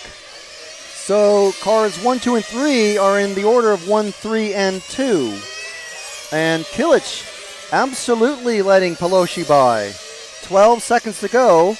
One more lap. I think Kilic is running out of fuel. Kilic has just flamed out. Just flamed out at the finish line. Marshall needs to... Oh, you can feel the tension. Kilic has flamed out. Adrian Bertin getting car. That might be it, I think. He's still technically timed in the third position.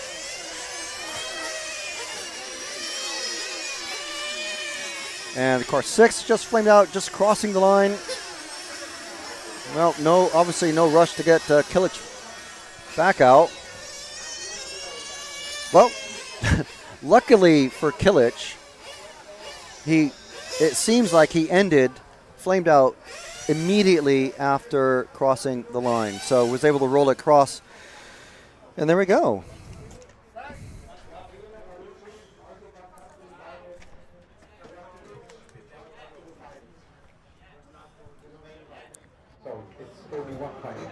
Borak, that was an emotional roller coaster. I mean, it was a disaster for everyone. I started like 11, flamed out twice.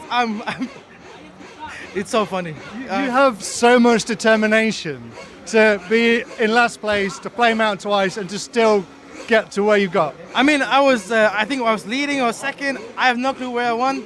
So I just bumped up, and I'm so lucky, man. For a change. Yeah, thank you. Yeah, congratulations. Thank you.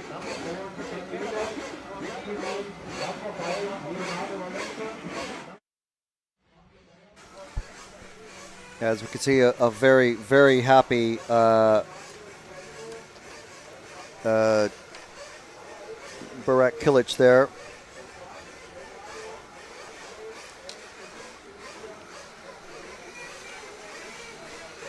Wow, finishing third. I thought he completely lost it there because I wasn't sure exactly where the timing lines are located. But yeah, just taking it.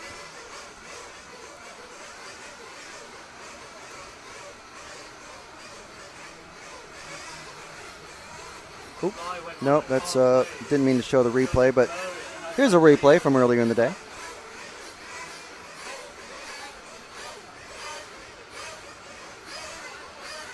Okay, so we're back with the timing is back. There we go.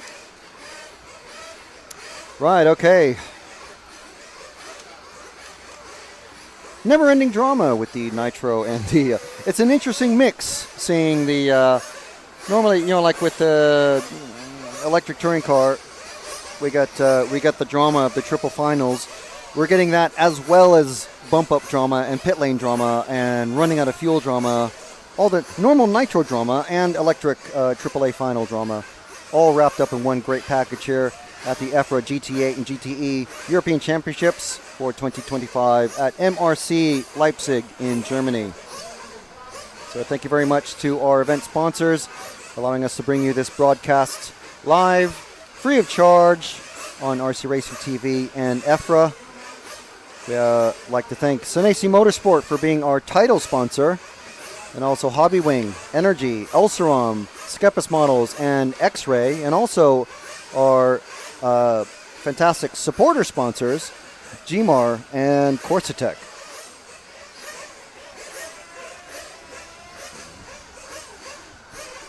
So we have another warm-up period. I think we can almost expect, we usually do expect, some sort of technical timeout in each of the semifinals. It's the only races where technical timeouts are allowed. Of course, as we saw, that is a 10-minute timeout where only the car that called the timeout is allowed to work on the car and get some hot laps in. So warm-up period starting.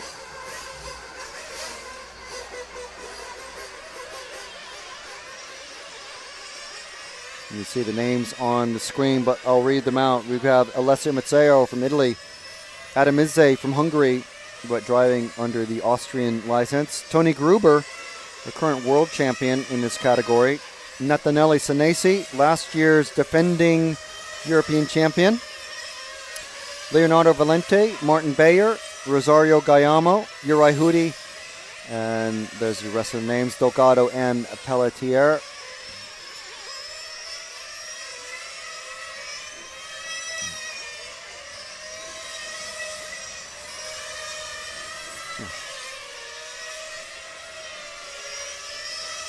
And don't forget to hit subscribe if you enjoy what you see. If you want to support RC Racing TV, make sure you're on the RC Racing TV channel and click join. And you'll get loads of details there about what you get when you do join.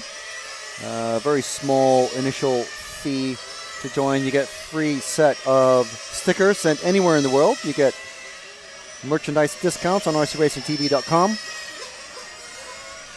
Priority follow requests during qualifying and practice. Of course, we don't do follow requests during the finals because we, as we say, we like to follow the final bump-up position. Thank you very much to everyone who is joining us in the chat. So we got viewers joining us from Michigan. We have a question in the chat. How is that not a DQ for running out of fuel? Well, it's RC Nitro Racing. There's never a disqualification for running out of fuel. He still made it over the finish line under his own power, if you're referring to Kilich. So the finish line, he literally stopped right after crossing the finish line.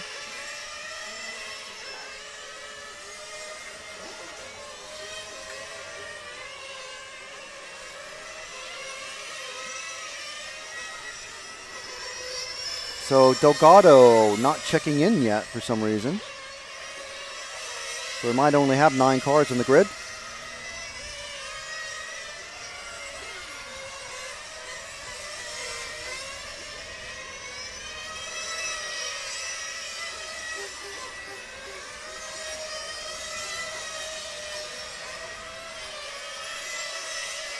And there's Mr. Gmar himself talking to Vito Giraci in the blue shirt.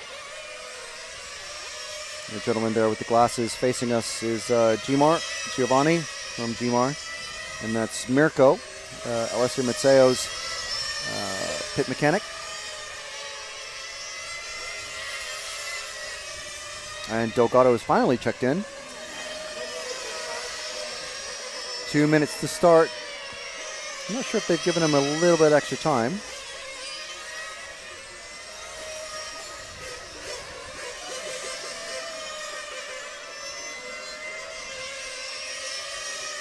I'm honestly just a little bit surprised that no one's called a timeout. Usually we have one by now in the nitro categories. You can only do that during the semis and the main final. And if I remember correctly, the same driver can do it in both semi and main final if they're in both races, because it's a whole new race.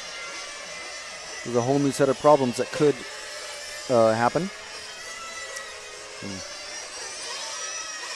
Clutch, glow plug, loose tire.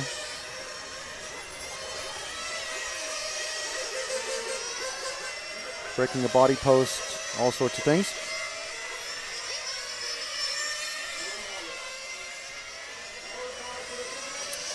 Okay, all cars to pits, all cars to pit.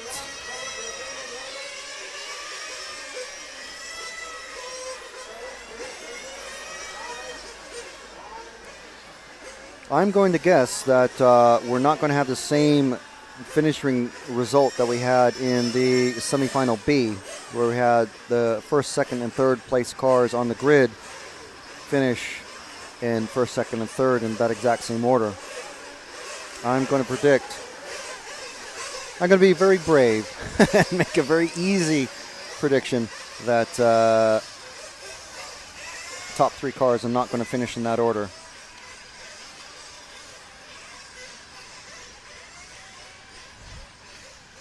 Oh, we have a flame out from the car number 3 of Gruber. I think, yep, starting from the pit lane because no time to call a technical timeout. So first and second place on the grid. That's Matteo and Izze already with an advantage. Oh, Izze is flamed out. Izze is flamed out. Matteo is going to have, I don't want to say a cakewalk, but he's going to have an easy first few laps. However, Senesi in the car 4 making it, going to try and catch Matteo. So again, let's focus on Matteo. Oh, getting a little bit wild there at the end of the straight. Senesi able to make up loads of ground. And who's this in third place is the number 5 car of Leonardo Valente. So top 3 with a bit of a gap. And then we have 4th and 5th of Bayer and Gaiamo. Most of these racers, especially the Italian ones, very, very familiar with racing each other. Most of them share sponsors, and half of them sponsor each other, to be fair. And car 6 has just come into the pits. That's Martin Bayer. I haven't seen Izze come back out on the track. I don't see a blue car out there. Oh, he has, and he's in the pits. It's flamed out again. So that is, I think that's going to put the end to Izze's attempt to get into the main final. He did say he wanted targeted top 10. Okay, let's drop back to the yellow with the white and yellow number 7 of Gaiamo. Oh, and Senesi goes into the grass, so now he's 4th. That was an unforced error, I believe. He's still in 4th place, but he's going to have absolutely zero traction as Tony Gruber is coming up to him. But we're focusing on Gaiamo at the moment with white and bright yellow. Izze's back out there. Still 18 minutes to go, so plenty of time to make up. Gaiamo trying to get second place off of Valente. Matteo driving steady. In the lead, orange number 1 car. Gaiamo all over the back of Valente. Senesi now with grip, trying to make his way forward. So we have a Capricorn leading, I'm not sure what Valente drives, but he is leading a Skepis model of Gaiamo, and followed very closely now by Natanelli Senesi in a Senesi car. Number 0 moving way out of the way, giving these cars plenty of space to get around. So we have a 3-way battle for second. Another car is flamed out. The 0, I think. No, the 3 of Gruber once again.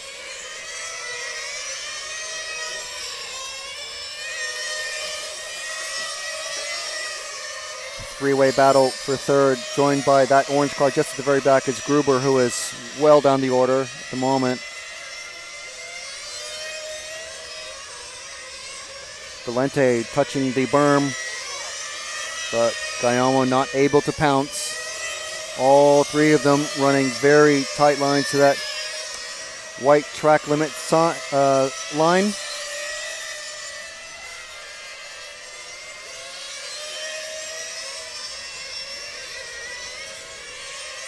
Coming through the infield into the final corner. 16 minutes remaining. 3 minutes before they can refuel.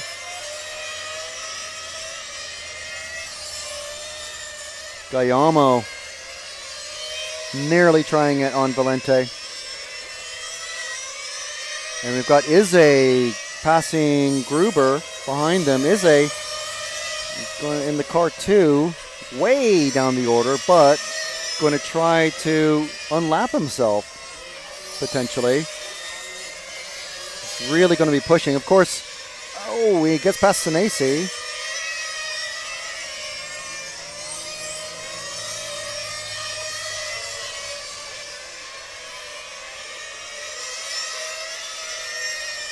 So Guillermo now has Izzy all over him. He doesn't have to let him pass. Izzy taking the spot, though, cleanly.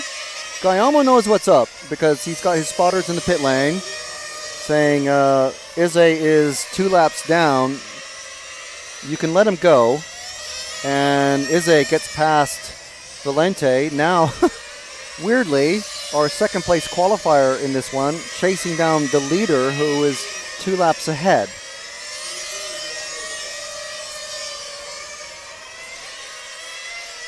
So actually, let's move forward to the, Matteo lets him go. I thought there might be a little bit of drama there after the A2 electric final. But nope. So let's drop back to the blue car and the white and yellow car of Guillermo and Senesi. Gruber holding station behind Senesi. Of course, he's even further back than Izzy was.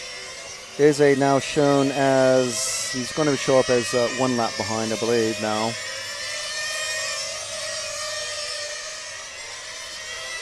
So these 1 more minute before the pit lane opens.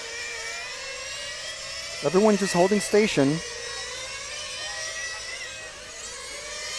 But in another minute or so, I think we're going to start seeing like mega fast laps come out of every car.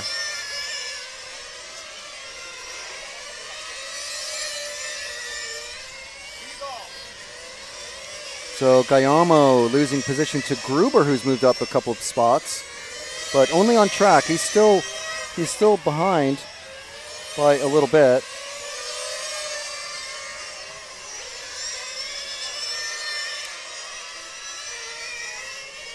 I think he knows that these guys are going to be pitting, so he's able to put his foot down a bit. Alessio thought about pitting. Okay, now the 3, second, third, and fourth are pitting now. Okay, they're allowed to refuel and come back out. Everyone made it. Everyone made it. 7 minutes. Izzy pitting. And Gruber pitting again.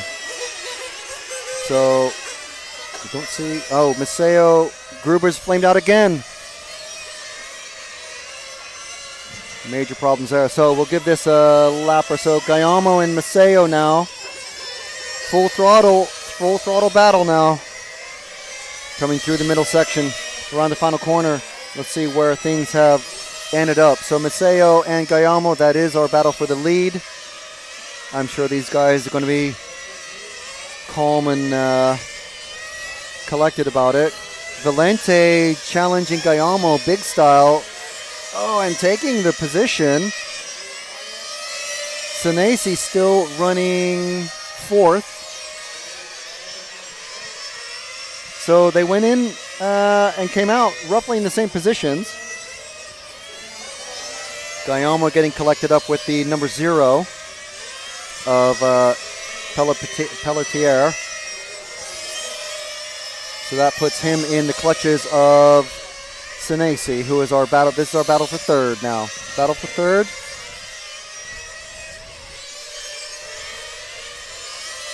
Coming out of the chicane to the infield hairpin. The 7 and the 4, that's Skepis and Senesi. These guys, as I said, half the drivers sponsor the other half of the drivers. And that is the case here. These guys know each other very well from racing GT8 up and down Italy. Italy, arguably the birthplace of rally game and what evolved into the GT8 category.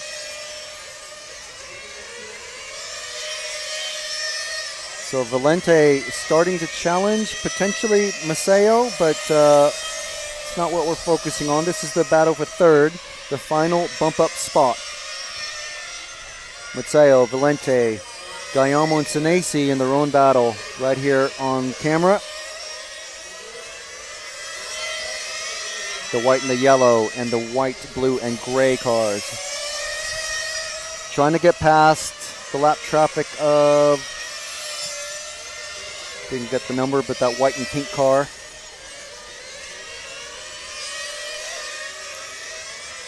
So he easily passed. Valente has calmed down his challenge on Maceo.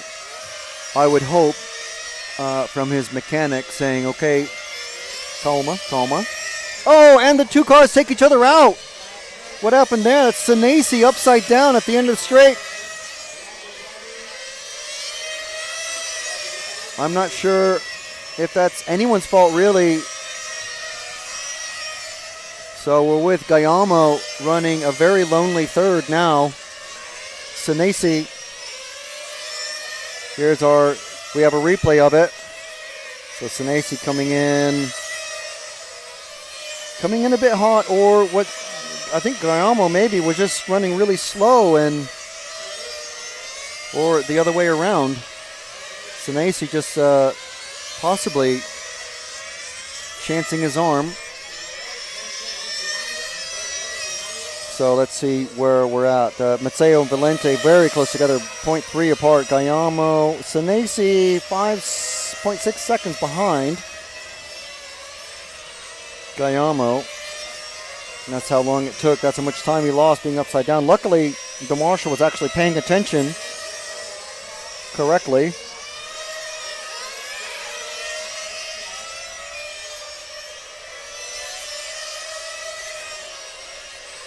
So 8.5 minutes remaining. We're with Rosario Gayamo, last year's GTE champion. And I believe he was on the podium for GT8 as well. Obviously he did really, really well last year.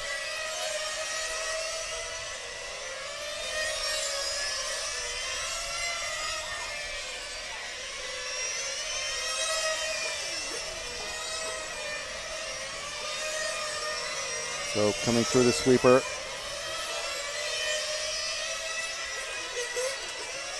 So we're coming up on just under 8 minutes remaining. We've already started. We've just seen. I think that was Senesi coming in for a pit stop. So we're at 8 minutes. So going out of sync a bit with the pit stops. That's interesting. Yeah, we've got the pit lane cam in operation there. Thank you to Energy Fuel.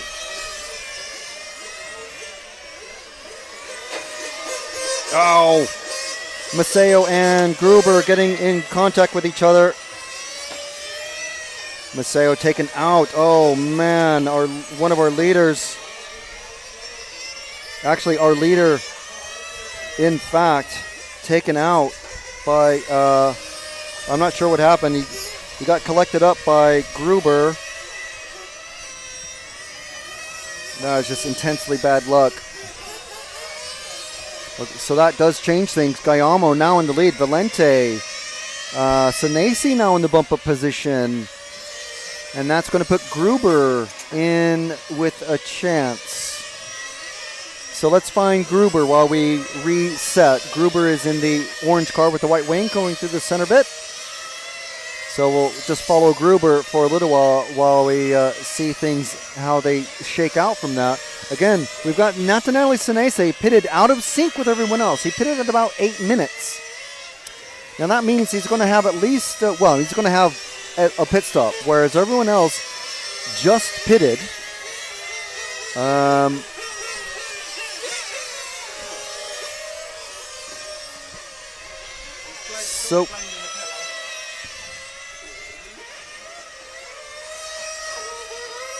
So yeah, that was Ize just going in and out.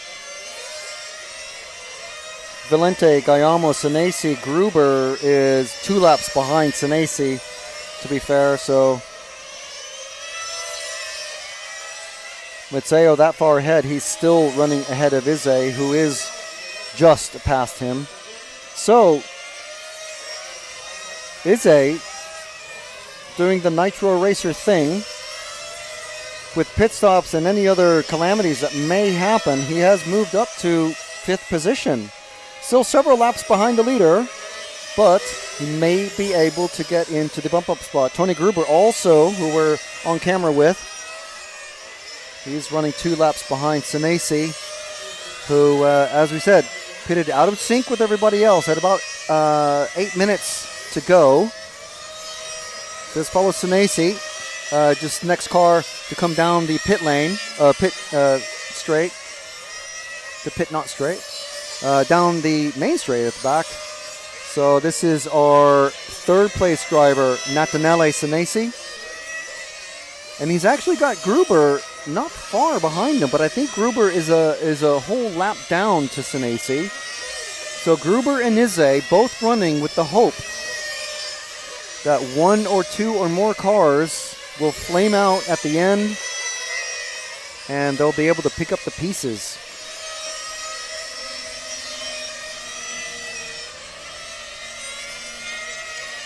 Senesi pitting now at 4 minutes 20. And he's already out. There he goes onto the main back straight. No one's come across to pass him. Gruber obviously has passed him on track, so Gruber brought to cross over now and hasn't taken the position off of Senesi. So Gruber is ahead on track, but not on time. Gruber 20, is that 14? About 7, no, it's got to be 14 seconds behind Senesi. So we're with Senesi, come down the pit straight.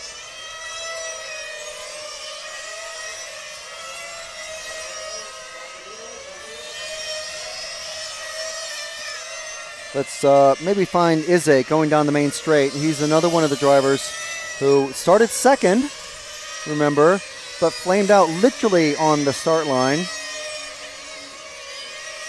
His goal this weekend to make it into the top 3 of GTE, which he arguably is just about a half a step from, and to also make it into the top 10 of GT8, which if a couple of more cars drop out ahead of him with 3 minutes to go, is going to happen.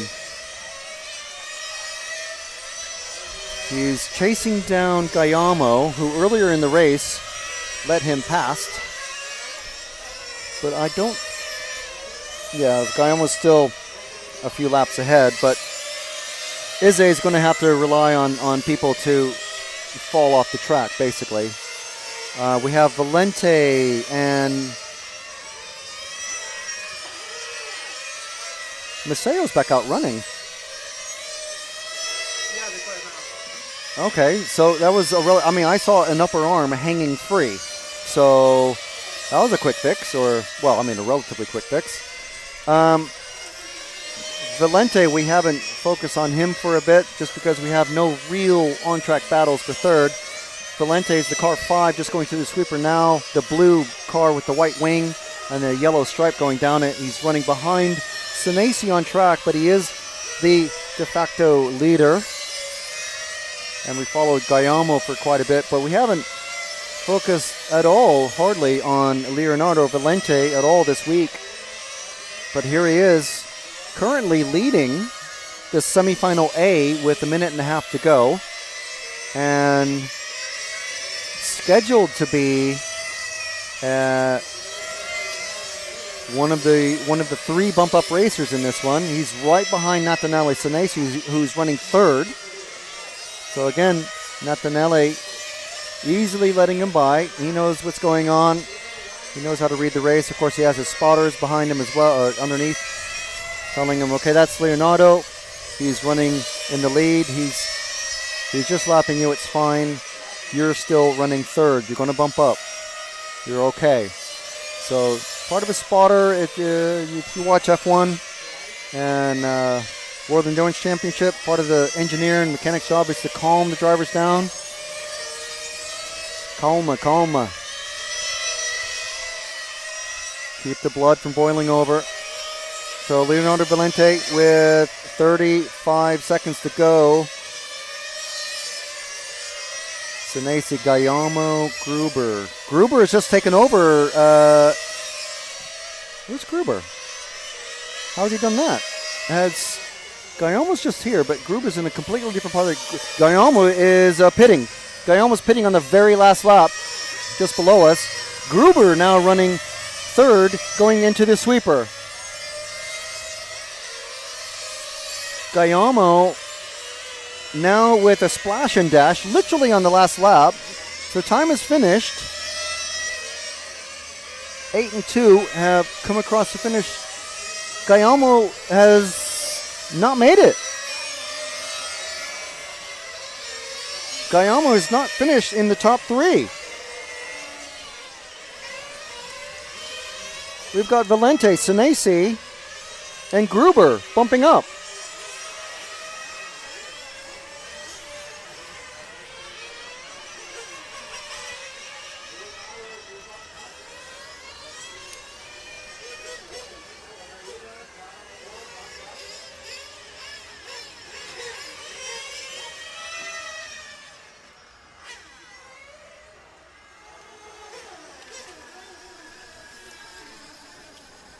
So we're going to try and get a chat with Tony really quick.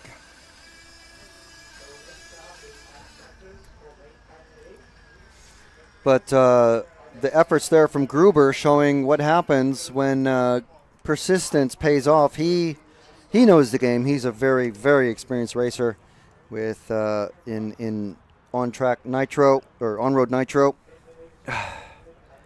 Woo! So there we go. What do you think about that?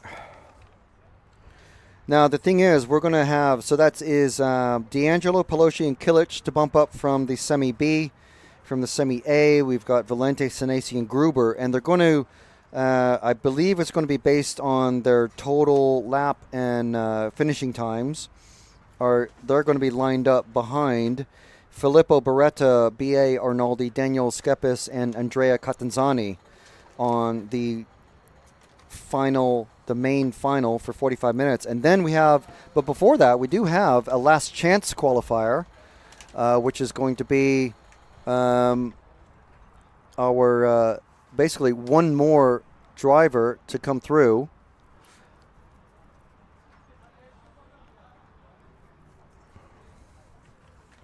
As we see the cars there being returned to technical inspection. Oh, we have a warm-up. Yes, we have the main finalist, the drivers who went straight into the main final practice. So 4 cars. I believe it's going to be 10 minutes. So we're not going to follow them around, but we will...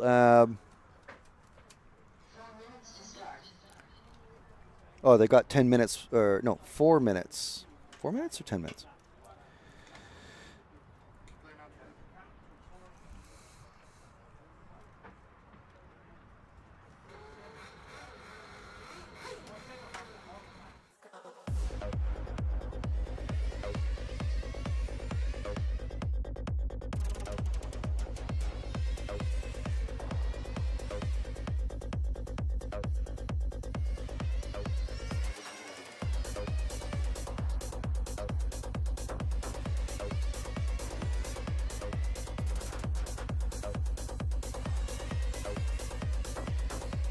Rosario is your European champion. Fantastic stuff. Nathalie Senesi wins the most amazing race to take the most amazing European Championship. That is absolutely unbelievable. It's like a real now. It's like a real.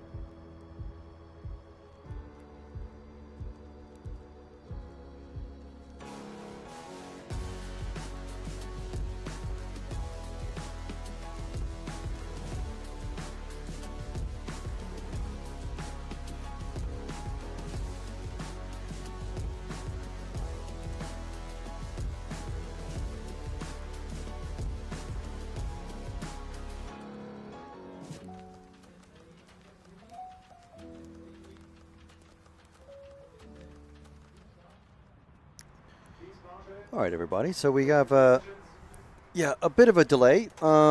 We had, as we're kind of used to, we've been called upon to be the video assisted referee of the racing results. So I believe if we go to the online racing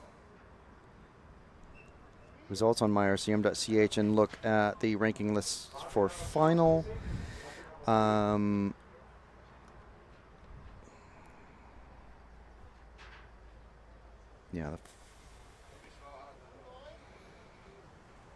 the finishing positions from the semi. Yeah, so that is Valente. We're still showing Senesi finishing second and Gruber third at the moment. But so there was a timing issue potentially that knocked this man we're looking at now, Rosario, out of his position. We're just waiting to hear if he will bump up or he won't, because he lost 2 positions in the last lap, essentially, which could have been a timing issue. Or it could have been a racing issue, which would be then his problem. Yeah, so that is the international and German referees down in the timing area. And just going to see if we can get a very quick word with our head referee.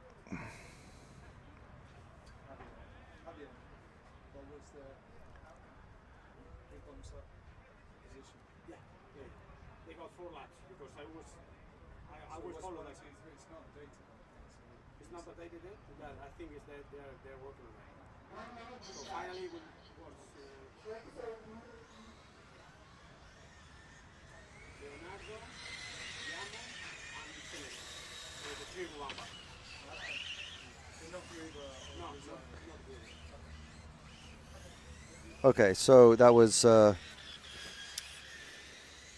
Leonardo Valente taking the win in the official changes of the positions. And D'Angelo? Who did he say? D'Angelo? Sorry. I can tell you that Gruber and Rosario, who were in the top 3, are no longer in the top 3. Okay.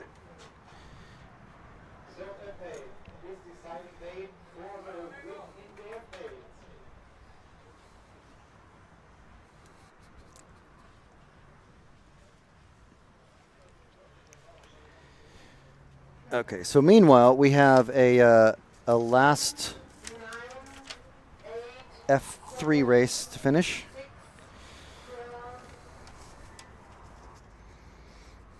Currently, good start for most of them except for car number 2. Oh, good start for everybody except cars 2, 3, and 4. All right, so the car 1 of Djurkovic off into the lead. Now, Djurkovic has 3 points total.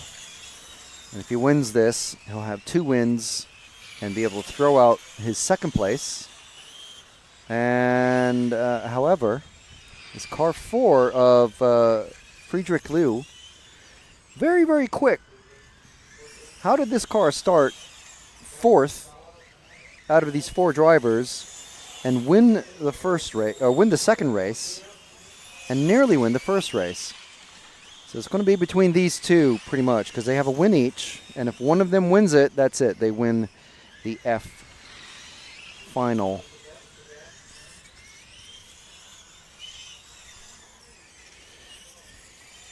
So we've got Djurkovic in the lead and Liu. Liu, actually a local racer. This is their home track. I think Liu Friedrich is the young chap that we've been calling upon to give us a little bit of help here and there during the week.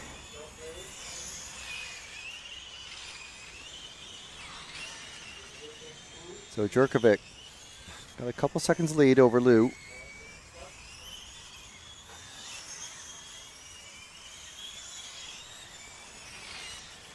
Lou once again close. Oh, there's a pass for the lead for taking the place of the first position. Ooh, Jerkovic getting in the grass. It's going to be very slow now. And then Lou getting in the grass. So, but able to recover. And now with the car 2 all over the back of him. That pink car 2. Oh, and then hitting the berm on the wrong way. So we're back to how we were a lap ago, roughly, of Friedrich and Nenad. Lou in the orange and green is our leading car going down the through the sweeper down the main straight.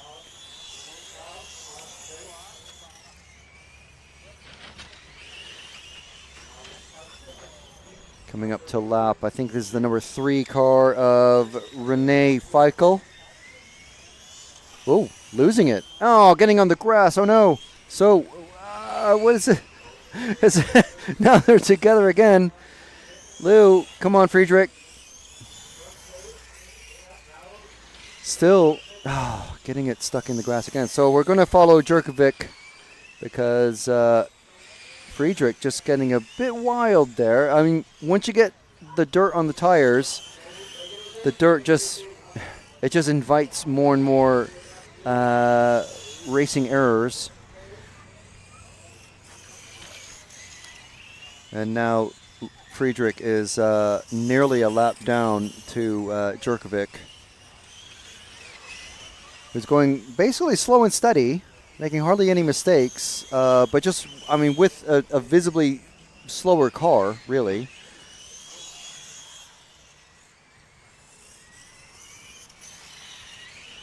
Alexander Earl in second spot with the car 2. About 8 seconds back, though. And then it's Feichel and Lou. So basically, we're back to cars 1, 2, 3, 4 in that order once again.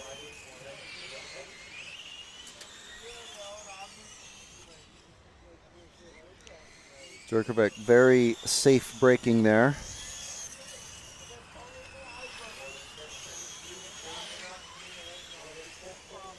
Coming around the final corner, across the finish line. Or I should say the timing line. It's not really the finishing line for another 2.5 minutes. But finishing line all the same. The loop into the chicane. Very safe and gentle through there.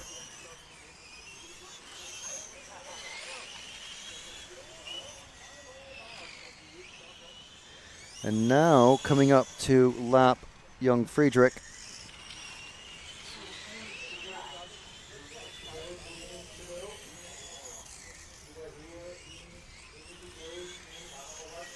Ooh, Friedrich getting out of the way the wrong way.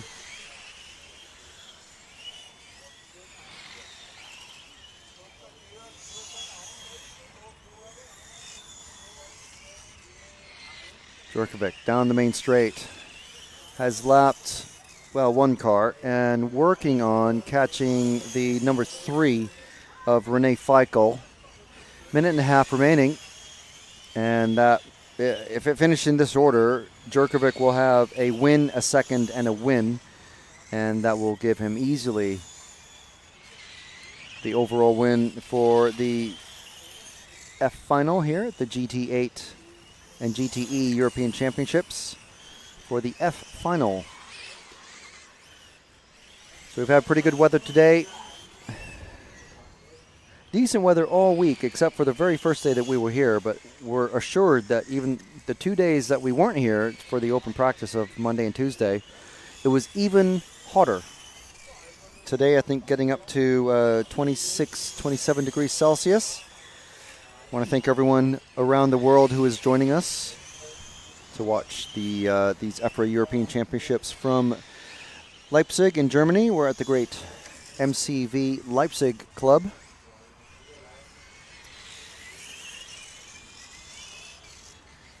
I want to thank them for their hospitality and help. Giving us an entire commentary booth, letting us kick the referees out. So one more lap for Djurkovic.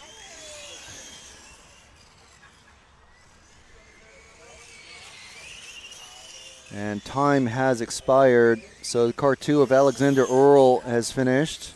We're waiting for the final car to finish on his victory lap as Nenad Djurkovic from Croatia. There we are. That is the F final race decided. 2 points in total for Djurkovic. Congratulations. Alexander Earl taking second, Feichel taking third. So cars 1, 2, 3, 4 finishing in that order.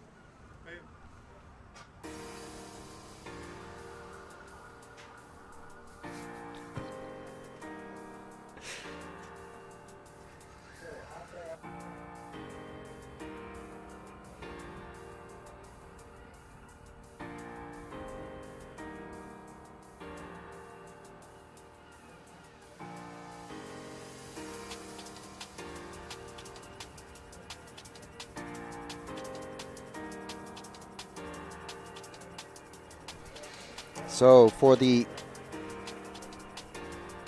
A final of GTE, which is coming up later, here is how things stand. Adam Izze on 4 points. And you can see how that is calculated. He has a first place and a second place. Second place has earned him 3 points. So first place earns him 1.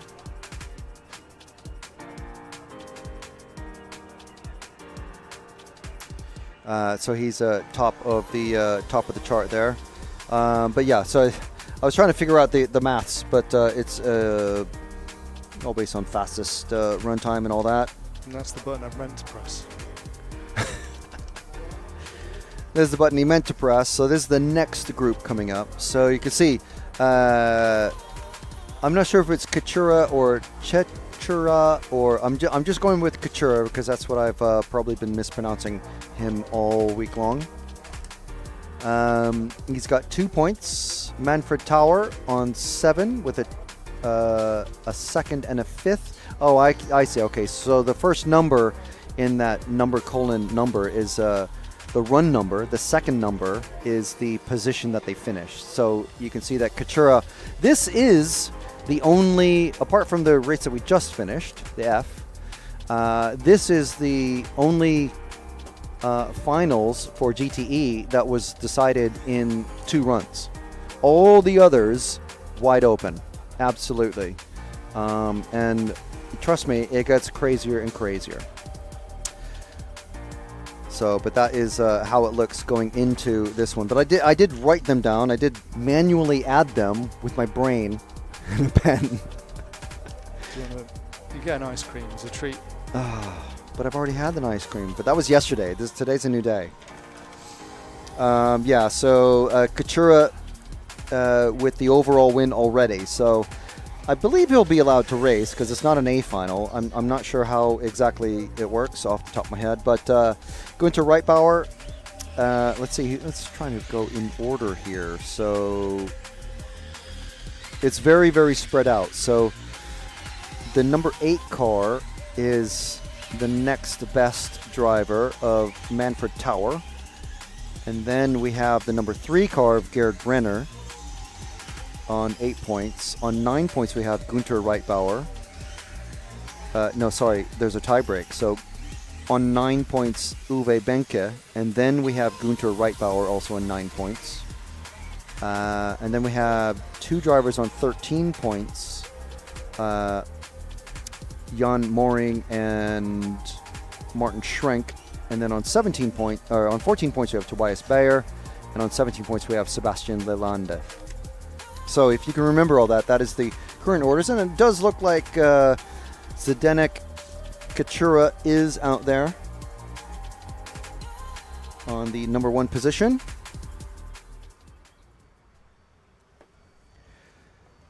And we're getting ready to go once again. 10 cars out on the grid, which is great to see.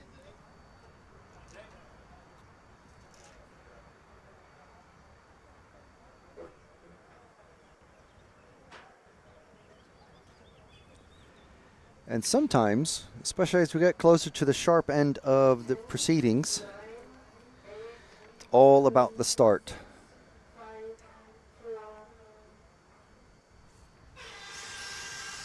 So good start for the top three. Everyone out in number order, it looks like. Someone at the far end falling back, but Katura off into the lead once again, going to try and make it a clean sweep. And he's already let the car 2 of Reipauer by. Reipauer, 3rd overall in the counting. See if Katura tries to get that back. I don't know if that was a deliberate, like, here you go, mate, sort of thing, or just, a bunch of drivers getting hung up in that over those very tough serrated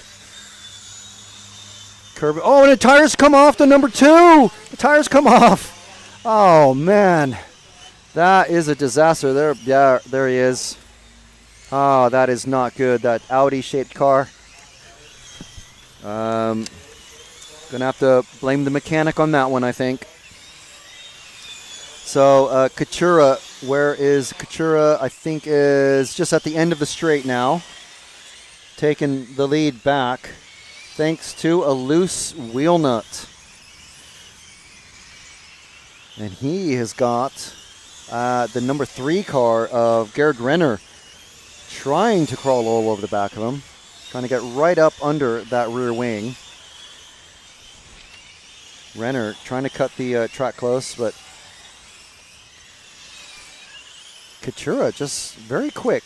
And Renner spins off the track, stuck in the grass. So Katura back into the sweeper now with a orange, white, and blue. Coming up to lap, the car is 8 and 0 already of Tower and Shrink.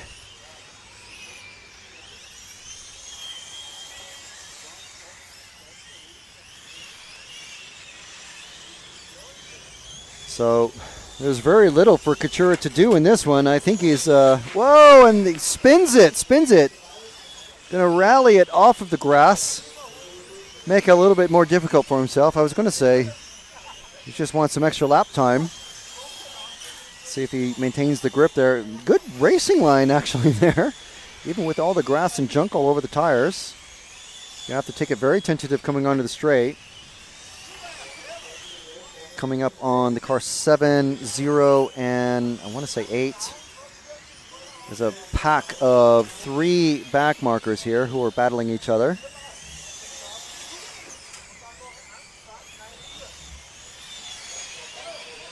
So Katura, he's already got the overall win sealed up. He just kind of wants some extra driving time. And who wouldn't? How often are you going to? Whoa, that's a very helpful get out of the way sort of thing. But that brings car number 3 of Renner right back up to Katura's back bumper. And now, great pass under power for Renner to get past, I'm not sure who that was, the car 0. And now Renner trying to get back to the rear wing. He's got a bumper sticker on the back of Katura's car he wants to have a good look at. Into that first big hairpin through the chicanes, which is even slower, just weirdly.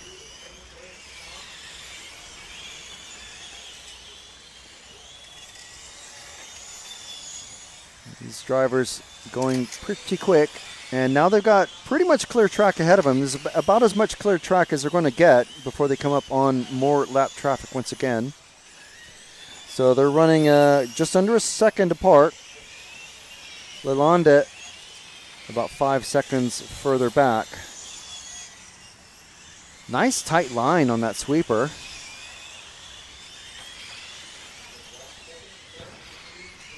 Nice and slow. Whoa, quite wide. Oh, both of them going very wide, but Renner going onto the grass option route. And Katura coming across the finish line down the main straight once again.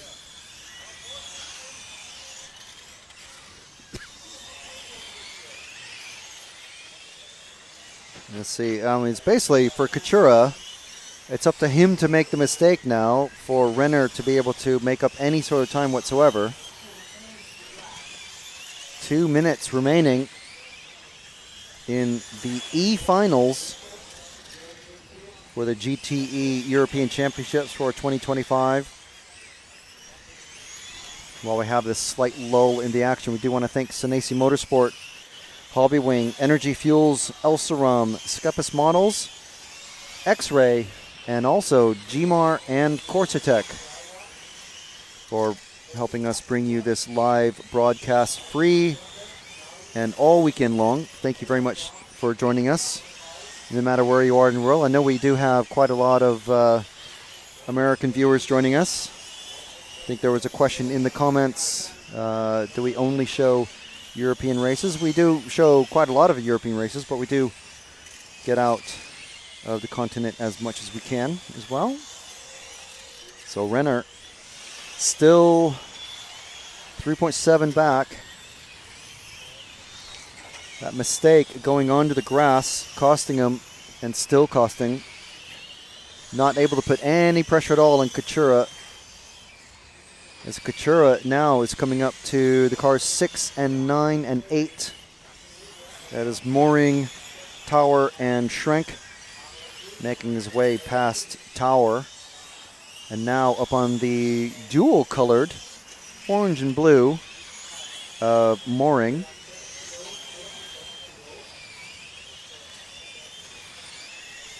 I think Tobias Bayer is still out there, which is great to see. Young Tobias.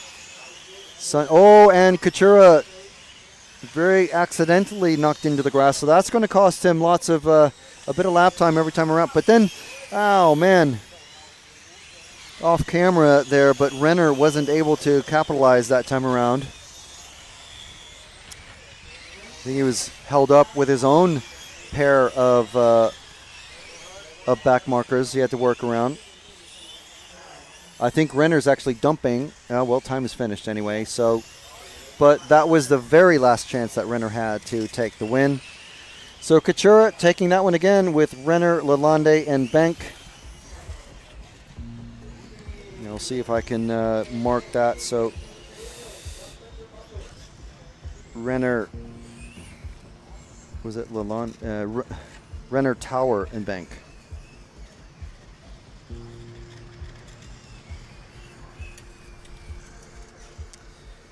So Gerd finishing on 10 points, Bank finishing on 13, and Tower finishing on 10 points as well. But with equal, it's actually going to go to a tiebreak because Tower has a second place best finish, and Renner has a second place best finish. So the tiebreak would be possibly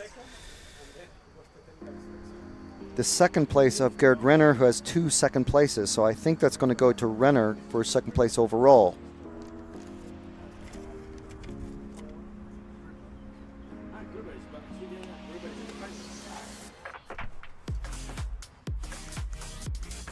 Okay. I was just off. You're on. Now I'm on again. Yeah. So what? So Rosario went up because of the timing issue. Yes. And then in technical inspection, his fuel tank was too big. Oh no. So he's back down again. Oh, so Gruber no. was out and now Gruber's back in. What about Senesi? It's just Gruber. We need to look at the actual standings, don't we? See if my RCM's been updated. Right, okay. So those of you more interested in the Nitro proceedings, as we've just explained, Rosario Guayamo, because of the timing issue, was promoted into the A final for GT8. But then because of technical inspection, his fuel tank failed technical inspection. And yeah, so that's that. He was disqualified for that run. Now, just to clarify, when a fuel tank does fail technical inspection, it is basically set aside to cool down I'm sure they informed the mechanic and the driver, well, the team manager probably first, and it's his job to inform the mechanics and drivers. But the technical inspection lets the car cool down completely. I think it's like 5-10 minutes, and then they measure the tank again. So, you know, that's like an A test and a B test, like in doping. So let's see if we can bring up a graphic. Here we go. So here is our A final. We've got Valente, Senesi, and Gruber, D'Angelo. This is no, this is our final. Oh, this is who's bumped up from where. So the semifinal. Okay, so the fastest 3 drivers came from the semifinal. So Valente, Senesi, and Gruber. Semifinal A, yes. The next group of drivers, next 3 drivers came from the semifinal B of D'Angelo, Pelosi, and Kilich. So those are the 6 drivers who are bumping up from the semifinals. And you can see their finishing times. Valente with 62 laps, Senesi with 61, the rest with 60. But look at that. I mean, Tony, you know, I'm getting a wagging finger. Because we don't have.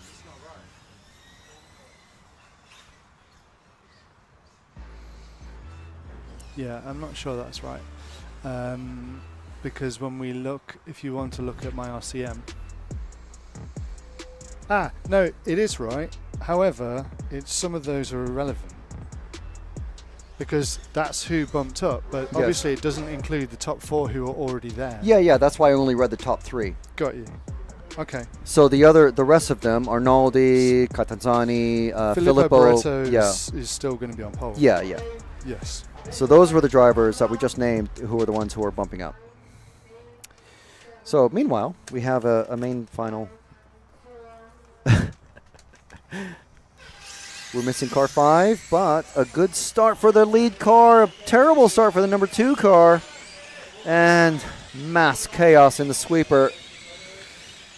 But here's a familiar look. We've got Zdenek Nick out in front with that bouncy gray front end once again. And the number 3 of Lucas Coleman. So Coleman with a win and Nick with a win. Basically, between these 2 drivers, just like the last race. Oh, and Nick gets on the grass. But able to, there's a somersaulting car there that they were able to avoid. It's a very Fast and Furious action, literally. Movie-style cartwheeling. Oh, wow, Coleman all over the back end of Nick. If he's able to, he might want to try to get past while his tires are in this sort of state. Oh, wow.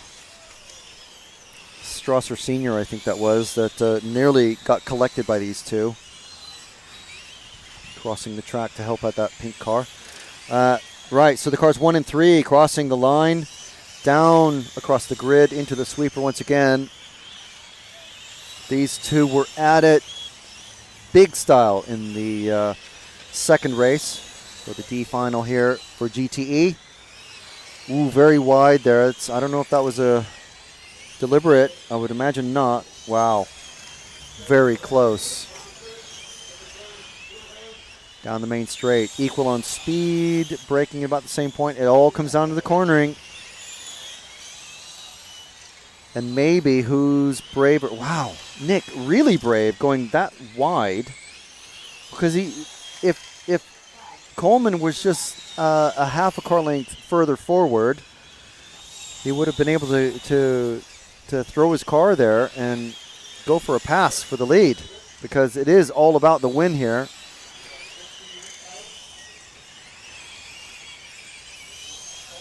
These 2 absolutely nose to tail. Nick and Coleman.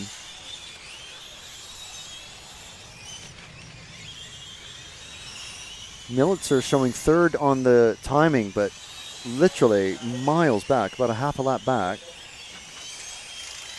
not quite a half a lap, but at least a third of a lap back.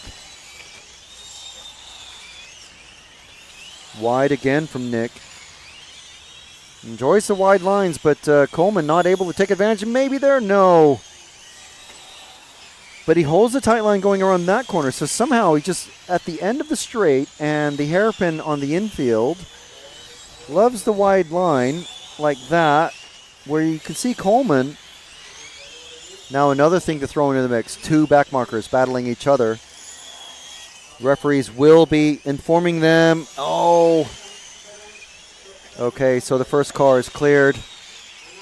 Second car, the number 8, also clear. So great job from them. Good job from the referees throwing out the verbal blue flags. And a terrible line there from Coleman going into the grass, nearly getting stuck, but that gives Nick absolutely acres of breathing room.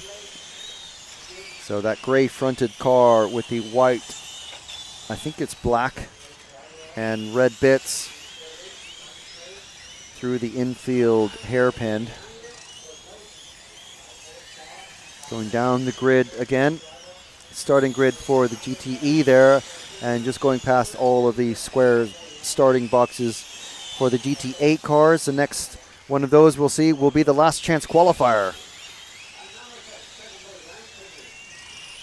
which will be very interesting to catch because only the winner of that bumps up into the main final.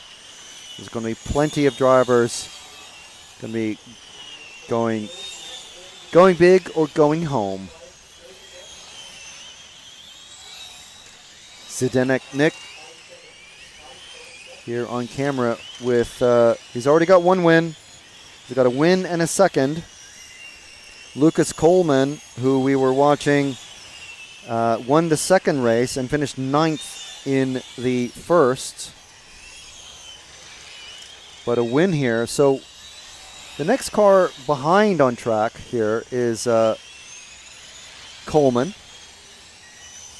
So what Coleman here in this crazily bright scheme, what he can hope for one thing he can hope for is that lap traffic can affect Nick's proceedings. And towards the end of the race, which is coming up very soon actually, he can maybe hope that Nick starts to have battery problems. But of course, he can't push too hard himself because he'll have runtime issues. So Nick has made it through a pair of back markers. And I think Coleman is slowing down, visibly slower, I think. Sorry. That's Coleman on the back straight. Nick just coming through just underneath us with 1:10 remaining. I think he's purposely slowing down. Nick is still going full speed, it seems, with 1 minute remaining.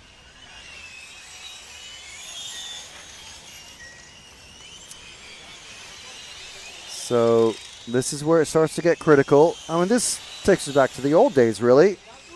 Running 1,500 and 1,700 black packs and SCRCs, all that stuff.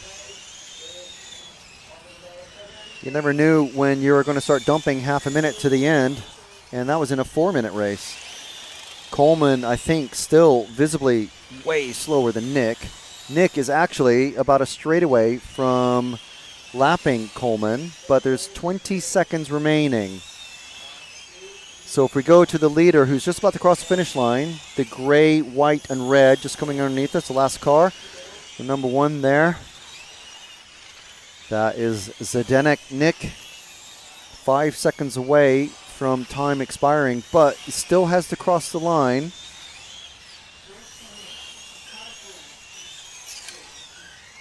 And there he goes, taking the win. 2 first-place finishes and the overall win in the Final D here in GTE. And still doing another lap, so plenty of battery power.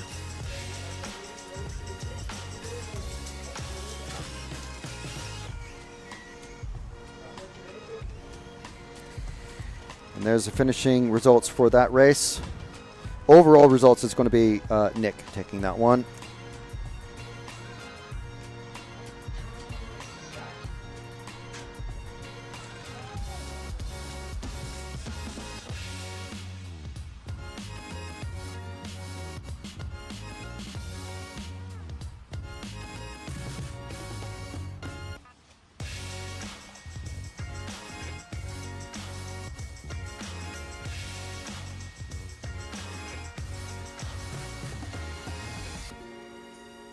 I love RCTV News.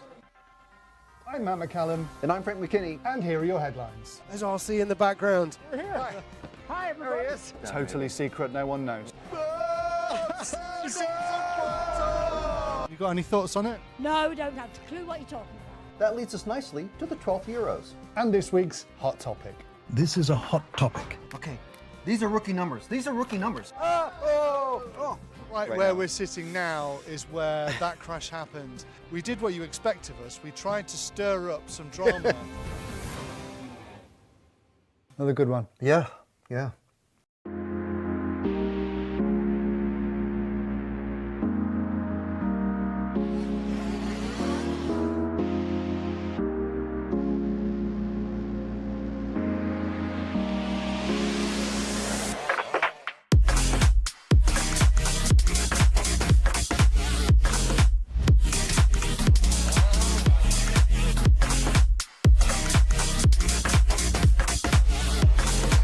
Oh, and now we got the Mink on. Now it's a four-way battle. Poleman is being run back to the pit. So Poleman is going to miss the start. Oh no! Hatner's going with Finn. Finn and Hatner right together now on the last junction. And Finn's on the inside! He's got him!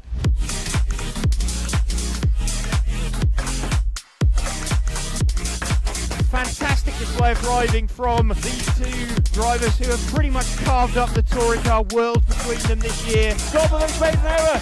So Kobovic makes an error. Marcus Karup is through.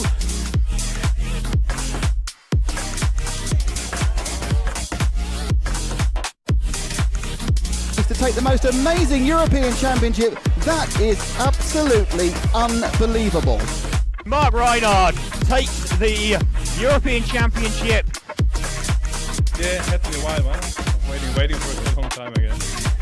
And crossing the finish line for the last time, Dario Balestre is our 2024 European champion. As always, another title. Dario Balestre got to stop and go in the penultimate lap. Still hang on to the lead there and take the win. The four-wheel drive European champion for large scale, Van Helmen. And the winner, your European champion, is Juan Carlos Canas. Davide Ongaro, associated European champion, and didn't he deserve it? Bruno Coelho is your champion. Michael Walowski then comes across the line to win the European Championship.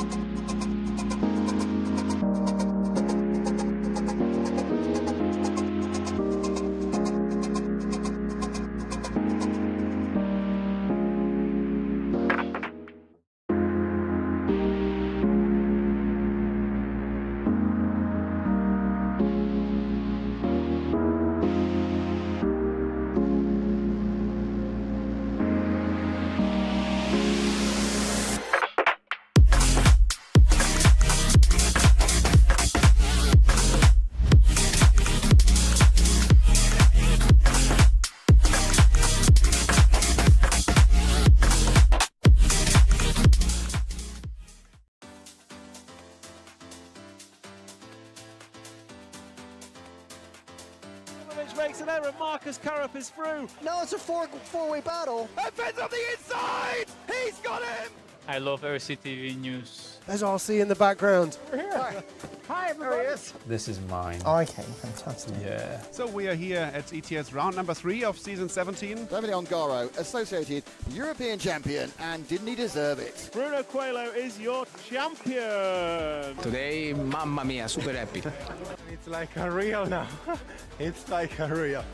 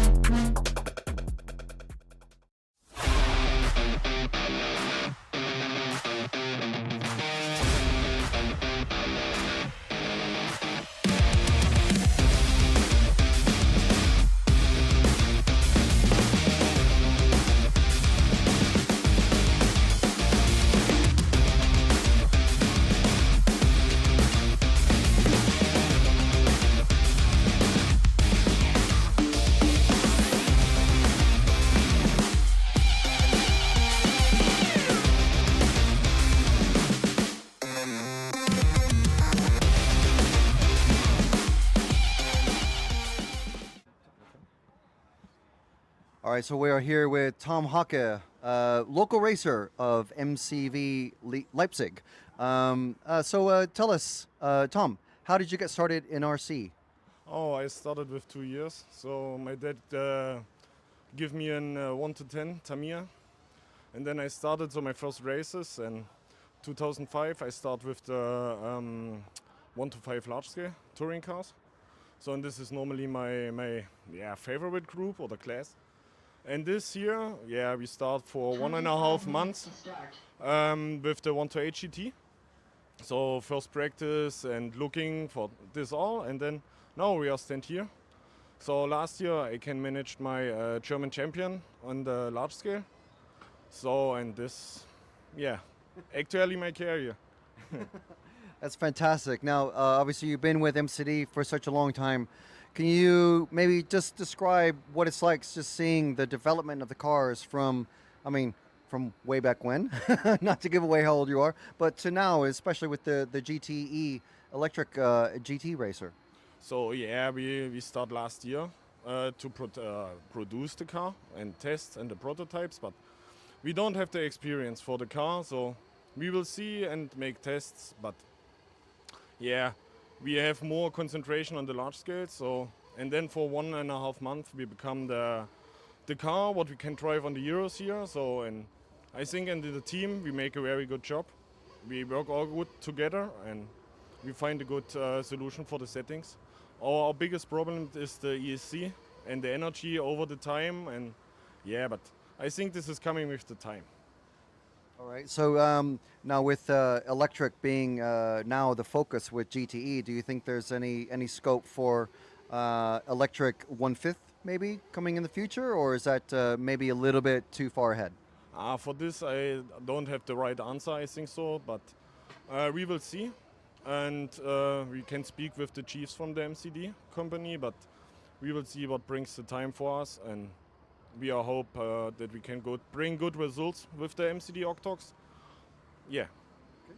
All right, fantastic. And final question about the club. Obviously, you're a club member here. You're listed as one of the club members. So what's it like? I assume you've been with the club for quite some time now. So what's it like seeing how the club has developed over time and now hosting major races, not just the European Championships, but bike championships, Kyosho Masters, and events like these? Yeah, so we start for 35 years with the club.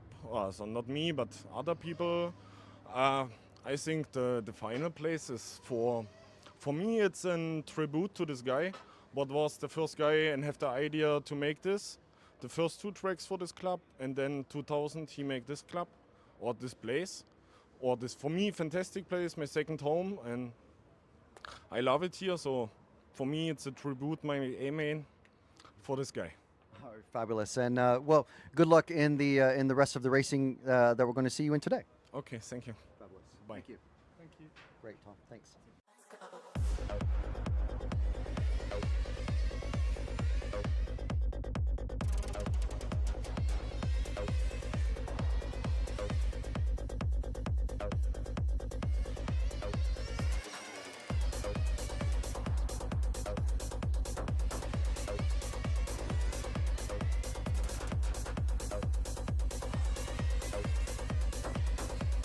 Rosario is your European champion. Fantastic stuff.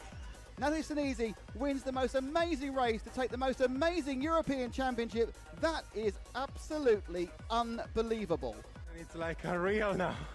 It's like a real.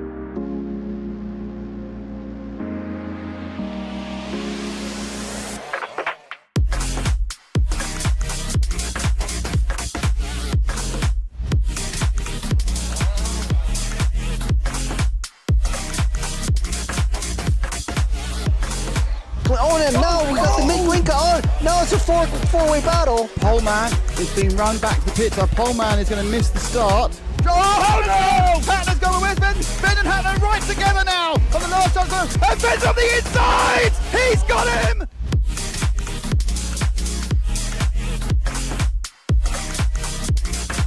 Fantastic display of driving from these two drivers who have pretty much carved up the touring car world between them this year. Kobovic made an error, so Kobovic makes an error. Marcus Karup is through.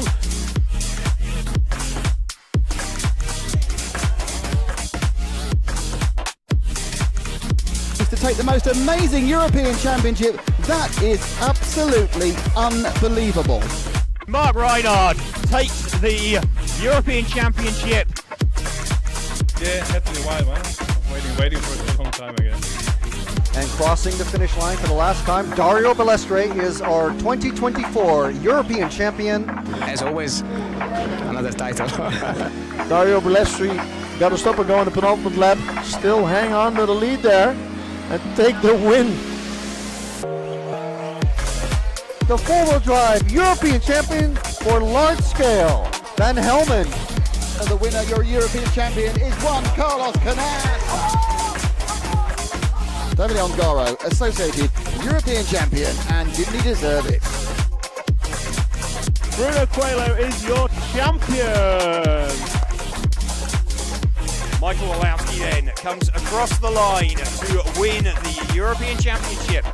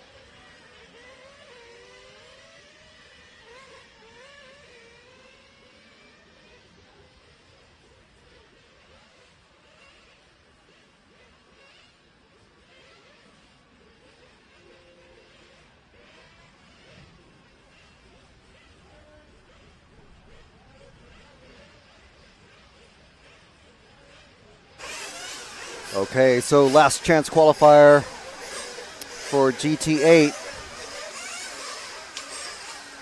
I think we are up for an absolutely killer 15 minutes. I think we're going to get at least 2 pit stops from everybody. Ize and Neumann and Mazzeo, I think, are going to be the ones to really watch.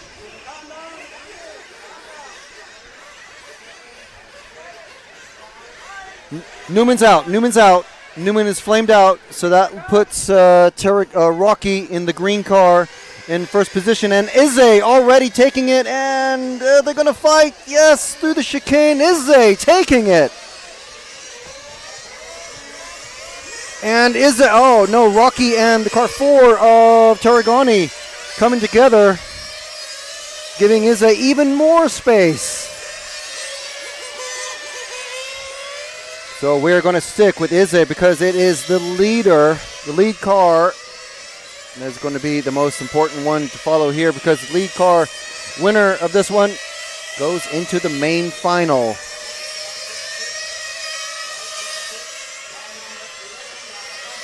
Don't really know what happened to Ize's car in his semi. He flamed out at least twice. But that's a fairly, I mean, I dare I say, kind of a common thing to happen coming out of that number 8 car. Really needs to be giving him space because that is not a battle. Number 8. Letting him by finally. Although he is being chased by this white car of number 12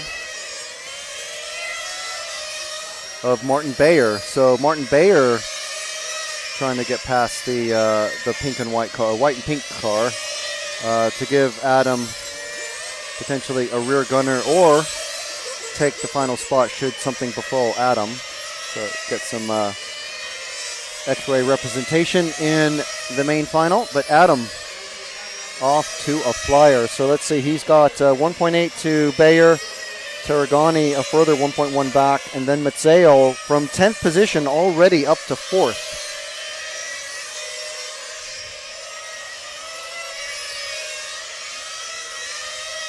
Mazzeo just passed the car 5 of Caligari.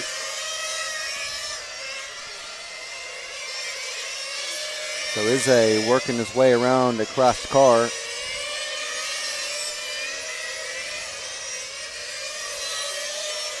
Let's drop back to the first orange car of Mazzeo, just coming down the pit straight. He's already passed 2 cars while I was hoping to capture him. But Mazzeo absolutely eager to make up for last year's GT8 Championships in Sicily, his stomping ground, and had an absolutely terrible time in the pits earlier today in his semi-final. I'm not sure exactly what happened, but the end result was he and Gruber trying to get into the pit straight at the same time, I think, and Mazzeo coming off the worst of it with front left upper arm hanging off the car.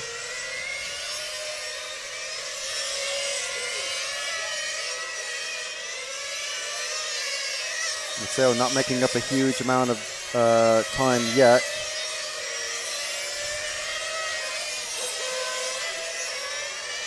So we have the leader, Adam Ize, coming into the hairpin at the infield and about to cross the finish line. Will pick up Adam as he crosses the finish line, coming down the main straight. He's about to put a lap on the car number 11.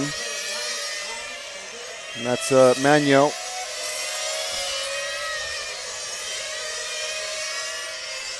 And the next car ahead is the car that was going to start on first of Jorn Neumann in the car 1.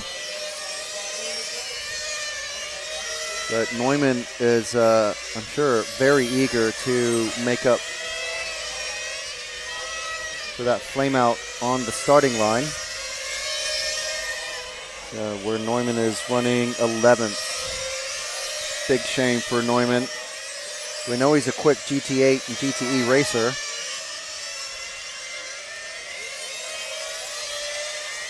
But a flameout can happen to the best of them. We saw it happen several times to Tony Gruber in his semifinal. Izzy getting caught up with the number 2 car of Rocky, who now has a body tuck thanks to that contact. Oh, it's gone now. And meanwhile, Izzy has worked his way past Neumann.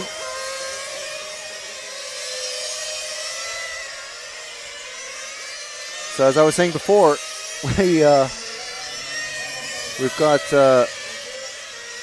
several talks with Izzy over the weekend, and he did focus on having a top 3 finish in GTE, which he arguably is very well placed to do, and a top 10 finish in GT8, which again, he's absolutely set to do that. He passes 2 more cars, the 7 and the 8 of Hudi and Delgado. Of course, he's not going to get too much hassle passing Uri Hudi. Not just his teammate, but his overall boss. Is a tragedy befalling the number 8 car.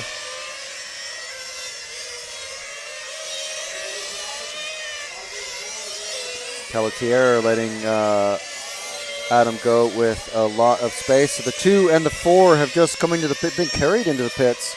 That's Rocky and Tarragoni.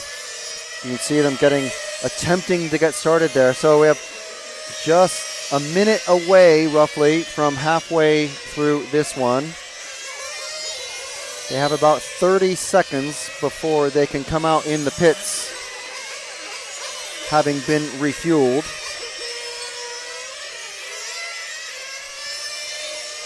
So we're under 8.5 minutes now. That's more than 7 minutes. Oh, no, sorry, 20 more seconds. 20 more seconds. So one more lap for Adam, and he'll be able to come in and refuel. Adam seems to be very quickly adapted to the fuel saving, and oh, he's just flamed. He's going to lose a lap now. He's going to lose a lap. Given to Stefan Strasser. That's massively unfortunate. So he's just flamed out. He was literally 2 corners away.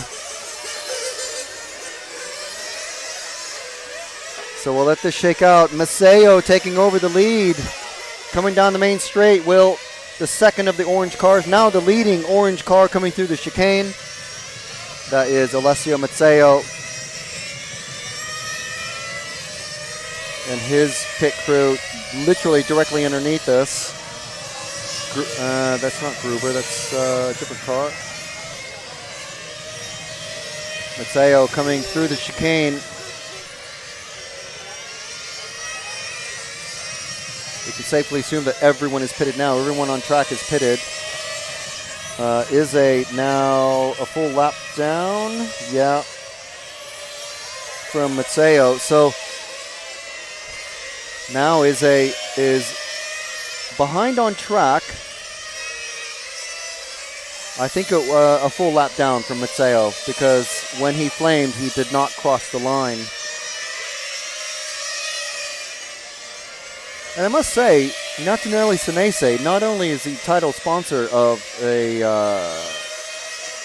coverage for this weekend, and a decent racer himself, defending European champion in the GT8, he's a very, very fast and eager turn marshal. Oh, a fantastic example of turn marshaling. Sprinting across the track. Maceo coming through into the final corner, lapping 2 cars in one go. Oh, and Izzy flamed again. That is, I think, well, I said it before. Oh, he's just only very slightly. I think he's calling it there. Stefan Strasser looking up at Adam. So 5.5 minutes remaining. Alessio Mazzeo, Fabio Caligari, and Martin Bayer is our running order. Let's see if I can find Caligari out on track. I think he's one of these white cars, the number 5.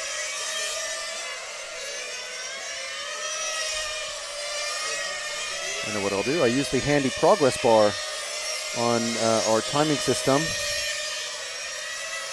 I think Mazzeo is just about to come up to Caligari to lap him. So Mazzeo absolutely bossing this last chance qualifier. And with 5 minutes to go, looking like he's going to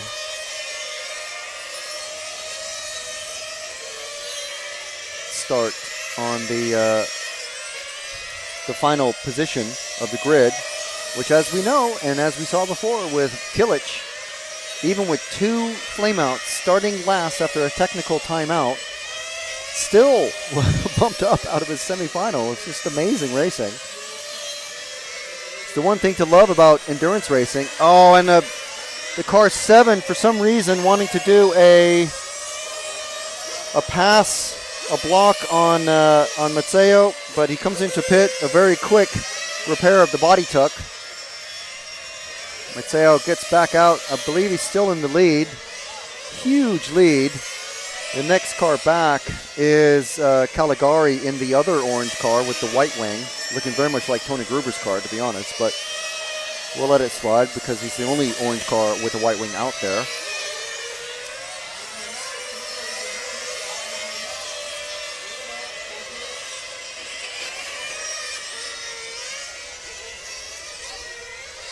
So Mazzeo coming through the infield, straightening out those S's. I mean, to be fair, he was very lucky that the body tuck, and it was a very severe body tuck as well.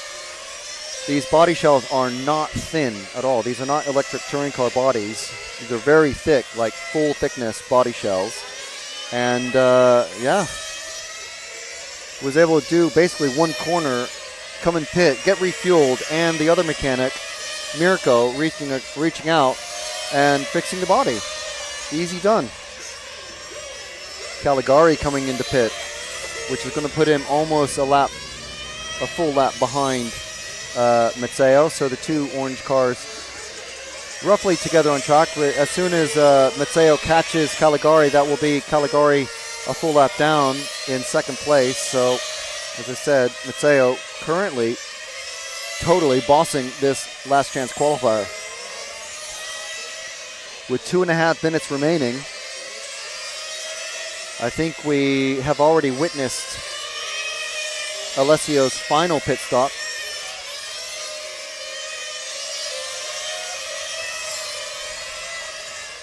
And around the final corner, under the shade of the start-finish tree,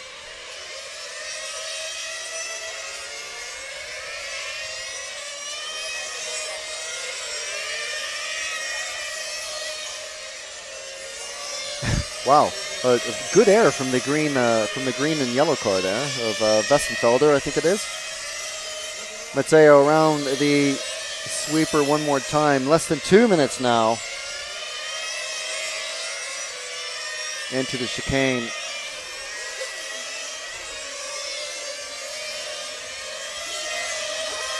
Final corner across the timing loop. Really unfortunate for Jorn Neumann, flaming out on the start in the number 1 car. And then a pair of flameouts for Adam Izze, who very nearly was in the main final here at his first GT8 European Championship. Flamed out, well, ran out of fuel just before crossing into the pit lane. Mazzeo looks like he is not just holding station, but actually slowing down, properly slowing down, not wanting to get anywhere near the lap cars that are ahead of him. Very smart. So 32 seconds remaining now.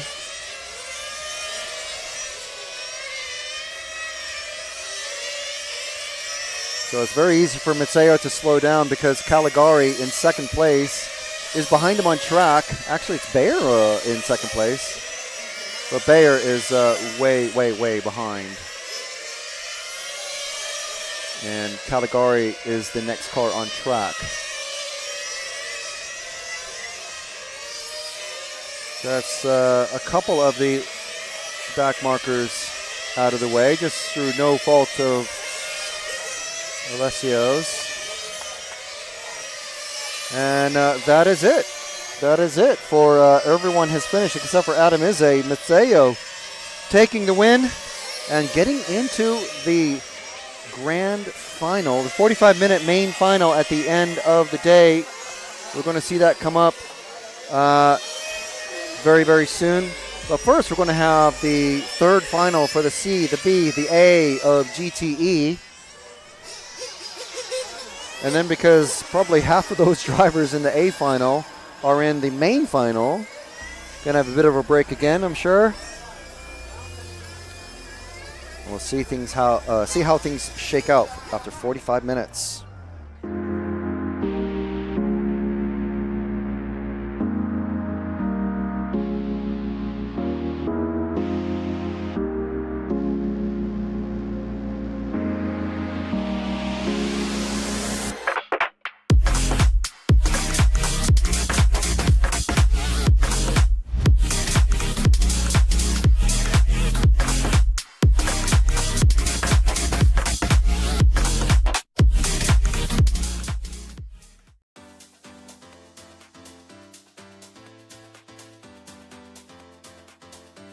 Makes an error. Marcus Karup is through. No, it's a four-way battle. And Finn's on the inside. He's got him. I love RCTV News. There's RC in the background. We're here. Hi, everybody. This is mine. Okay, fantastic. Yeah. So we are here at ETS round number 3 of season 17. Davide Ongaro, associated European champion, and didn't he deserve it? Bruno Coelho is your champion. Today, mamma mia, super happy. It's like a real now. It's like a real.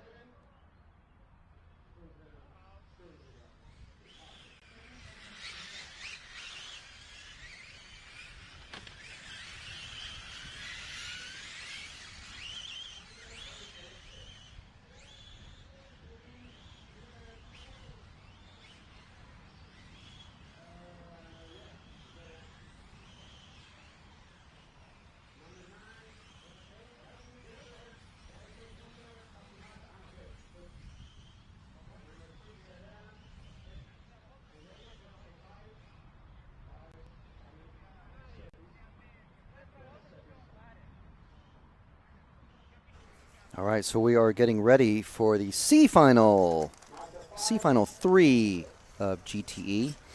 So in this one, we've got Sven Rodervald with a second and a first place finish, so for a total of 3 points. On a total of 5 points, we have Gerd Pfeiffer with a first and a fourth. And then we've got Uli Westenfelder, who was just on track, on a total of 7 points with a fourth and a third. And then we have Uri Hudi with a third and a fifth. And that's basically our top 4. Good start from everybody. A little bit better start for, Uli and Gerd actually coming together on the straight, but absolutely no damage from anybody. Ooh, and Gerd pushing his way forward. Tomislav getting past Uri. Great driving there from these two. Sven, meanwhile, he's off on his own. Tomislav, oh my gosh, what has he put in his car? Oh, and he's off the track and upside down. Well, go big or go home, right? So this is Uli and Gerd. I mean, I don't want to say we're cheering for Gerd, but he is running RCTV stickers on his car. So, you know. Gerd also an RCTV hero. That's how we got those stickers. So a little shout out there. But Gerd leading Uli around the hairpin on the infield and around the final corner. Sven still a couple seconds ahead of these guys, or a few seconds now. So Gerd looks like he's very slowly pulling away from Uli.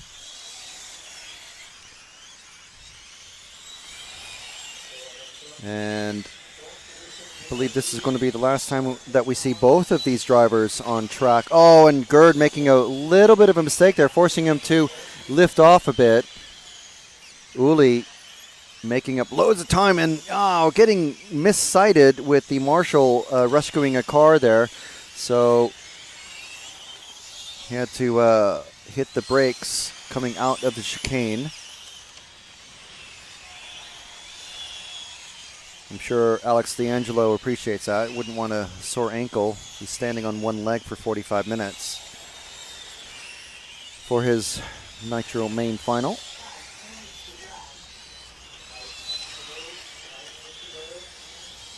So we're still focusing on the battle for second. Meanwhile, so Gerd in the orange and gray car has a win and a fourth place. Uli has a third and a fourth place finish in the previous two finals. Uli losing a bit of space to Gerd now. Next car ahead is a white car, the Zero of Carlo Benck. And the white car ahead of Carlo is Sven Rodervald. Oh, and Gerd gets into the grass. That's a slight tragedy there. It's going to take him some time to burn off that grass, but we'll catch up with Sven going down the main straight in the white car, while Gerd tries to catch up to Uli. Sven now in the infield hairpin in the car 1. Sven running the MCD. No, the other white car going down the main straight. Sorry. Going into the chicane and into the infield hairpin. He's literally on his own. He's enjoying this drive. There's 3.5 minutes remaining. So halfway through exactly. And I can tell you off camera, we're not missing anything with the Gerd and Uli fight, because Gerd not making up the time there. It looked like Sven getting a bit, he spun out, and then he continued to lose a bit of traction coming out of the chicane.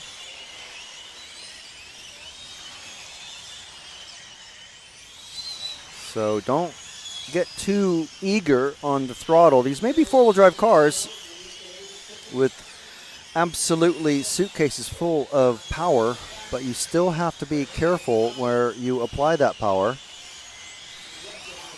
Gerd still not making up any time to Uli. Meanwhile, because of the couple of mistakes from Sven, Uli very slowly potentially catching Sven. 1.8 seconds between Uli and Sven. The last time around the timing loop.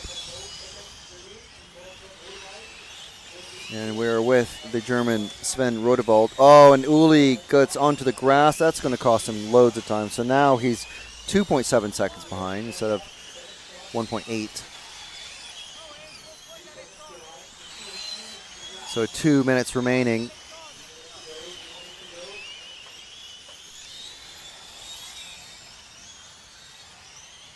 We're going to start to see the potential battery issues coming up from drivers and their cars. Off camera, we have had a pass between Gerd has gotten past Uli for second. So if he can hold a second and a second, that'll give him first and second, assuming Sven takes the win and doesn't dump.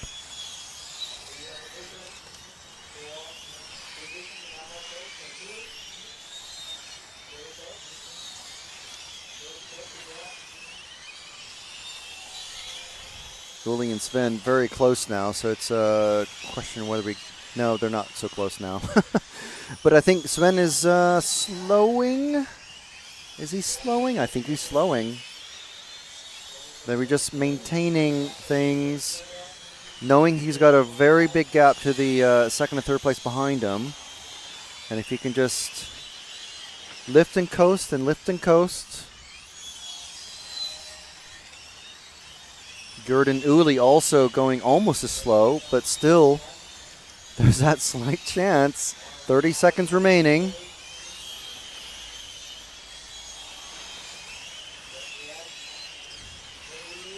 Sven coming around the infield hairpin.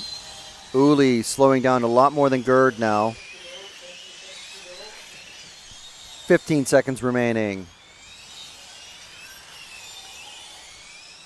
One more cross of the finish line for Uli. He's pulling off. Okay, so everyone is on their last laps now, including this driver right here, Sven Rodewald, going to take the win in the final, the C final for GTE.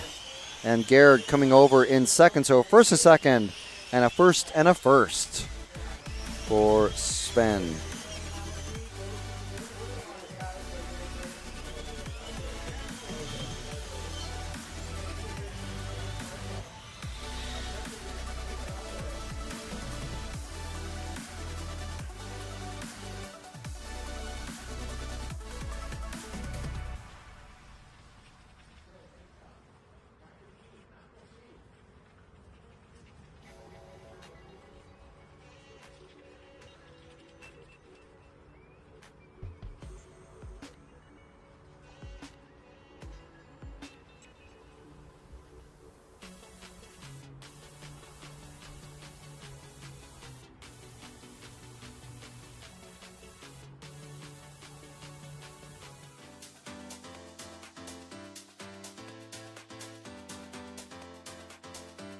Makes an error. Marcus Karup is through. No, it's a four-way battle. And Finn's on the inside. He's got him. I love RCTV News. As I'll see in the background. We're here. Hi, everybody. This is mine. Okay, fantastic. Yeah. So we are here at ETS round number 3 of season 17. Davide Ongaro, associated European champion, and didn't he deserve it? Bruno Coelho is your champion. Today, mamma mia, super happy. It's like a real now. It's like a real.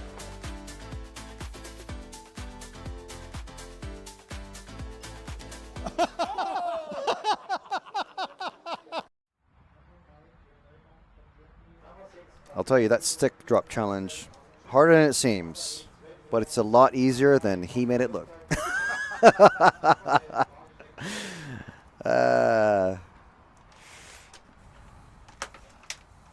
So the GT8 B Final 3 about to start.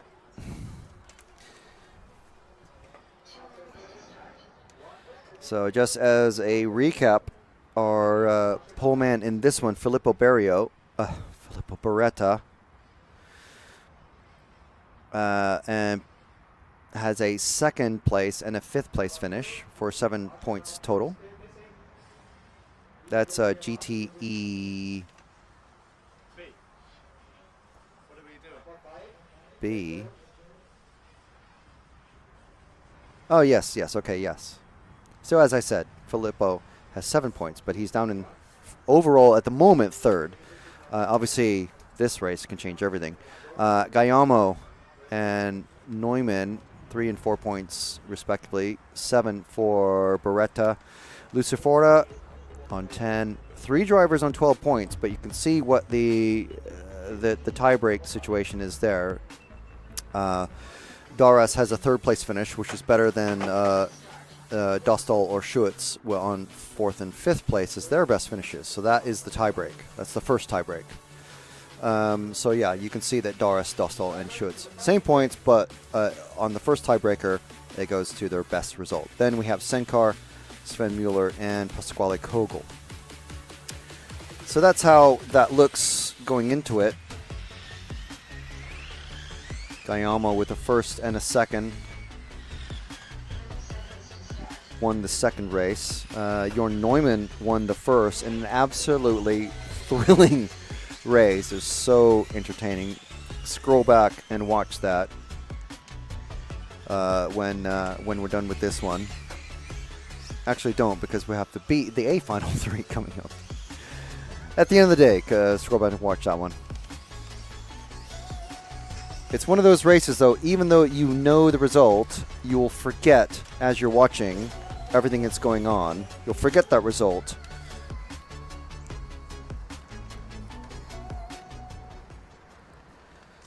Just by watching the race. So, drivers to watch. The 1 and the 4, Daras, absolutely a driver to watch because somehow he can control that car going through most of the corners. Lucifora, another one. So basically top 5 cars to watch if you can. 5, 4. Good start for everybody except for Daras. Daras dropping a position and then getting half and half on the grass. So we got Beretta and Lucifora away, and Guillermo already all over the back of Lucifora and already passed. Guillermo, let's see what he's able to do with Filippo, and no, he gets past Filippo, but then so does Lucifora, so now Lucifora in the lead. Daras running 4th. Guillermo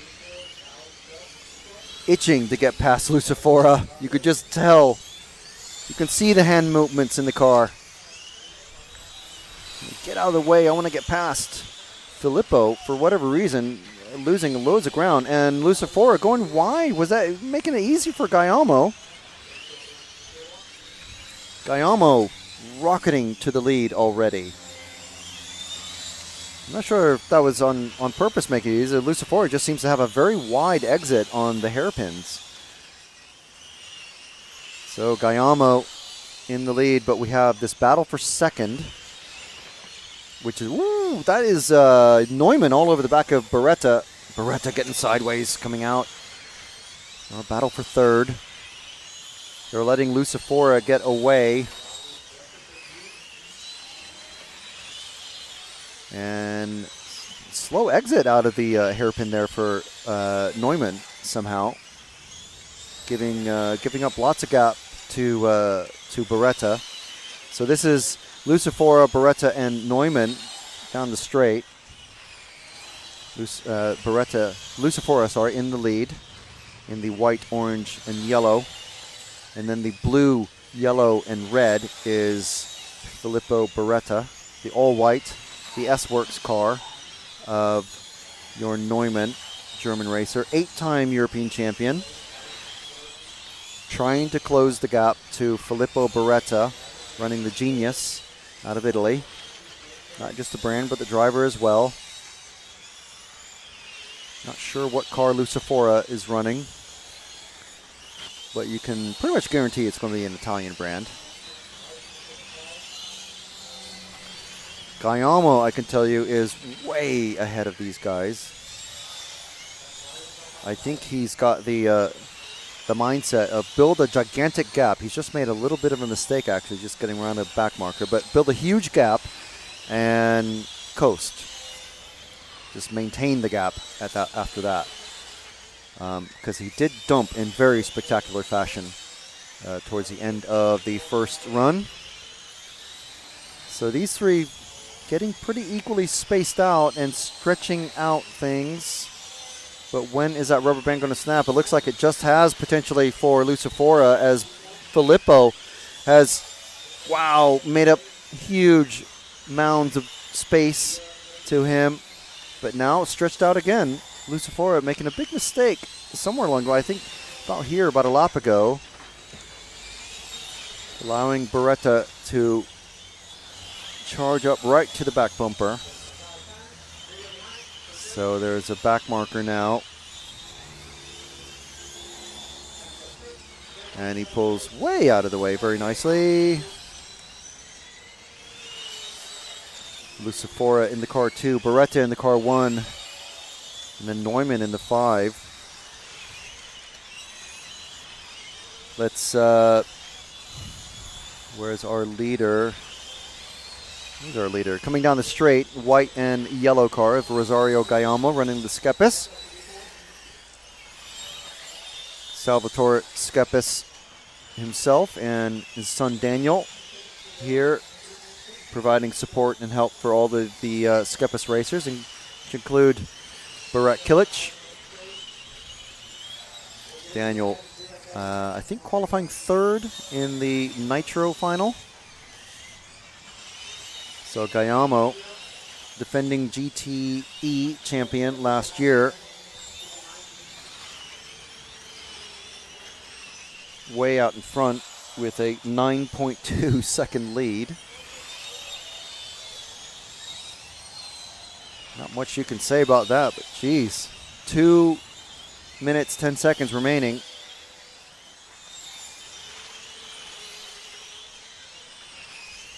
Coming into the chicane now.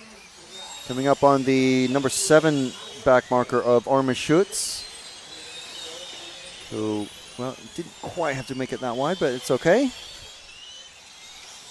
Armin going onto the grass there just because he's probably just maybe caught by surprise of how fast Rosario is getting through everybody.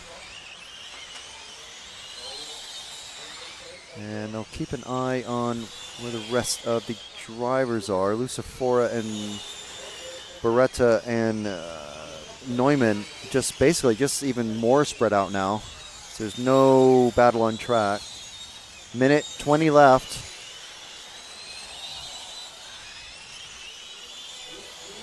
And actually, Guillermo so far ahead of these guys that he's maybe just a handful of laps away from lapping. Well, he's about to lap Daras, who started 3rd, I think. And he's a couple of laps away from lapping Jorn Neumann, who, remember, won the first final of this triple final series. 45 seconds to go, so if he were to slow down, anytime now would be a good point to slow down. I mean, he's got an 11.4 second lead over Lucifora. 2 laps to go. This one plus 1 more. Maybe on the very final lap, he'll just really just slow it down. He's slowing down now. Hopefully not by force. He's definitely he's going very slow. He's going very slow. So 10 seconds to go. I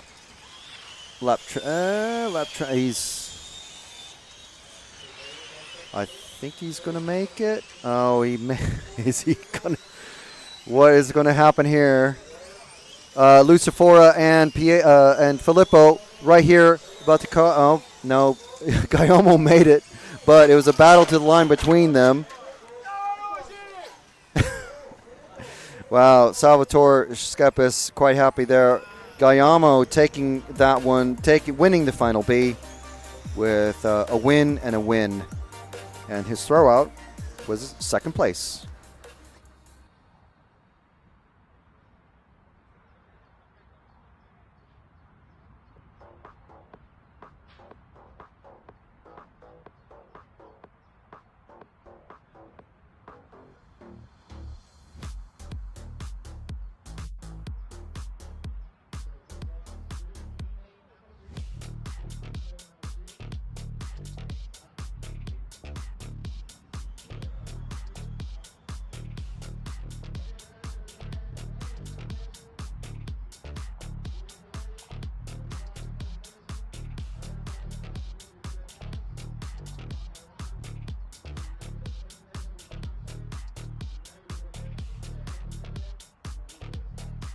So we have a short pause whilst we set up, the organisers set up the driver introductions, which they're both being done obviously before the main Nitro final, and before this the third leg, the deciding leg of the GTE final. So we will get to meet all of our drivers in a second. And hopefully Frank is going to take us on a tour of downstairs, so I will hand over to him. Final. Yeah, here we are in the pits. GTE A final, and we've got the Genius crew. We have Mr. Ilassi, we have Rosario, we have Mirko, we have, well, all the Italians here. GTE and GT8, huge in Italy. And here's Mr. Milanovic. Hello, how are you? Pretty interesting. What do you think of how things have gone in GTE so far? Seeing in these top races.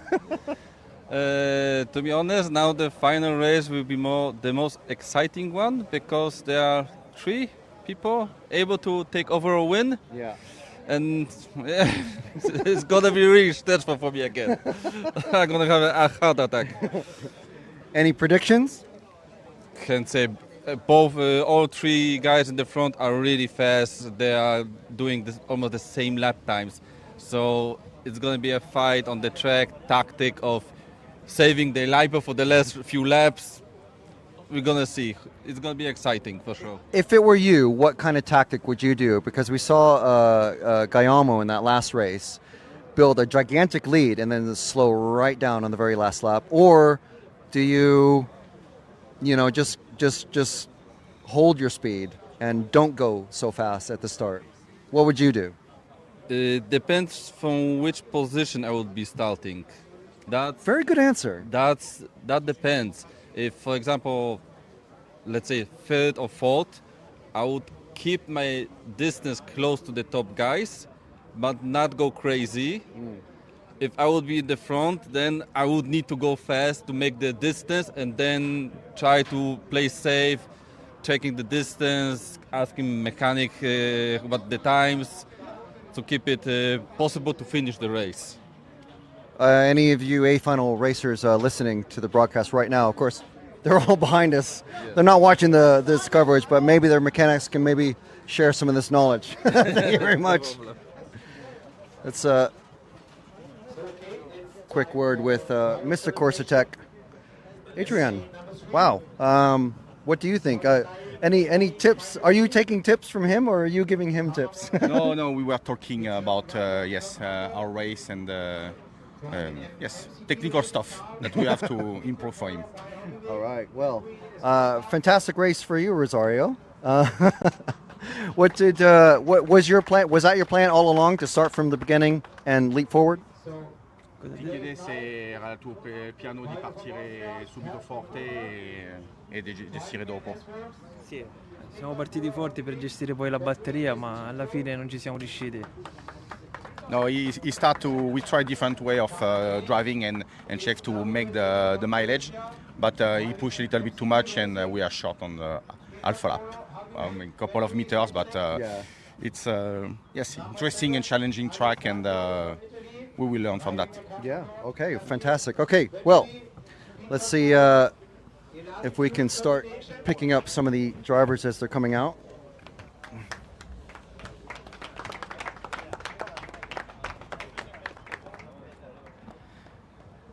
Mr. Tom Hawk, who we spoke to earlier. Tom, starting from position 0 from 10.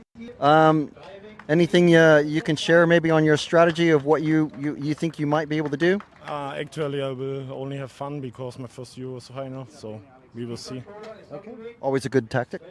Have some fun. It is model car racing in the end, after all.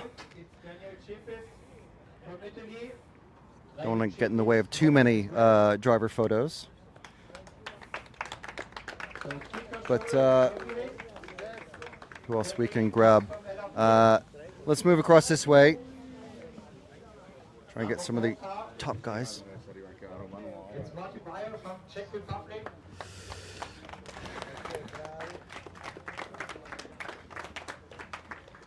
These guys here, I don't. Mirko, anything maybe you can share on what Alessio's tactics might be here? Honestly, I don't know. We just need to make the last final, and this, I don't know, is really hard because the track is really big, and we have on the limit for make the minutes for everyone. So we need to push. We are trying to win the last final. Yes. Of course, of course. Yes. All right, well, good luck to you and the rest of the team. Thanks. Starting position number 2. It's a blue car. So we've got try and get a quick. Oh, he's gone. Oh, okay, he's gone to that side. We'll catch him on the back side here. Battery is not run. ATQ and former European champion. Driving genius. Adam, just really quick, really unfortunate luck in the last chance qualifier. But what are you looking to accomplish in here? I will try my best to overtake, and we'll see. Yeah, always. So good luck, drivers, for the upcoming AMA number 3. And letting everyone get their last photos.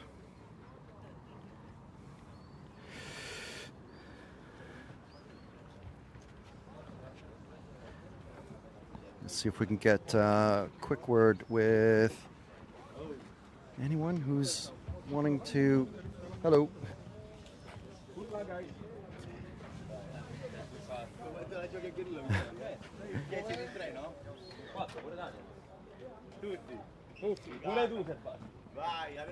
Everyone's running off. Alex, best of luck. Good luck. He's telling me good luck. That's good. Okay, so I think maybe we wrap it up there. We're going to follow the drivers onto the rostrum and wrap it up.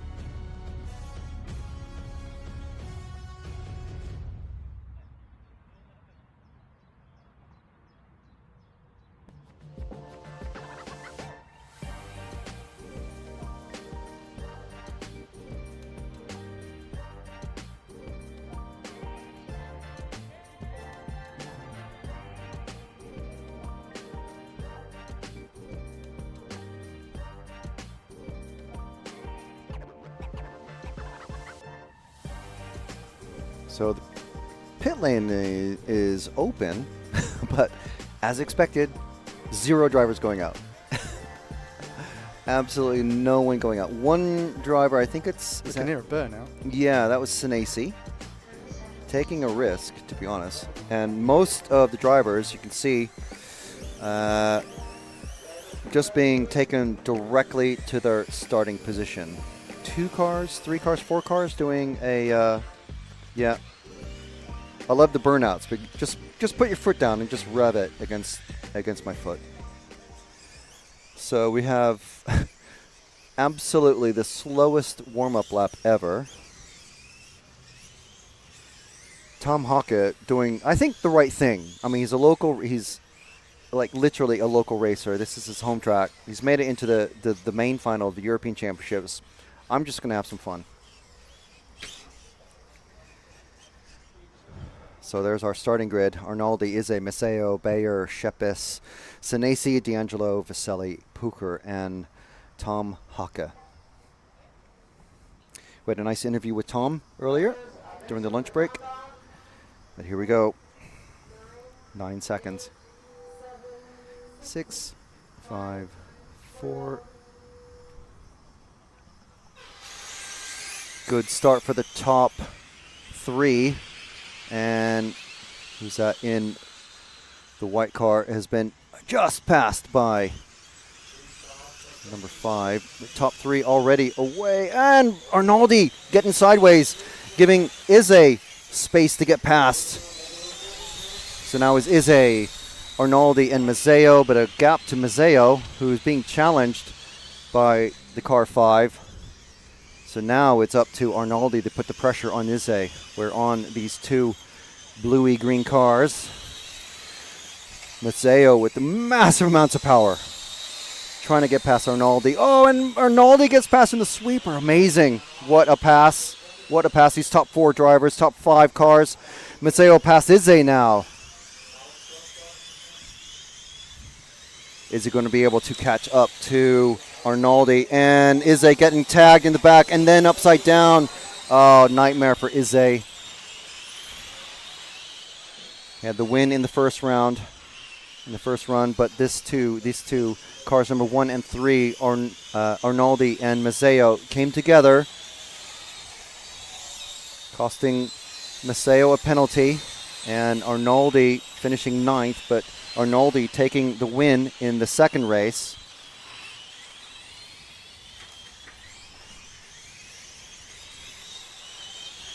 A little bit more of a gap now.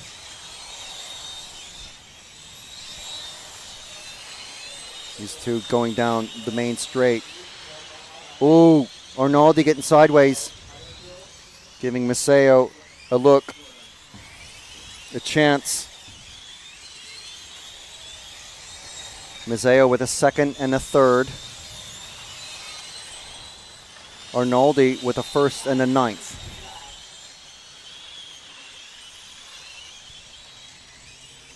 So I'm pretty sure that would give, I can't do the mental math at the minute, adding 2 and 2, but a win here would give either driver, well, would give Alessio the overall, and a win for Arnaldi, who got sideways coming out of the chicane, giving Alessio a very good look, but not able to capitalize. A win for Arnaldi, who has a win already. That would seal the deal and give him the GTE Championship for 2025 here in Leipzig. Alessio all over the back of Arnaldi. Both of them going a little bit wide there. Alessio losing just a bit more time than Arnaldi, but Arnaldi going wide, coming out of the turn out at the end of the straight, straightening this inside S. Now these 2 used to racing each other in large-scale touring car 30 minutes at a time with no pit stops, so 7 minutes would probably feel like nothing to these 2. So we're almost to the halfway point exactly. Both of them hugging that white line at the beginning and the end of the straight, and Alessio just a bit closer than Arnaldi, and he goes for the inside and knocks Arnaldi over. Not waiting. He's waiting now. He's waiting now. So who does that put in the lead? That puts Martin Bayer in the lead with Senesi all over the back of him going down the straight. But for the overall, we don't know what that's going to do to the overall now, but Arnaldi now behind Izze. But Bayer in the 4 and Senesi in the 6 now are leading pair with Daniel Skepis just behind them by a little bit.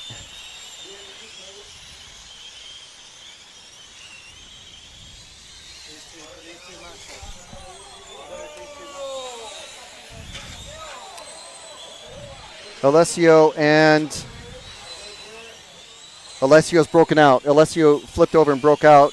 So I'm not sure where is Izze in 5th. Let's find Izze, because I think if he finishes where he's at, he would have a 1st and a 3rd. So Izze, I think all hopes for.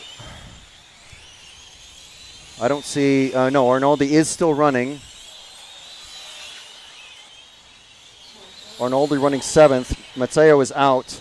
Arnaldi running 7th. Izze running 5th. So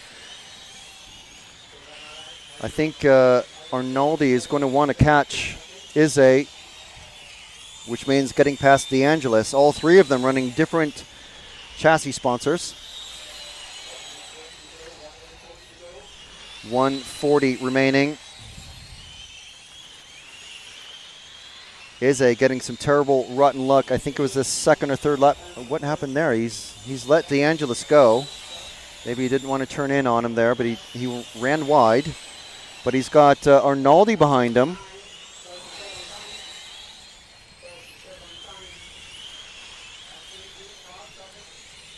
Bayer and Senesi still 1st and 2nd, but we're looking at the positions for the overall. And I think it's going to be Izze, which is going to be the most important. And of course, Alessio has a 3rd and a 2nd at the moment. So if Arnaldi can finish 6th ahead of Izze, that will give him a 1st and a 6th. And they're both spun out, both in the grass. Oh, man. This is really throwing a wrench in the works for pretty much everybody of the expected top racers. So they're still in the same position, even though they've hit each other. I'm not sure who was at fault there, but we definitely were following them. Oh! Oh no! Alesi. The leaders, Martin and Senesi, affected by that crash. Another gigantic wrench thrown into the works. Let's just pick up Senesi, who looks like he's going to take the win. He's coming into the infield hairpin. Arnaldi running with body damage. And Arnaldi given a stop and go.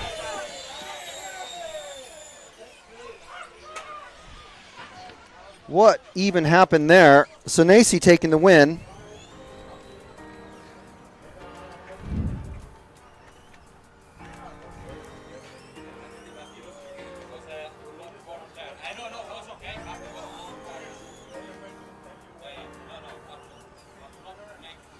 I'm not sure anyone knows who's got the overall win yet.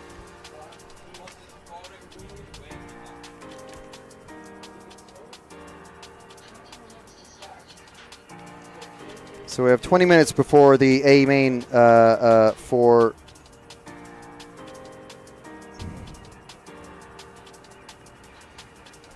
GT8 starts, but we're going to see if we can figure out anything.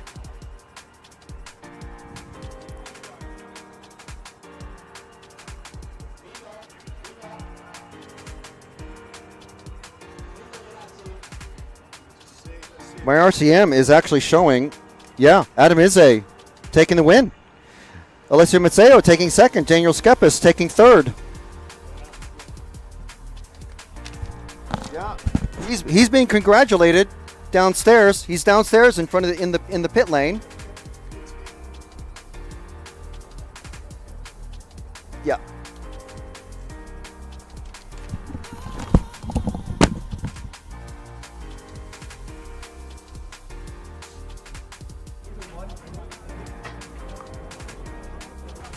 Adam, I think it's you.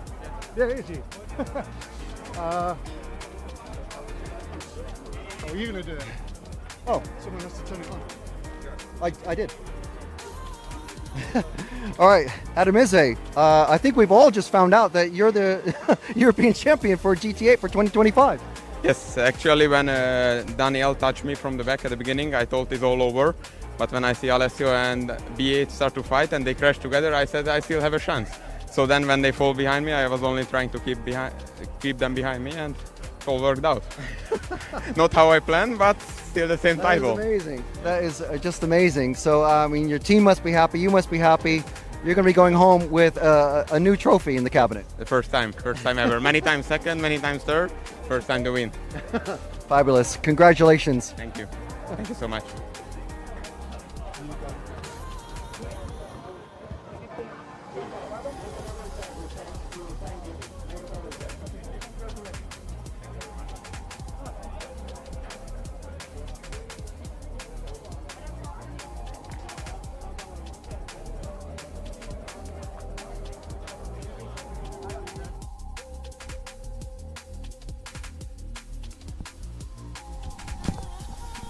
Wow, so there we are.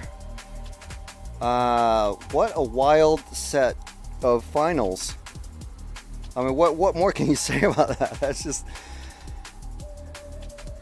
pretty crazy.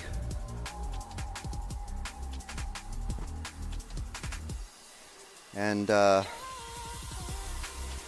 really intense.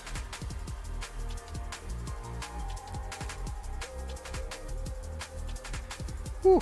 Okay, so let us know what you think of that set of races. We had no idea who to follow in that. I think maybe you could tell. But whew, that was wild. I mean, from the first final to the third, that was just crazy. Let us know what you think in the comments. Hopefully we had many people catching that live. A little bit chaotic, but you know, what would it be without a bit of chaos? What would racing be? Yeah, so congrats to Adam for the win in the live chat. So really good. And fantastic for him. You know, I mean, let's be fair. We've seen him in the A finals and on the podium so many times. And here he is, his first major European win, like proper real win, is at the European Championships for GTE here in Leipzig.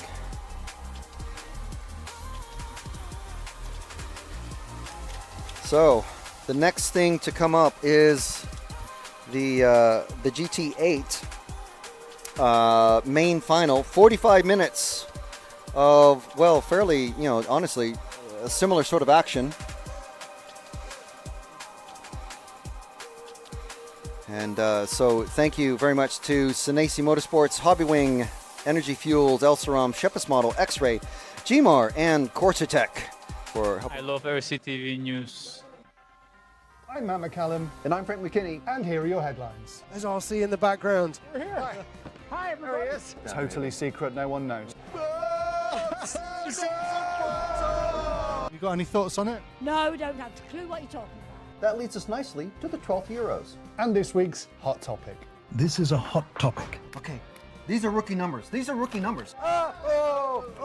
Right where we're sitting now is where that crash happened. We did what you expect of us. We tried to stir up some drama. Another good one. Yeah.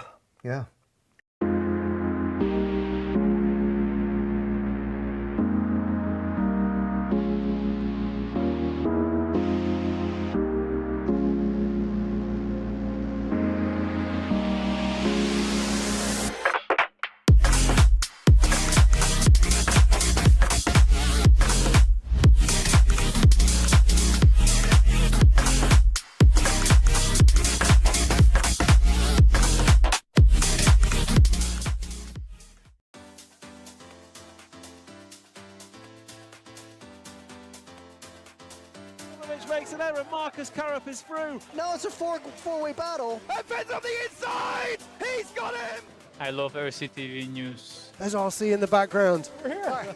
Hi, everybody. There he is. This is mine. Okay, fantastic. Yeah. So we are here at ETS round number 3 of season 17. Davide Ongaro, associated European champion, and didn't he deserve it? Bruno Coelho is your champion. Today, mamma mia, super happy. It's like a real now. It's like a real.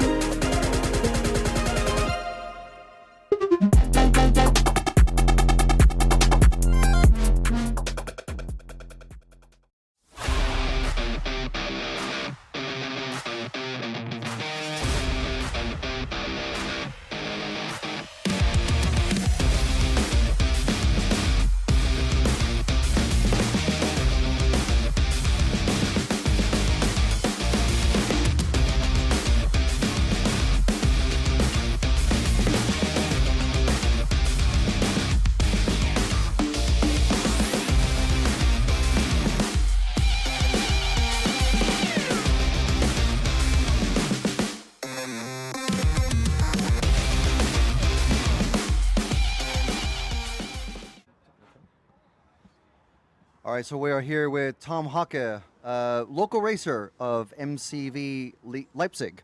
So tell us, Tom, how did you get started in RC?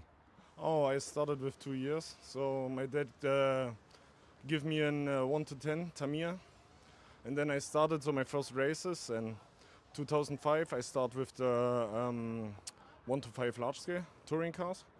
So and this is normally my favorite group or the class. And this year, we start for 1.5 months with the 1 to 8 GT.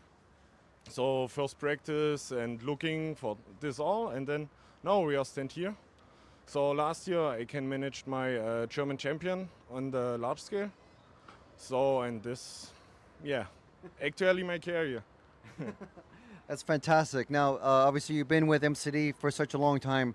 Can you maybe just describe what it's like just seeing the development of the cars from way back when, not to give away how old you are, but to now, especially with the GTE electric GT racer? So we start last year to produce the car and test and the prototypes, but we don't have the experience for the car, so we will see and make tests, but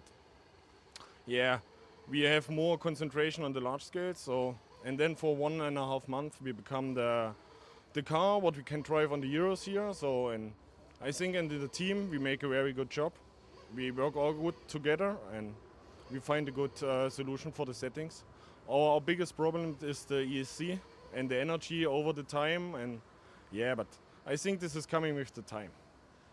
All right. So now with electric being now the focus with GTE, do you think there's any scope for electric 1/5 maybe coming in the future, or is that maybe a little bit too far ahead? For this, I don't have the right answer. I think so, but we will see, and we can speak with the chiefs from the MCD company, but we will see what brings the time for us, and we are hope that we can bring good results with the MCD Octox. Yeah. All right, fantastic. And final question about the club. Obviously, you're a club member here. You're listed as one of the club members. So what's it like? I assume you've been with the club for quite some time now. So what's it like seeing how the club has developed over time and now hosting major races, not just the European Championships, but bike championships, Kyosho Masters, and events like these? Yeah, so we start for 35 years with the club. So not me, but other people. I think the final place is for me, it's a tribute to this guy. What was the first guy and have the idea to make this? The first 2 tracks for this club, and then 2000 he make this club or this place, or this for me fantastic place, my second home, and I love it here. So for me it's a tribute, my amen for this guy. All right, fabulous, and well, good luck in the rest of the racing that we're going to see you in today. Okay, thank you. Fabulous. Bye. Thank you. Thank you. Great, Tom. Thanks.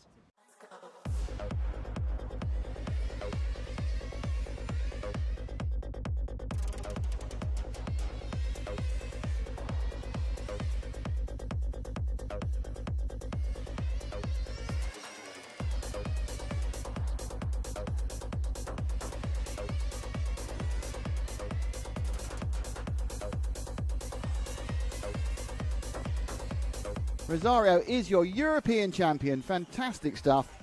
Nathalie Senesi wins the most amazing race to take the most amazing European Championship. That is absolutely unbelievable. It's like a real now. It's like a real.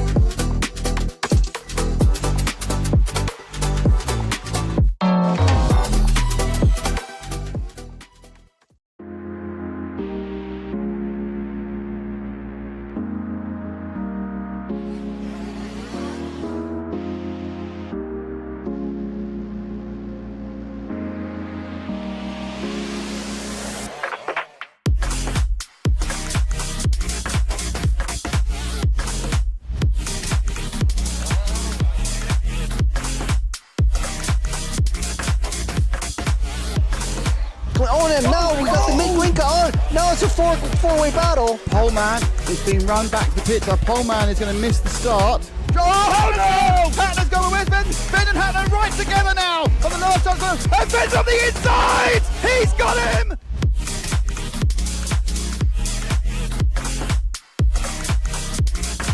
Fantastic display of riding from these two drivers who have pretty much carved up the touring car world between them this year. Kovacic made an error, so Kovacic makes an error. Marcus Karup is through.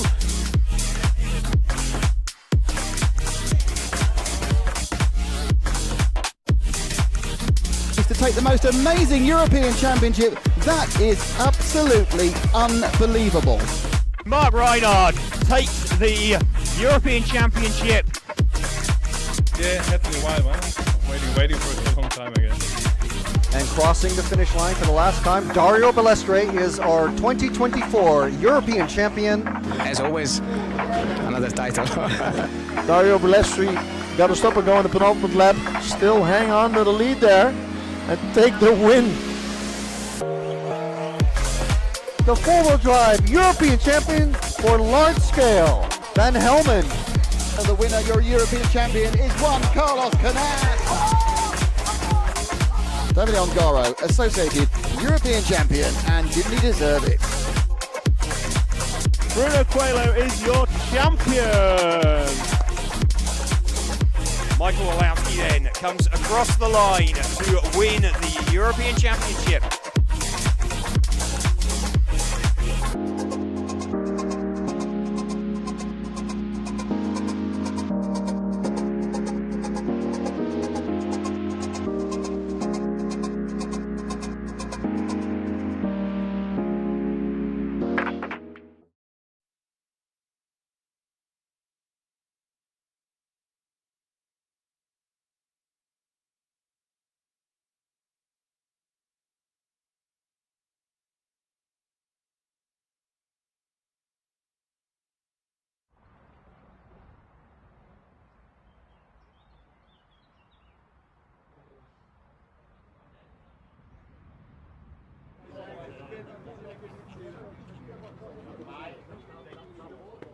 Okay, we're here in the pits at the start before there's a 10-minute warm-up for the GT8 main finals. So let's talk to, we have plenty of time to talk to Mr. Burak Kilic. Burak, a very eventful semifinal for you. Can you even remember everything that happened? I mean, it was a full disaster, I think, for everyone. And yeah, we will see now what's happening. I think 45 minutes on this full gas track is really hard.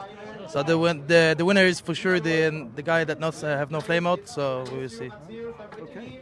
All right. Good stuff and good luck. Thank you very much.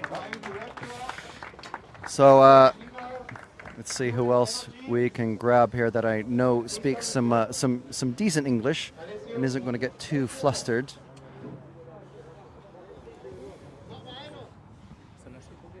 Yeah. All right, Natanele. Yeah, but just a quick word. Yeah. We have been absolutely amazed with the amount of drama and everything that's happened, even in GTE. What are you expecting to happen here in the 45-minute main final? I hope for a clean final, but for sure it will be difficult with the first 7 minutes, with everybody like trying to make the 7 minutes mark. So I hope for a clean race, and we will see. Okay. I don't want to say anything. Don't give away your secrets. Exactly. All right. Well, good luck. And is it un bocca di lupo? Grazie. I got it right that time. I got it right. Okay, so yeah, let's see who else we could talk to. I know there's some racers who absolutely really don't want to have, huh? I'm very, very unsure that he would want to talk to us.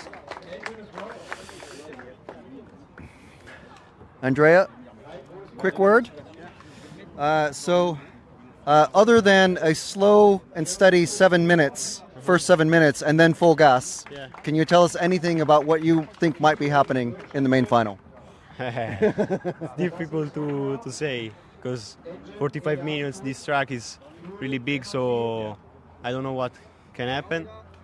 I hope that all is good. Nothing. Just the first 7 minutes slow, and then we see. Yeah. All right. No, you're using sticks. You're one of the few racers using sticks. So forward on the stick. Yeah, forward on the stick. All right. Well, buona fortuna. Thank you. You're welcome. All right, fabulous. That's Andrea Catanzani, young racer and pole man a couple of years ago. Goes Senesi out on the stand. Drivers all shaking hands out there to get going.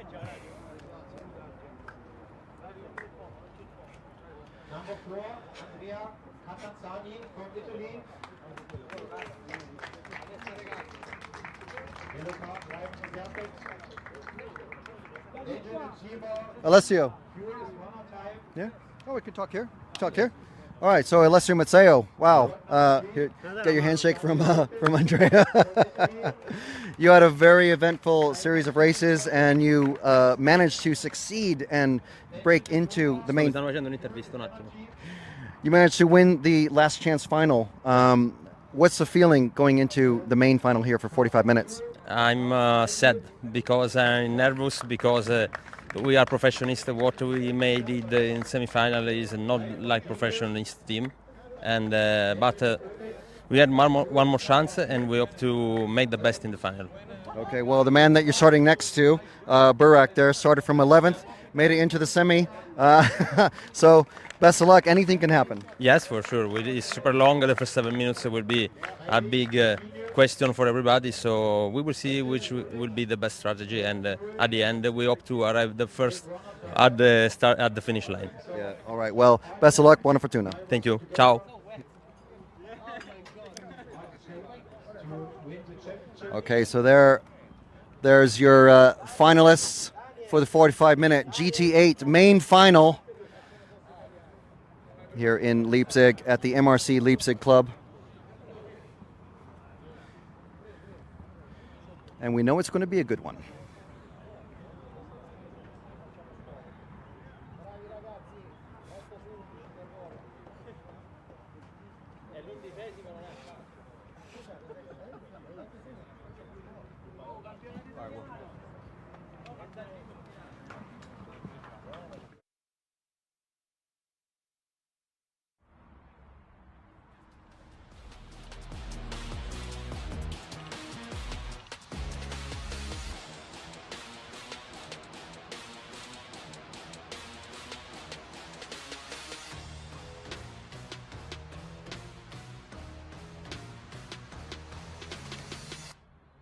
Well, you heard him. It is going to be a good one.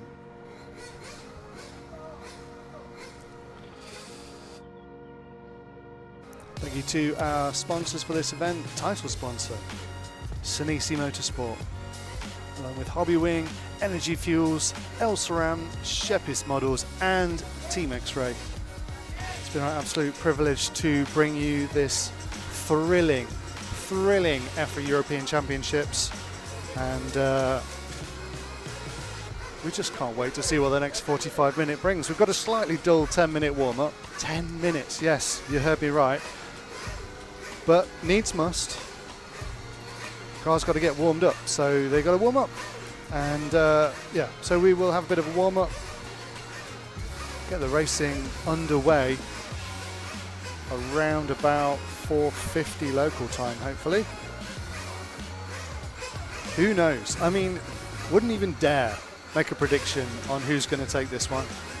Wouldn't even dare. I mean, it's just, it could be, I mean, it could be Burak, it could be anybody. Like, anything can happen. And I suppose sad to hear Alessio slightly bitter taste in his mouth of some of the previous finals, but let's hope that this one's nice and clean with just clean racing and good sportsmanship, and we can move forward. Yeah, I think it's going to be a pretty epic 45-minute race. And I'm proud to be commentating on it. Proud to be very happy that I'm in the shade. I'm glad we're all in the shade here. And the shadow is actually getting quite long. This is the first time we've had the finish line tree have its shadow extend into the infield. I don't think that's really going to affect anything track-wise. But first car out is Gruber. So I don't think we're going to be seeing any. Do you remember any tire changes in last year in Naxos? I don't remember any in Croatia. Just lots and lots of fuel stops. Thirsty.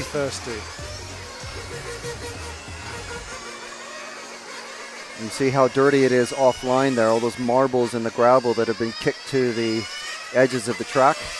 And that is pretty much what the starting boxes are going to look like for the drivers as they get going. So a close-up view of you see why sometimes we see some issues with the car starting. Obviously, I mean the first challenge, first of all, is possibly braking during a 10-minute warm-up. Someone could brake and then call an additional 10-minute timeout that only they can work on their car. Of course, I think at the minute anybody can work on their car, but until the mechanics are officially called out by the referee to walk across the track, anybody can call a 10-minute timeout, and then they'll start at the back of the grid.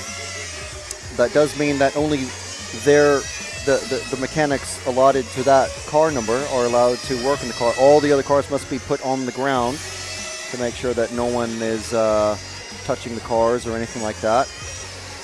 It's a new rule, and I think it's a very welcome rule. I've seen team tactics come into play with that sort of thing in the past. What else is there? As we've discussed, there's a 7-minute limit on basically you're not allowed to exit the pit lane or refuel before 7 minutes. So a couple of years ago and last year we saw drivers with the mechanics literally holding the car for a lap or two as cars are going past because they came in just too early.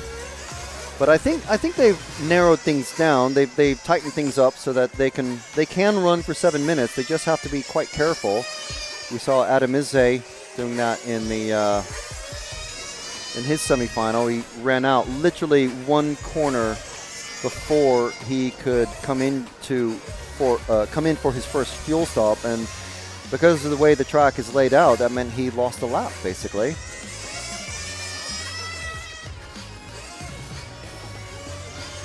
You see Mr. Gmar there with the Giovanni from Gmar working on Alessio Mazzeo's car, starting from 11th on the grid. The chap there with the MG Power shirt is Mirko, Alessio's mechanic.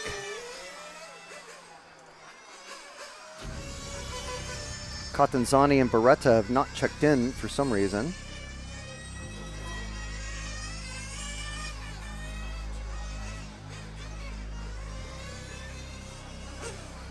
I think we'll see that random transponder number disappear when the race starts. I'm not sure what the deal is with that.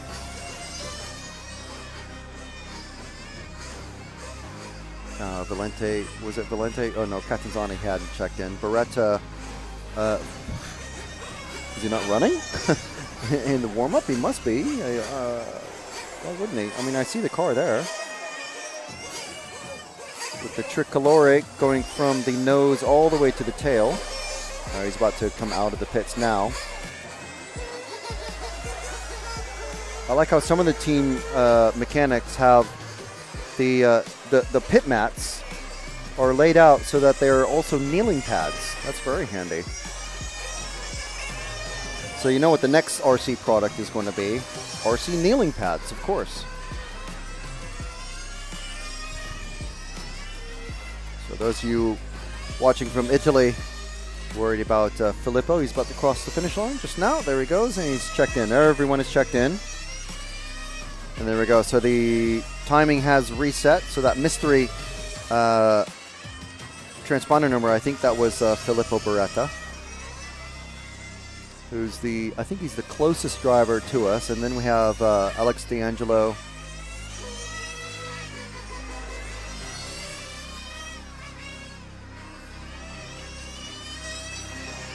You see the Italian drivers and the French drivers.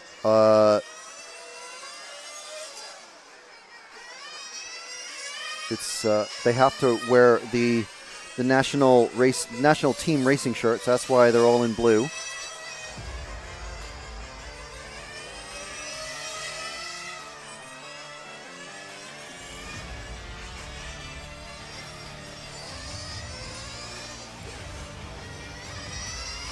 So everyone watching and listening to their cars as they go around. Got 3.5 minutes remaining of the warm-up. So again, thank you to Senesi Motorsport, Hobbywing, Energy Fuel, Elsaram, Shepis Model, X-Ray, Gmar, and Corsatec for providing us the ability to bring you this coverage live and for free all weekend long on RC Racing TV Facebook, and YouTube, and also on EFRA, Facebook, and YouTube. EFRA is the European Federation of Radio-Operated Automobiles. Be sure and check out EFRA.ws if you want to find out about organized racing in your part of the world, if you're in Europe anyway.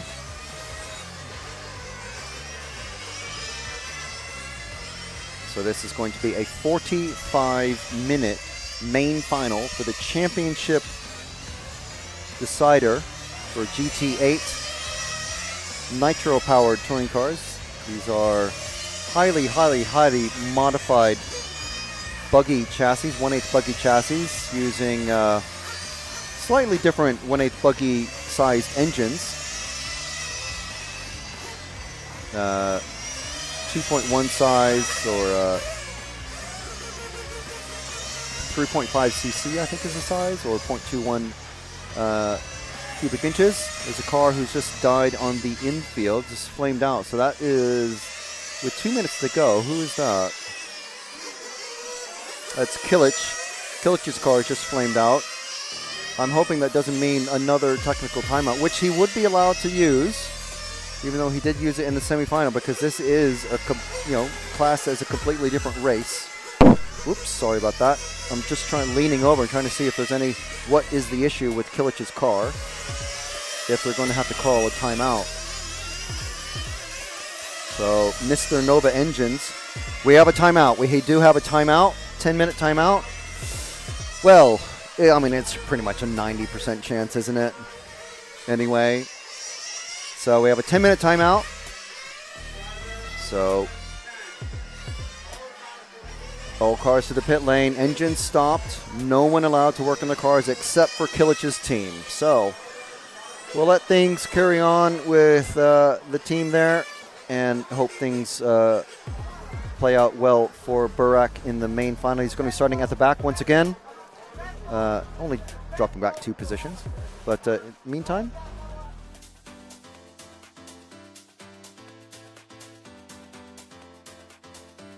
makes an error. Marcus Karup is through. No, it's a four-way battle. And Ben's on the inside. He's got him. I love RCTV News. There's RC in the background. We're here. Hi, everybody. This is mine. Okay, fantastic. Yeah. So we are here at ETS round number 3 of season 17. Davide Ongaro, associated European champion, and didn't he deserve it? Bruno Coelho is your champion. Today, mamma mia, super happy. It's like a real now. It's like a real.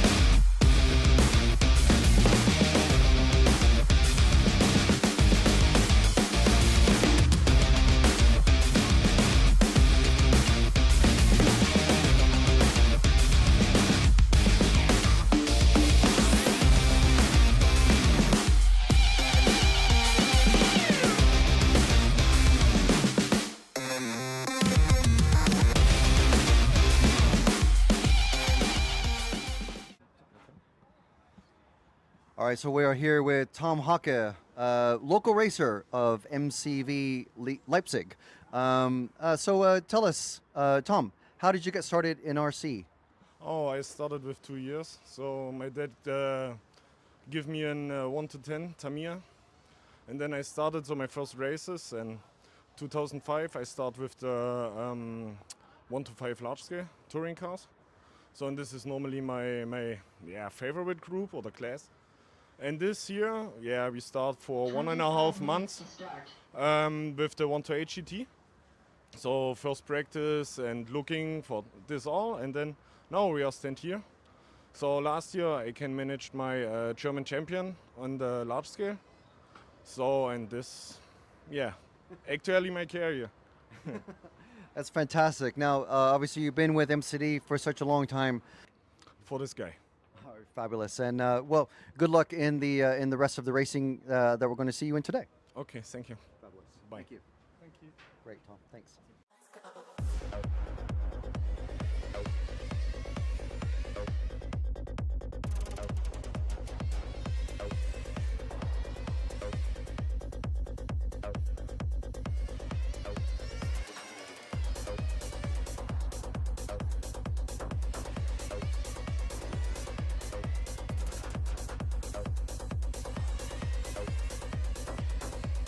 Rosario is your European champion. Fantastic stuff.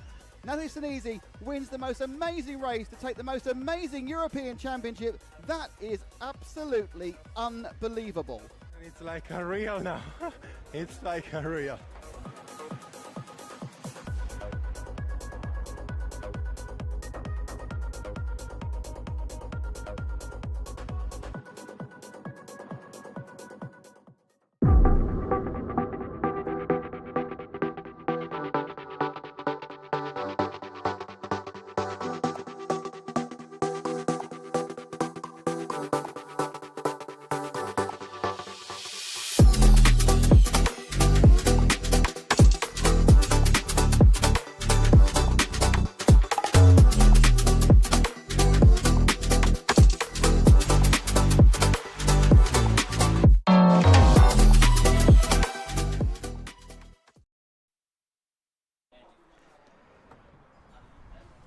Okay, so we're still just waiting for the timeout period to finish up on Burak Kilic's number 10 car.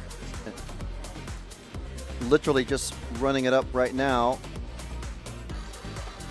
That engine that you can just hear is his car, is Kilic's car. Body shell is going on it. Now you can't quite see it from this angle. We'll see it when it comes out onto the pit lane. But there we go, there we go. So again, because it was Kilic's team that called the timeout, only Kilic's team can work on only Kilic's car. So no other cars can be touched. And the cars can't even go back to the pits. The cars have to be presented to the referee.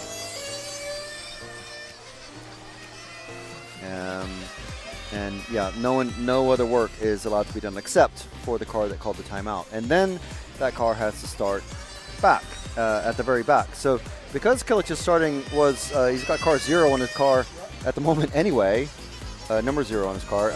He's only moving back 1 position really, so it's not that bad of a thing, but it looks like it was a genuine timeout. I mean, they've used almost the entire technical timeout. But as soon as that happens, and it almost always happens in the semi or the main finals, and of course we've had two semifinals, and going into another main final. So out of 3 races, 2 of them have had technical timeouts. It's just by pure happenstance that it's the same car both times. But again, that is allowed because this is a different race entirely. And then probably can't hear, but the referee Javier saying that there will be a 3-minute warm-up for everybody else. So all the other 10 cars gonna have 3 minutes to get their engines warmed up and tires heated up. No tire saucing and no tire heaters allowed.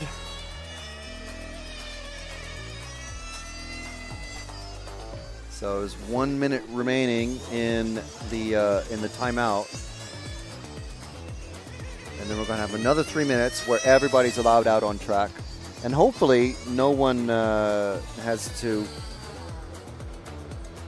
nothing else happens, because there's all sorts of things that can happen when 11 cars are on the grid. But no other timeouts allowed, by the way. So maximum delay of 10 minutes.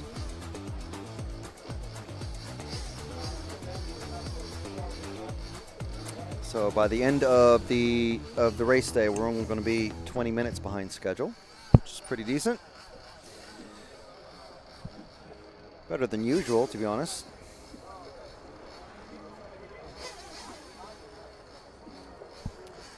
So, I think other drivers are allowed to start their cars now? Okay, yes, now they're allowed to start. See in the pit lane, cars getting revved up again for the 3-minute warm-up. So 3 minutes before the start of the race. 3 minutes.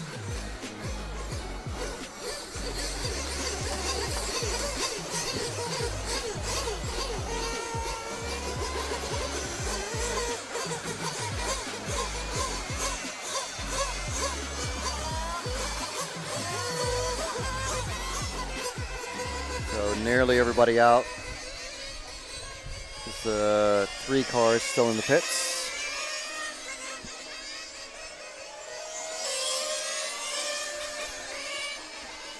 So,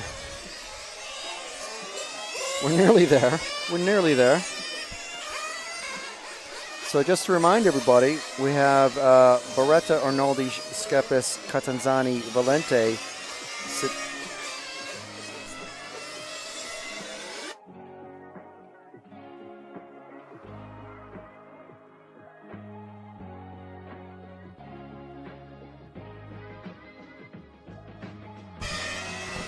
Beretta, Arnoldi, Shepis, Catanzani, Valente, Senesi, Gruber, D'Angelo, Pelosi, Kilic, and Mazzeo. So that is Genius, Skepis, Serpent.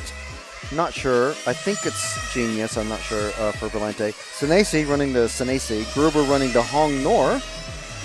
D'Angelo running the Capricorn. Pelosi running Capricorn, I believe. Yes, Gabriele Pelosi. And then Kilic running the Skepis, and Matteo running the Raptor, in case anyone was curious. And if anyone knows what car Valente's running, he's the only one I'm not sure of. It's obviously going to be I do recognize who Leonardo Valente is now. I recognize that face. He's running a Reds engine because he's got a Reds hat, right?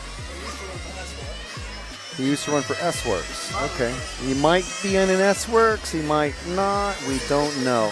He doesn't have stickers on his car that I can see. He's the one running the green, or is it the blue car with the green and yellow stripes. So now driver or mechanics being called to pull their car out across the grid. No starter boxes allowed. If the car dies, you're starting from pit lane.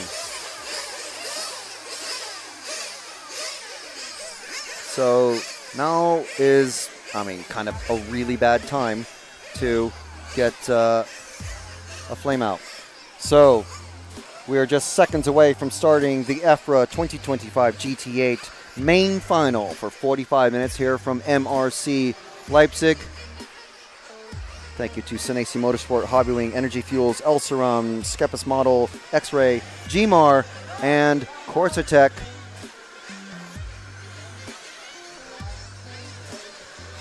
We're in the 10-second countdown. Cars down. And they're away. Everyone is away. Filippo and Arnoldi. And then it is Skepis and Catanzani as your leading four. And then Valente, Senesi, D'Angelo up from 8. This one is for the big silverware to take home.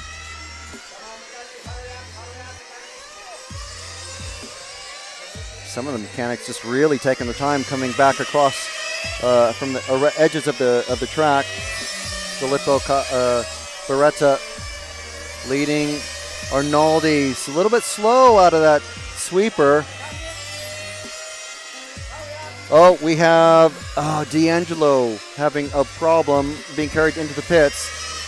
Don't know what happened. Didn't see it, but the 2 and the 3 of Arnoldi and Skepis very close together. And I can hear D'Angelo is away. So he's going to be about, well behind, unfortunately for him. Arnoldi being hassled by Skepis, who's got Catanzani, the leading and only Serpent car, out on the track, and even here in the pits at anywhere, the only Serpent racer. Filippo driving it steady. Everyone telling me, obviously no one giving away secrets on a live interview, but everyone telling us they're going to drive it very steady the first 7 minutes because they are not allowed to refuel or even exit. I think they can exit the pit lane because we did see some engine tuning happening in some of the earlier finals, but you are not allowed to refuel before 7 minutes has elapsed. And we're only 2 minutes down. Arnoldi absolutely getting hounded by Skepis.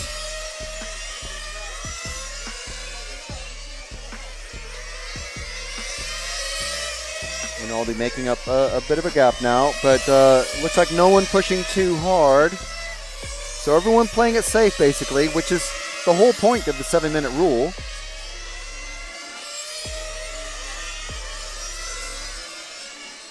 If the rule didn't exist, these engines would be screaming much higher, and Senesi has flamed out.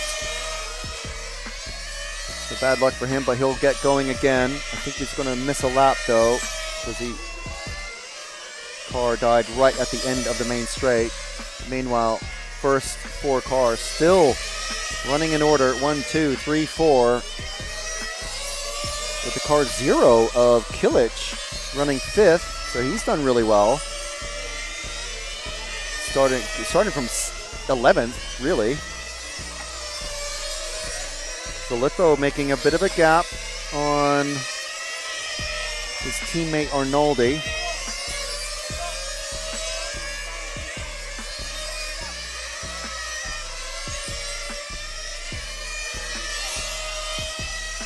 Four minutes, 40 seconds remaining. Arnoldi making a slight mistake there, a very rare one. Arnoldi, the 2023 European champion in Croatia.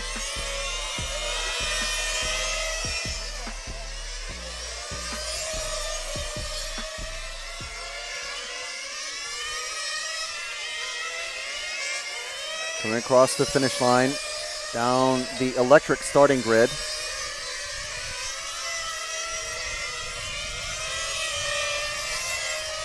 And somewhere along the way, Shepis has made a mistake. Catanzani's gotten past him in the car 4, so we have a sort of a widening 3-car battle with Skepis trying to catch back up in the car 3. Arnoldi getting a bit closer to Filippo now. Oh, Skepis is actually way, way back.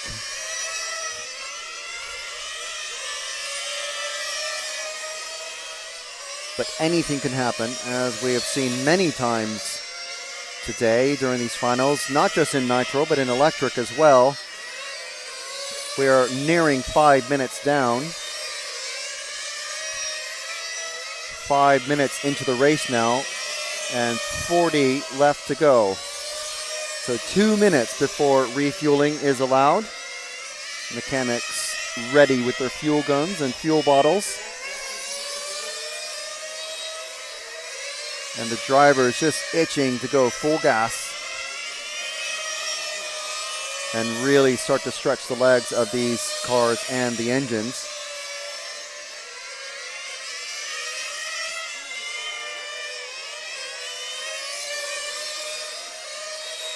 So everyone running steady still, 39.5 minutes remaining. 1.5 to go before fuel stops are allowed.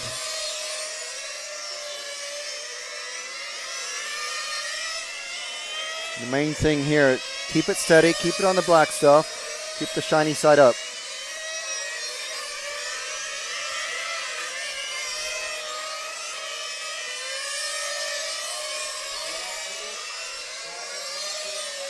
So less than a minute to go before fuel stops. And we're going to see mass chaos. We've seen car breakages in the pits. We've seen cars getting crashed out of the pits. We've seen pit exits end up turning into rally drives across bone-dry grass, which wrecks your traction for a couple of laps. 30 seconds to go before fuel stops are opened. So for these drivers that we're watching, it's going to be this lap and one more before they can pit effectively. Either that, they could come in after this lap, but then they'll have to hold the cars till the releases. See what happens. They're not coming in. And we've got our pit cam PIP. A first car, Catanzani is in the pits. That is Skepis in the pits. So our leaders going to be the last pair of cars to pit.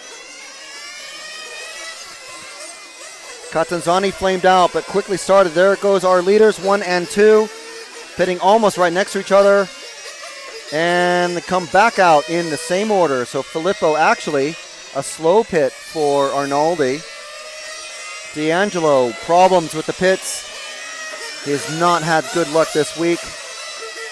He's in the main final, but he's still experiencing problems. But our leaders, Filippo and Arnaldi, off and away. The gap between them certainly increased. And we'll start to keep track of when they have come in for their pits, or do our best. So with our leader, Filippo Beretta, driver from Italy, running the Genius chassis. And you can't see it from this angle, but he's got the cool Italian tricolore running from the hood emblem on the car all the way to the back deck. Just like you'd put on your Ferrari if you're a football player. A very slight bobble there from Filippo hitting the berm. Driving very steady. I'm quite curious to see what kind of pressure Arnaldi is going to be able to put on him. Arnaldi, the only driver here who was able to finish in qualifying the top 3 for both the GTE Electric and the GT8 Nitro categories. Filippo was the B main final TQ, so BQ. Oh, and Arnaldi nearly getting hung up with a spinning car number 10. That was Burak Kilic, actually. He must have gone off track because he's very little traction on the back end. And this is Filippo. This is catching up to Gruber in the car 7. Driving very steady. I mean, it looks effortless from both Beretta and Arnaldi. Absolutely just steady laps every time around. And Kilic is in the pits with an issue. I think he's got a bad tire. And these two are two leaders. 1 and 2, still running 1 and 2. And that is, who is that coming? I think that was Skepis coming in with a body tuck repair. Very handy to have that, isn't it? Have a pit stop, go straight in, straight out. So Gruber, Skepis still running third. Actually, Catanzani has just overtaken him because of that pit stop.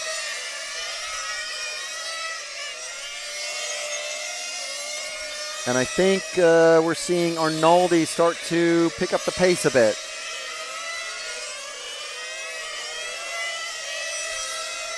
So the first pit stops were at 38 minutes. We're now 4 minutes past that.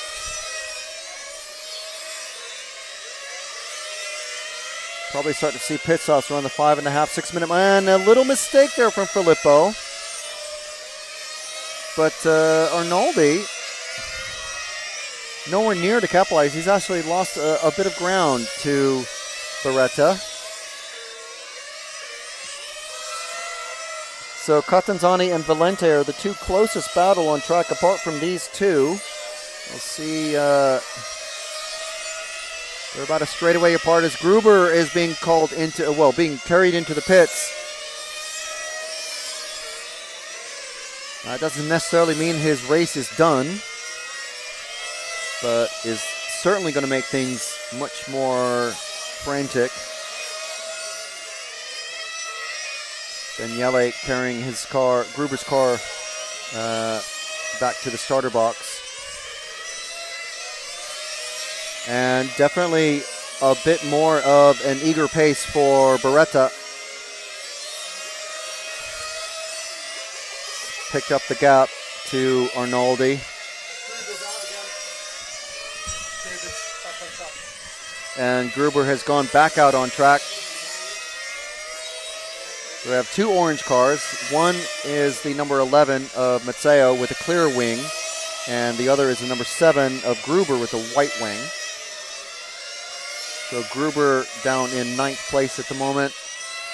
And let's see, Matteo has moved from 11th to 7th place overall. And who's that? I think that's Senesi who's just come in. And back out. So let's see, that's 32.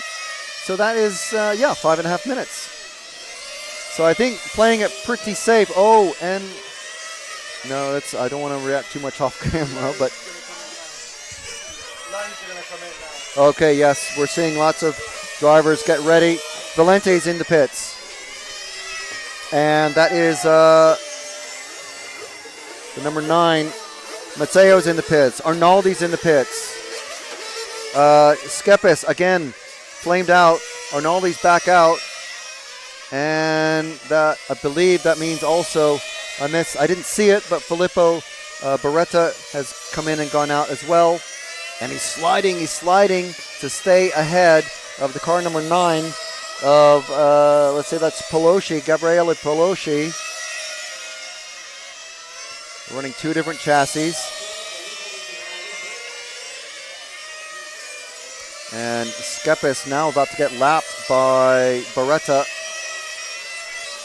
So Beretta has made up lots and lots of time. I mean, I think we can definitively say that Arnaldi's pit stop just a bit slower than Beretta's by a second or so each time they come in together. Beretta just ends up being quite a bit further out, and Beretta's worked his way through two lapped cars. Arnaldi's on his own. Beretta just faster, basically, than everybody else here in the GT8 45-minute main final. 30 minutes and 40 seconds remaining. So that was about, 34 and a half. So the next round of pit stop's going to happen somewhere around the 28-minute mark, something like that. 28 minutes remaining. Filippo basically on his own now and about to work on catching and passing Alessio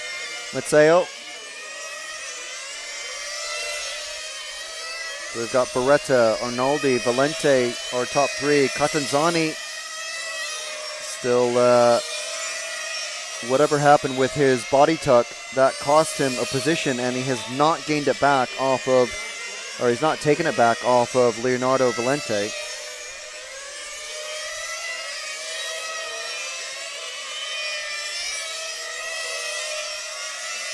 So no close battles on track.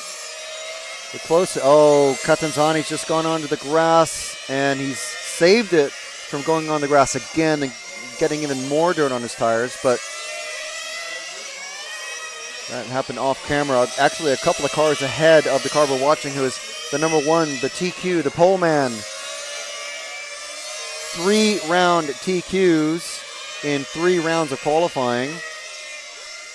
And then basically just testing setups and scrubbing in tires. If you're going to do it, that's the way to do it. Do it in style. So Filippo, and we have a dead car. That is Skepis. I believe once again. Yeah, unfortunately for him.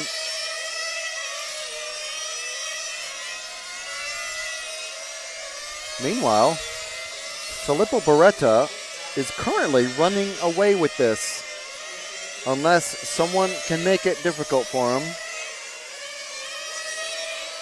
or he has any sort of issue, and we have not seen any issues at all for Filippo yet.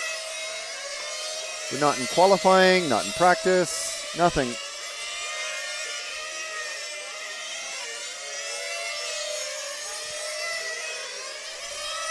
So the gap back to Arnaldi is just over 3 seconds. Valente further 9.7 seconds back. Catanzani 2 and a bit seconds behind Valente. Pelosi, okay, there was just a little hitch in the timing there, but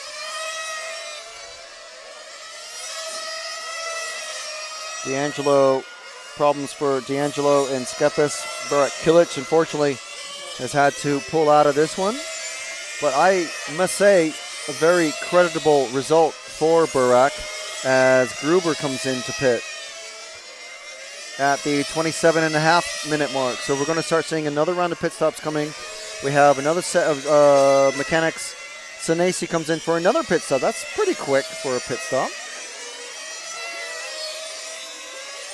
Gruber flamed out again and got started fairly quickly. Skepis is getting going. His father, Salvatore, putting the car down. Our closest battle is actually Catanzani in the bright yellow, chasing down the blue car, who's just gone into pits. They're both coming to pits together, Valente and Catanzani. D'Angelo getting caught up with someone else's foot, one of the mechanics' feet. Just awful luck for D'Angelo. That also means that Catanzani was delayed getting out onto the track. So if we move to, I think, Arnaldi in the minty green car coming down at the end of the straight now behind Valente. I believe he has yet to pit. Didn't see him come in. And yes, I see Zeno from Genius waiting to grab his car. There he goes. Oh, and if it's flamed out, this could be it. He's slow getting it positioned on the starter box. Oh, nightmare. Nothing like watching this happen when you're just a few meters away and you cannot help. All you can do is just sit there in silence and try not to yell at your mechanics. Let's go back to the battle between Catanzani and Valente, the blue and the yellow cars, because I think it's going to be a while before Arnaldi is able to challenge again for the lead. He is back out in the pit lane, so no more worries about him at the moment. But this is a battle between Valente and Catanzani for third place overall, actually for second. This is the battle for second. Filippo Beretta, forget about him. He is gone at the moment. He is miles ahead of this pair, 15 seconds. It's over half a lap ahead. Catanzani, the only Serpent racer here.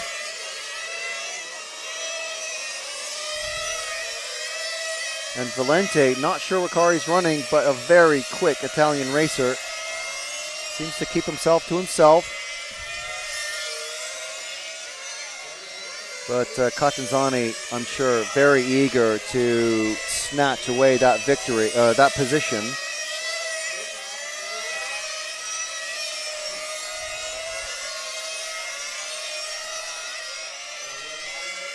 And I can tell you off camera that Filippo Beretta is leading Arnaldi on track, but is way away ahead of him.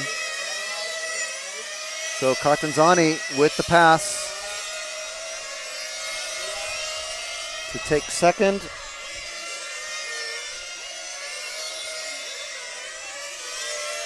And he's pulling away from Valente.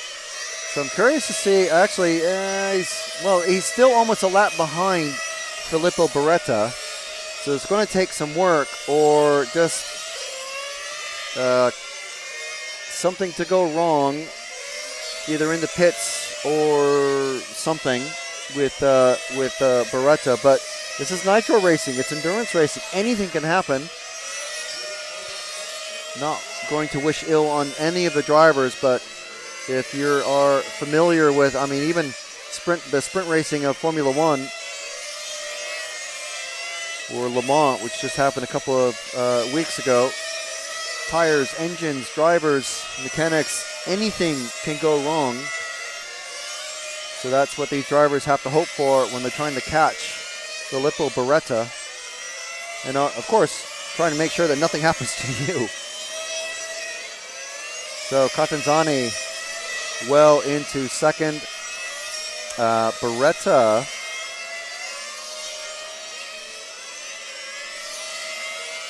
some ways behind Catanzani on track, but that just means I think he's just controlling the pace at this point because he's 12.5 seconds ahead of Catanzani. Then we have 1.8 seconds to Valente, and then 24 seconds to Arnaldi. Pelosi, Senesi, Mazzeo, Gruber, Shepis. D'Angelo is off the track again with just a horrible spate of bad luck. Burak Kilic pulled off the track.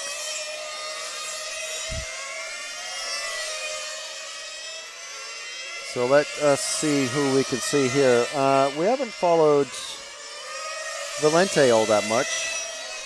So the blue car just going into the sweeper now, Will.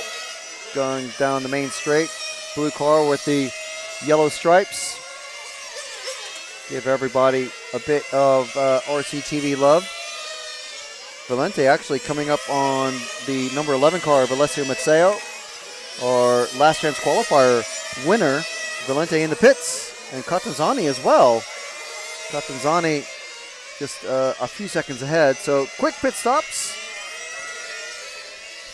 Relying on gravity to drop the fuel into the sealed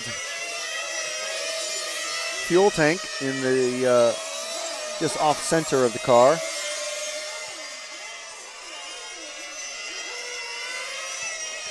And of course it goes without saying, but I'll say it anyway because there's not really a whole lot happening on the track at the moment. But of course every car has to go through tech inspection. Top 3 cars with a bit more inspection than others. So width, wing size, tires, fuel tank capacity, all sorts of things. Now Valente is about to catch, or he's working on catching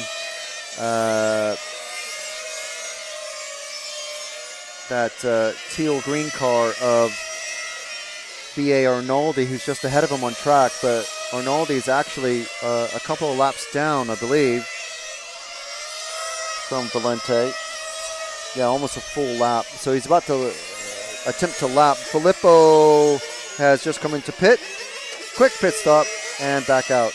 Could have been slightly quicker, but very quick all the same. Using the, not the pistol grip fuel gun, but the, I don't know what you call it, the grip fuel gun. Looks like a bicycle brake lever on the side of a transparent tube. Like I said, they are gravity fed, not force fed like a syringe or anything like that. But so yeah, 20 minutes to go. We're starting to see pit stops again. Another round. Oh, and Arnoldi is flamed out again in the pit stop. So that is not great for Arnoldi. It's going to drop him down quite a ways. He is back out relatively quickly compared to the first flame out, which happened at his last pit stop. So confidence in, I don't know, the glow plug or something happening there. Catanzani making his way past Arnoldi on track. Catanzani running second. So we're with Valente coming down the straight. Try to catch our leader once again. Actually, if you just drop back 2 cars, Will, going into the chicane and into the hairpin, that is our leader of Filippo Beretta.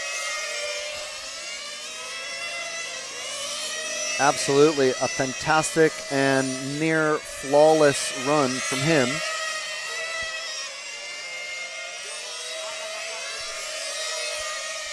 Cars coming in at about 5.5 to 6 minutes now just for safety. So we're probably going to see, with 18.5 minutes remaining, we're probably going to see 2 more pit stops probably from Filippo. At least 2. Possibly 1 more splash and dash. And of course, the mechanics, if you're not familiar with RC Nitro Racing, the mechanics basically using literally just a stopwatch to count the minutes and seconds that have gone by since the last pit stop.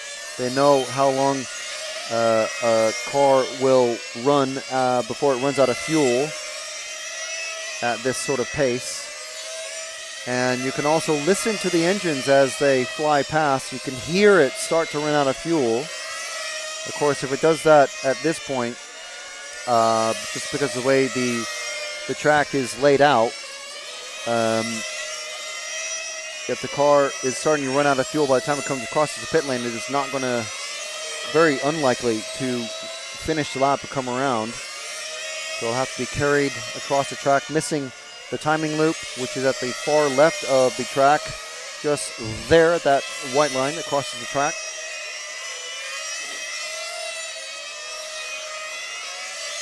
So 17 minutes, 15 seconds remaining in this 45-minute race.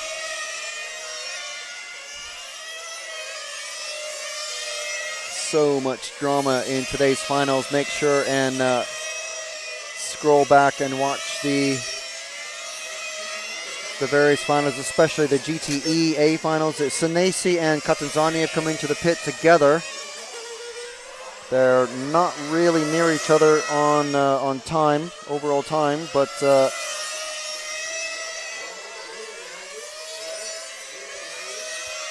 now Maceo letting Filippo fly past. Maceo moving up from the 11th spot. Actually 10th on the grid, but well, the 10th car, but 11th spot. It's a bit confusing, but you'll go watch the beginning of the race and you'll understand. But Maceo running in 7th spot currently. Filippo dominating this race. Another couple of pit stops coming. Skepis. And who is this? Who else is this? That is Tony Gruber has gone in to pit, and both cars have come out safely. No flame out this time for anybody. Both of those drivers have had a torrid 30 minutes so far. 50 minutes, 40 seconds remaining. And Maceo coming in for a pit. Quick in and out.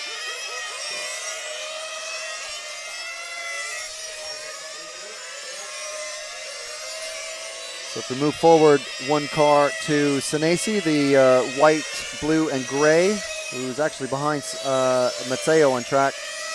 This is the car of Natanelli Senesi.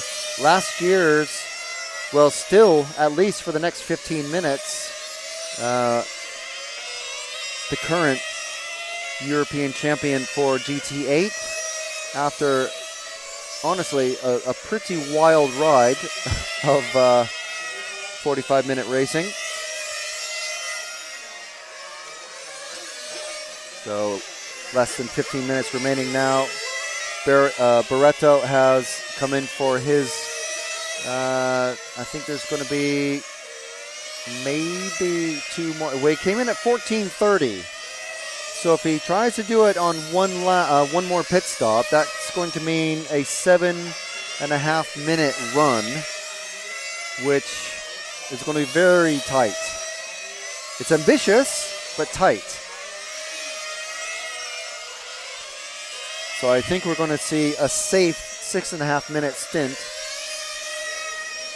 and then another maybe 6.5-minute stint, and then a final splash and dash, which means literally just throw a handful of fuel in, just a shot glass worth of fuel in the tank, just so you can make the last 2-3 laps. But we're with Senesi of Senesi Motorsport, our title sponsor for this weekend.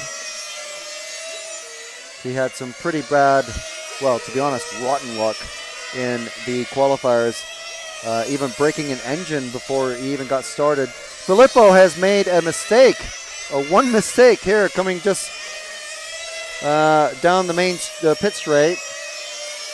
A single mistake for Filippo. I think he maybe heard us talking about other drivers, because just to get the focus back on him. But that's the first mistake we've seen all week from Filippo.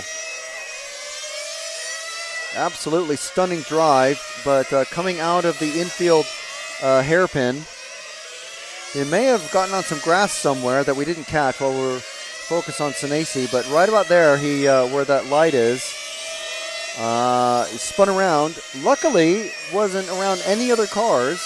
He may have let Catanzani unlap himself. Actually, that was a pass for position. So this is actually a race. I need to look at the time a bit more. Catanzani's in the lead. And he has been in the lead. Let's move forward 2 cars to the yellow car of Catanzani, the young Italian racer.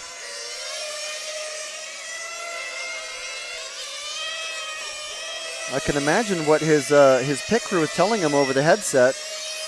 Catanzani with a 2.1 second lead. Let's see if this is going to be growing, because this could be where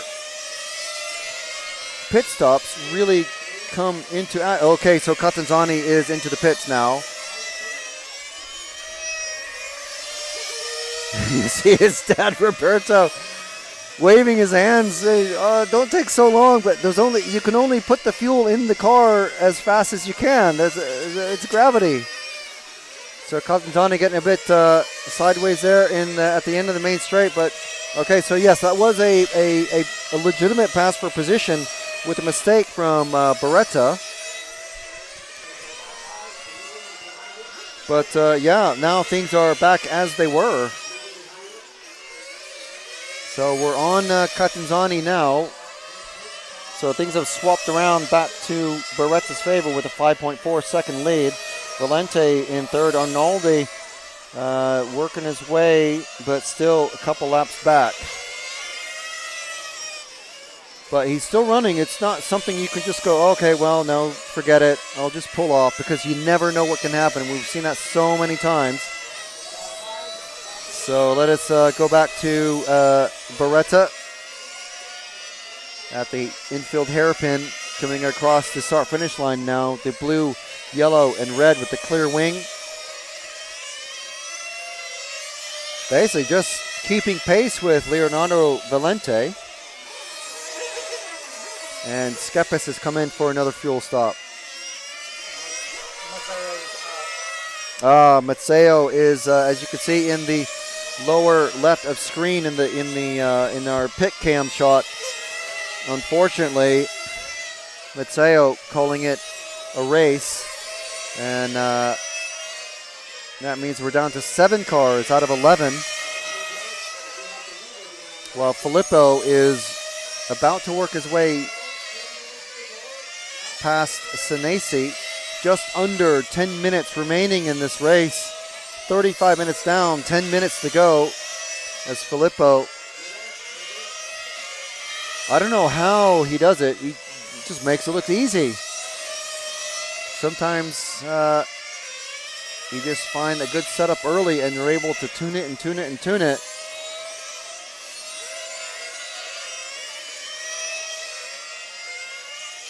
Oh, and a little mistake there coming on the berm.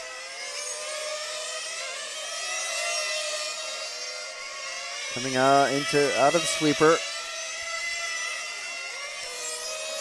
I mean, it's pretty wild. We hardly ever see Arnaldi make any sort of mistake whatsoever.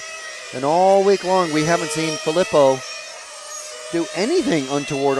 Filippo's coming in again for a pit. Okay, so this is second to last pit stop at 9 minutes exactly. Okay, so that means at about with 3 minutes or maybe 2.5 minutes to go, we're going to get the final pit stop from Filippo. And again, that has let Catanzani by. Yes, so Filippo, so the yellow car, you can see just probably about there, that is Catanzani. And if we you can see Filippo flashing by past him, but that does mean Catanzani is, when is he going to pit? We haven't been tracking Catanzani's pits. They're out of sync with each other. So let's stay with Catanzani and see what happens. Keep an eye on. There's a couple of mechanics. So Arnaldi is about to come in for a pit. I see Zeno waiting to pick up his car. Hopefully, doesn't flame out. Okay, all good, and he's back out. Good for him. So where is I see Roberto Catanzani. No one in Catanzani's pit getting ready to pick up his car. Filippo has made a mistake somewhere while I was looking at Arnaldi's pit.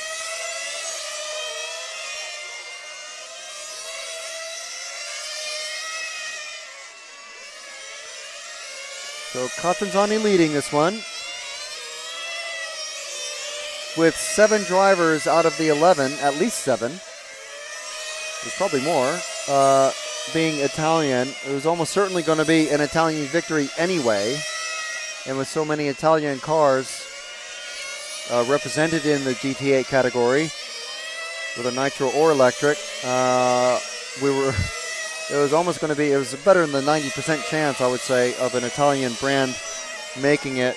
There we go. There's Catanzani coming into pit, just behind Valente. Catanzani nice and easy out. Now he's just behind Beretta. So this is our race to the end, I think. I think this is our race to the end because, as we showed before, we had Beretta is going to have to pit at the 2:30 or 3-minute mark.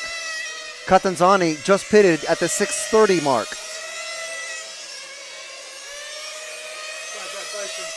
Yeah, let's have them both in shot if we can, because I'm pretty sure Beretta is going to lose the lead here when he comes into pit. And I say when because he absolutely has to come into pit.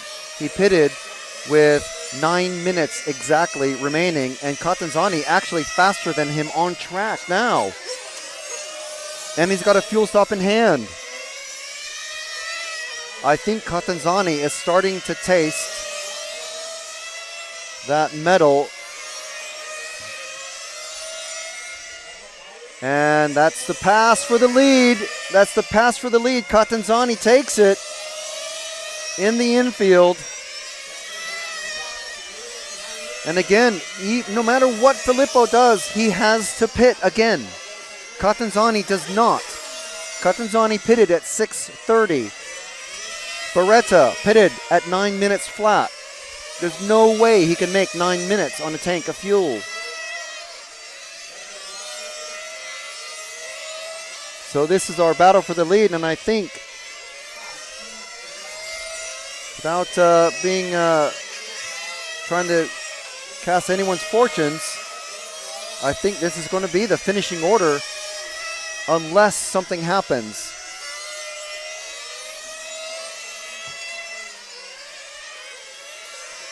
And fair play to Filippo for not making that pass more difficult than it needed to be. He could have tried blocking and running defensive, but maybe seeing the writing on the wall there, knowing that he needs to take another stop in the pits. And who is this getting ready? This is, here's Filippo's pit. Here's Filippo's pit at 4 minutes. So, okay, so playing it very, very safe, but 2.5 minutes would have been the very last time that he would have needed to pit. But we're staying with Catanzani because it's basically up to this car right here, this driver, this young Italian race. He is pitting again. He is pitting again. Where's Filippo? He's about to come by. He's about to come by. They're out together again. They're out together again. This is the battle all the way for the final 3 minutes and 45 seconds. Battle for the lead. A bit surprised by that, because Catanzani pitted at exactly 6.5 minutes. He could have made it, but why risk it? I suppose is the thinking from the pit lane.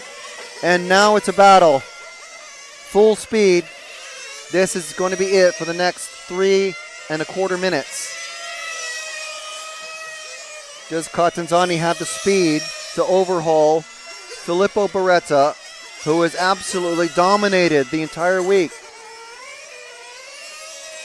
Winning the TQ in round 1, round 2, and round 3. Not even running in rounds 4 and 5. And Catanzani is pulling away. This is unexpected. Catanzani in the car 4 qualified directly into the main final. Didn't have to run the semis. Didn't have to risk anything. Didn't have to run the last chance qualifier. And what can we say? What could it possibly have been? Just a more balanced car setup? Better tire strategy? Obviously, fuel stops coming into it. 2.25 minutes remaining.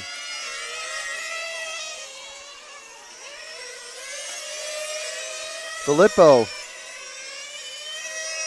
I think we can see him starting to push to try and catch up. He's been running fairly safe this entire race. I think he's starting to catch Catanzani now. He's starting to see where he can push on these tires that are nearly 45 minutes old. Let's try and keep them both in shot. 1:45 remaining. So no more fuel stops for these two. It could come to tires coming unglued or just wearing through. It could come to back markers. Shepis is going to be the first one that Catanzani will be coming across.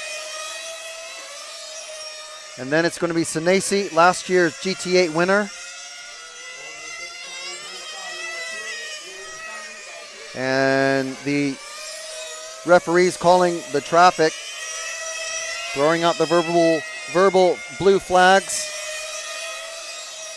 Skepis and Senesi running two different brands compared to the Serpent and Genius of the leading cars here, and both of them moving well out of the way. Skepis taking advantage of the Senesi moving aside quite a lot.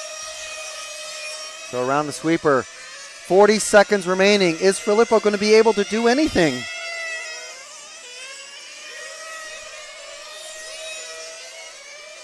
Young Catanzani coming around the final bend once again across the timing loop. 23 seconds. Catanzani and Beretta Beretta just very slightly closer to Catanzani now. Final lap. This is it. The white flag. Beretta definitely closer. But hugging that line is Andrea around the at the end of the straight and around all the hairpins. And coming across to take the 2025 EFRA European Championship for GT8 is Andrea Catanzani.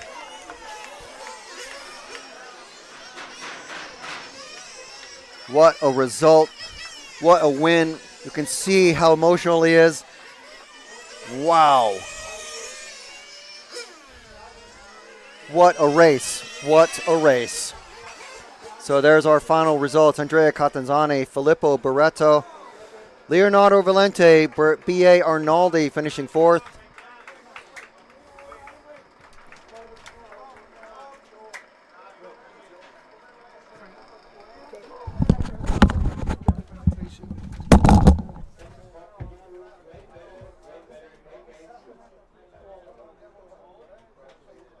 By teammates, fellow Italians.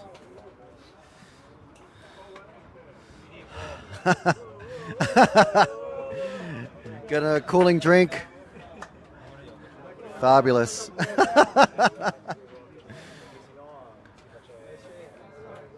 What a race. What a result. What a race.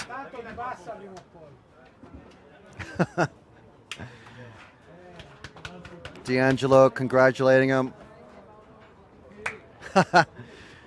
And from AMSCI and EFRA representative Vito Giraci, the trophy. Oh my goodness. Andrea, my gosh. Can you even put into words how that feels? I can't talk now. I don't know why, but I can't. A lot of work. Yeah, so much work. Yeah, I'm super happy. That's it. Fantastic, fantastic. Great result.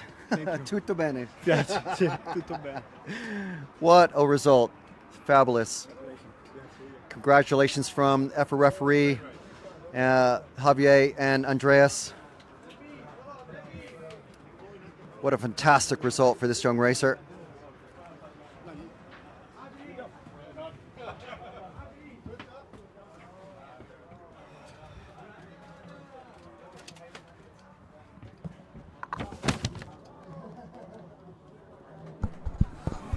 And there he is getting more congratulations. What a race. What a race. Everyone congratulating him. Drivers and mechanics, officials from other teams. More water from Alessio. What a young talent. And I know we're going to see so much more from young Andrea. There's Andreas. Bertine. More hugs from everybody. So it's been a fantastic week. We hope you, well, I'm certain everyone was as surprised as I am to see this result. From fourth on the grid, Andrea Catanzani, the only Serpent racer here on the track. I know in the chat people were saying, Serpent, what are they even doing here? Well, I'll tell you what they're doing. They're winning the GT8 European Championship for 2025. And so we want to thank, as Andrea, still so emotional and happy, we want to thank Senesi Motorsport, Hobbywing, Energy Fuels, El Saram, Shepis Model, X-Ray, GMAR, and Corsatec for helping us bring you this, the EFRA GT8 and GTE European Championship for 2025 from MRC Leipzig. Thank you very much for joining us. My name is Frank McKinney, and with us, Matt McCallum and Will Venables. We'll see you next week in Apeldoorn from the Netherlands.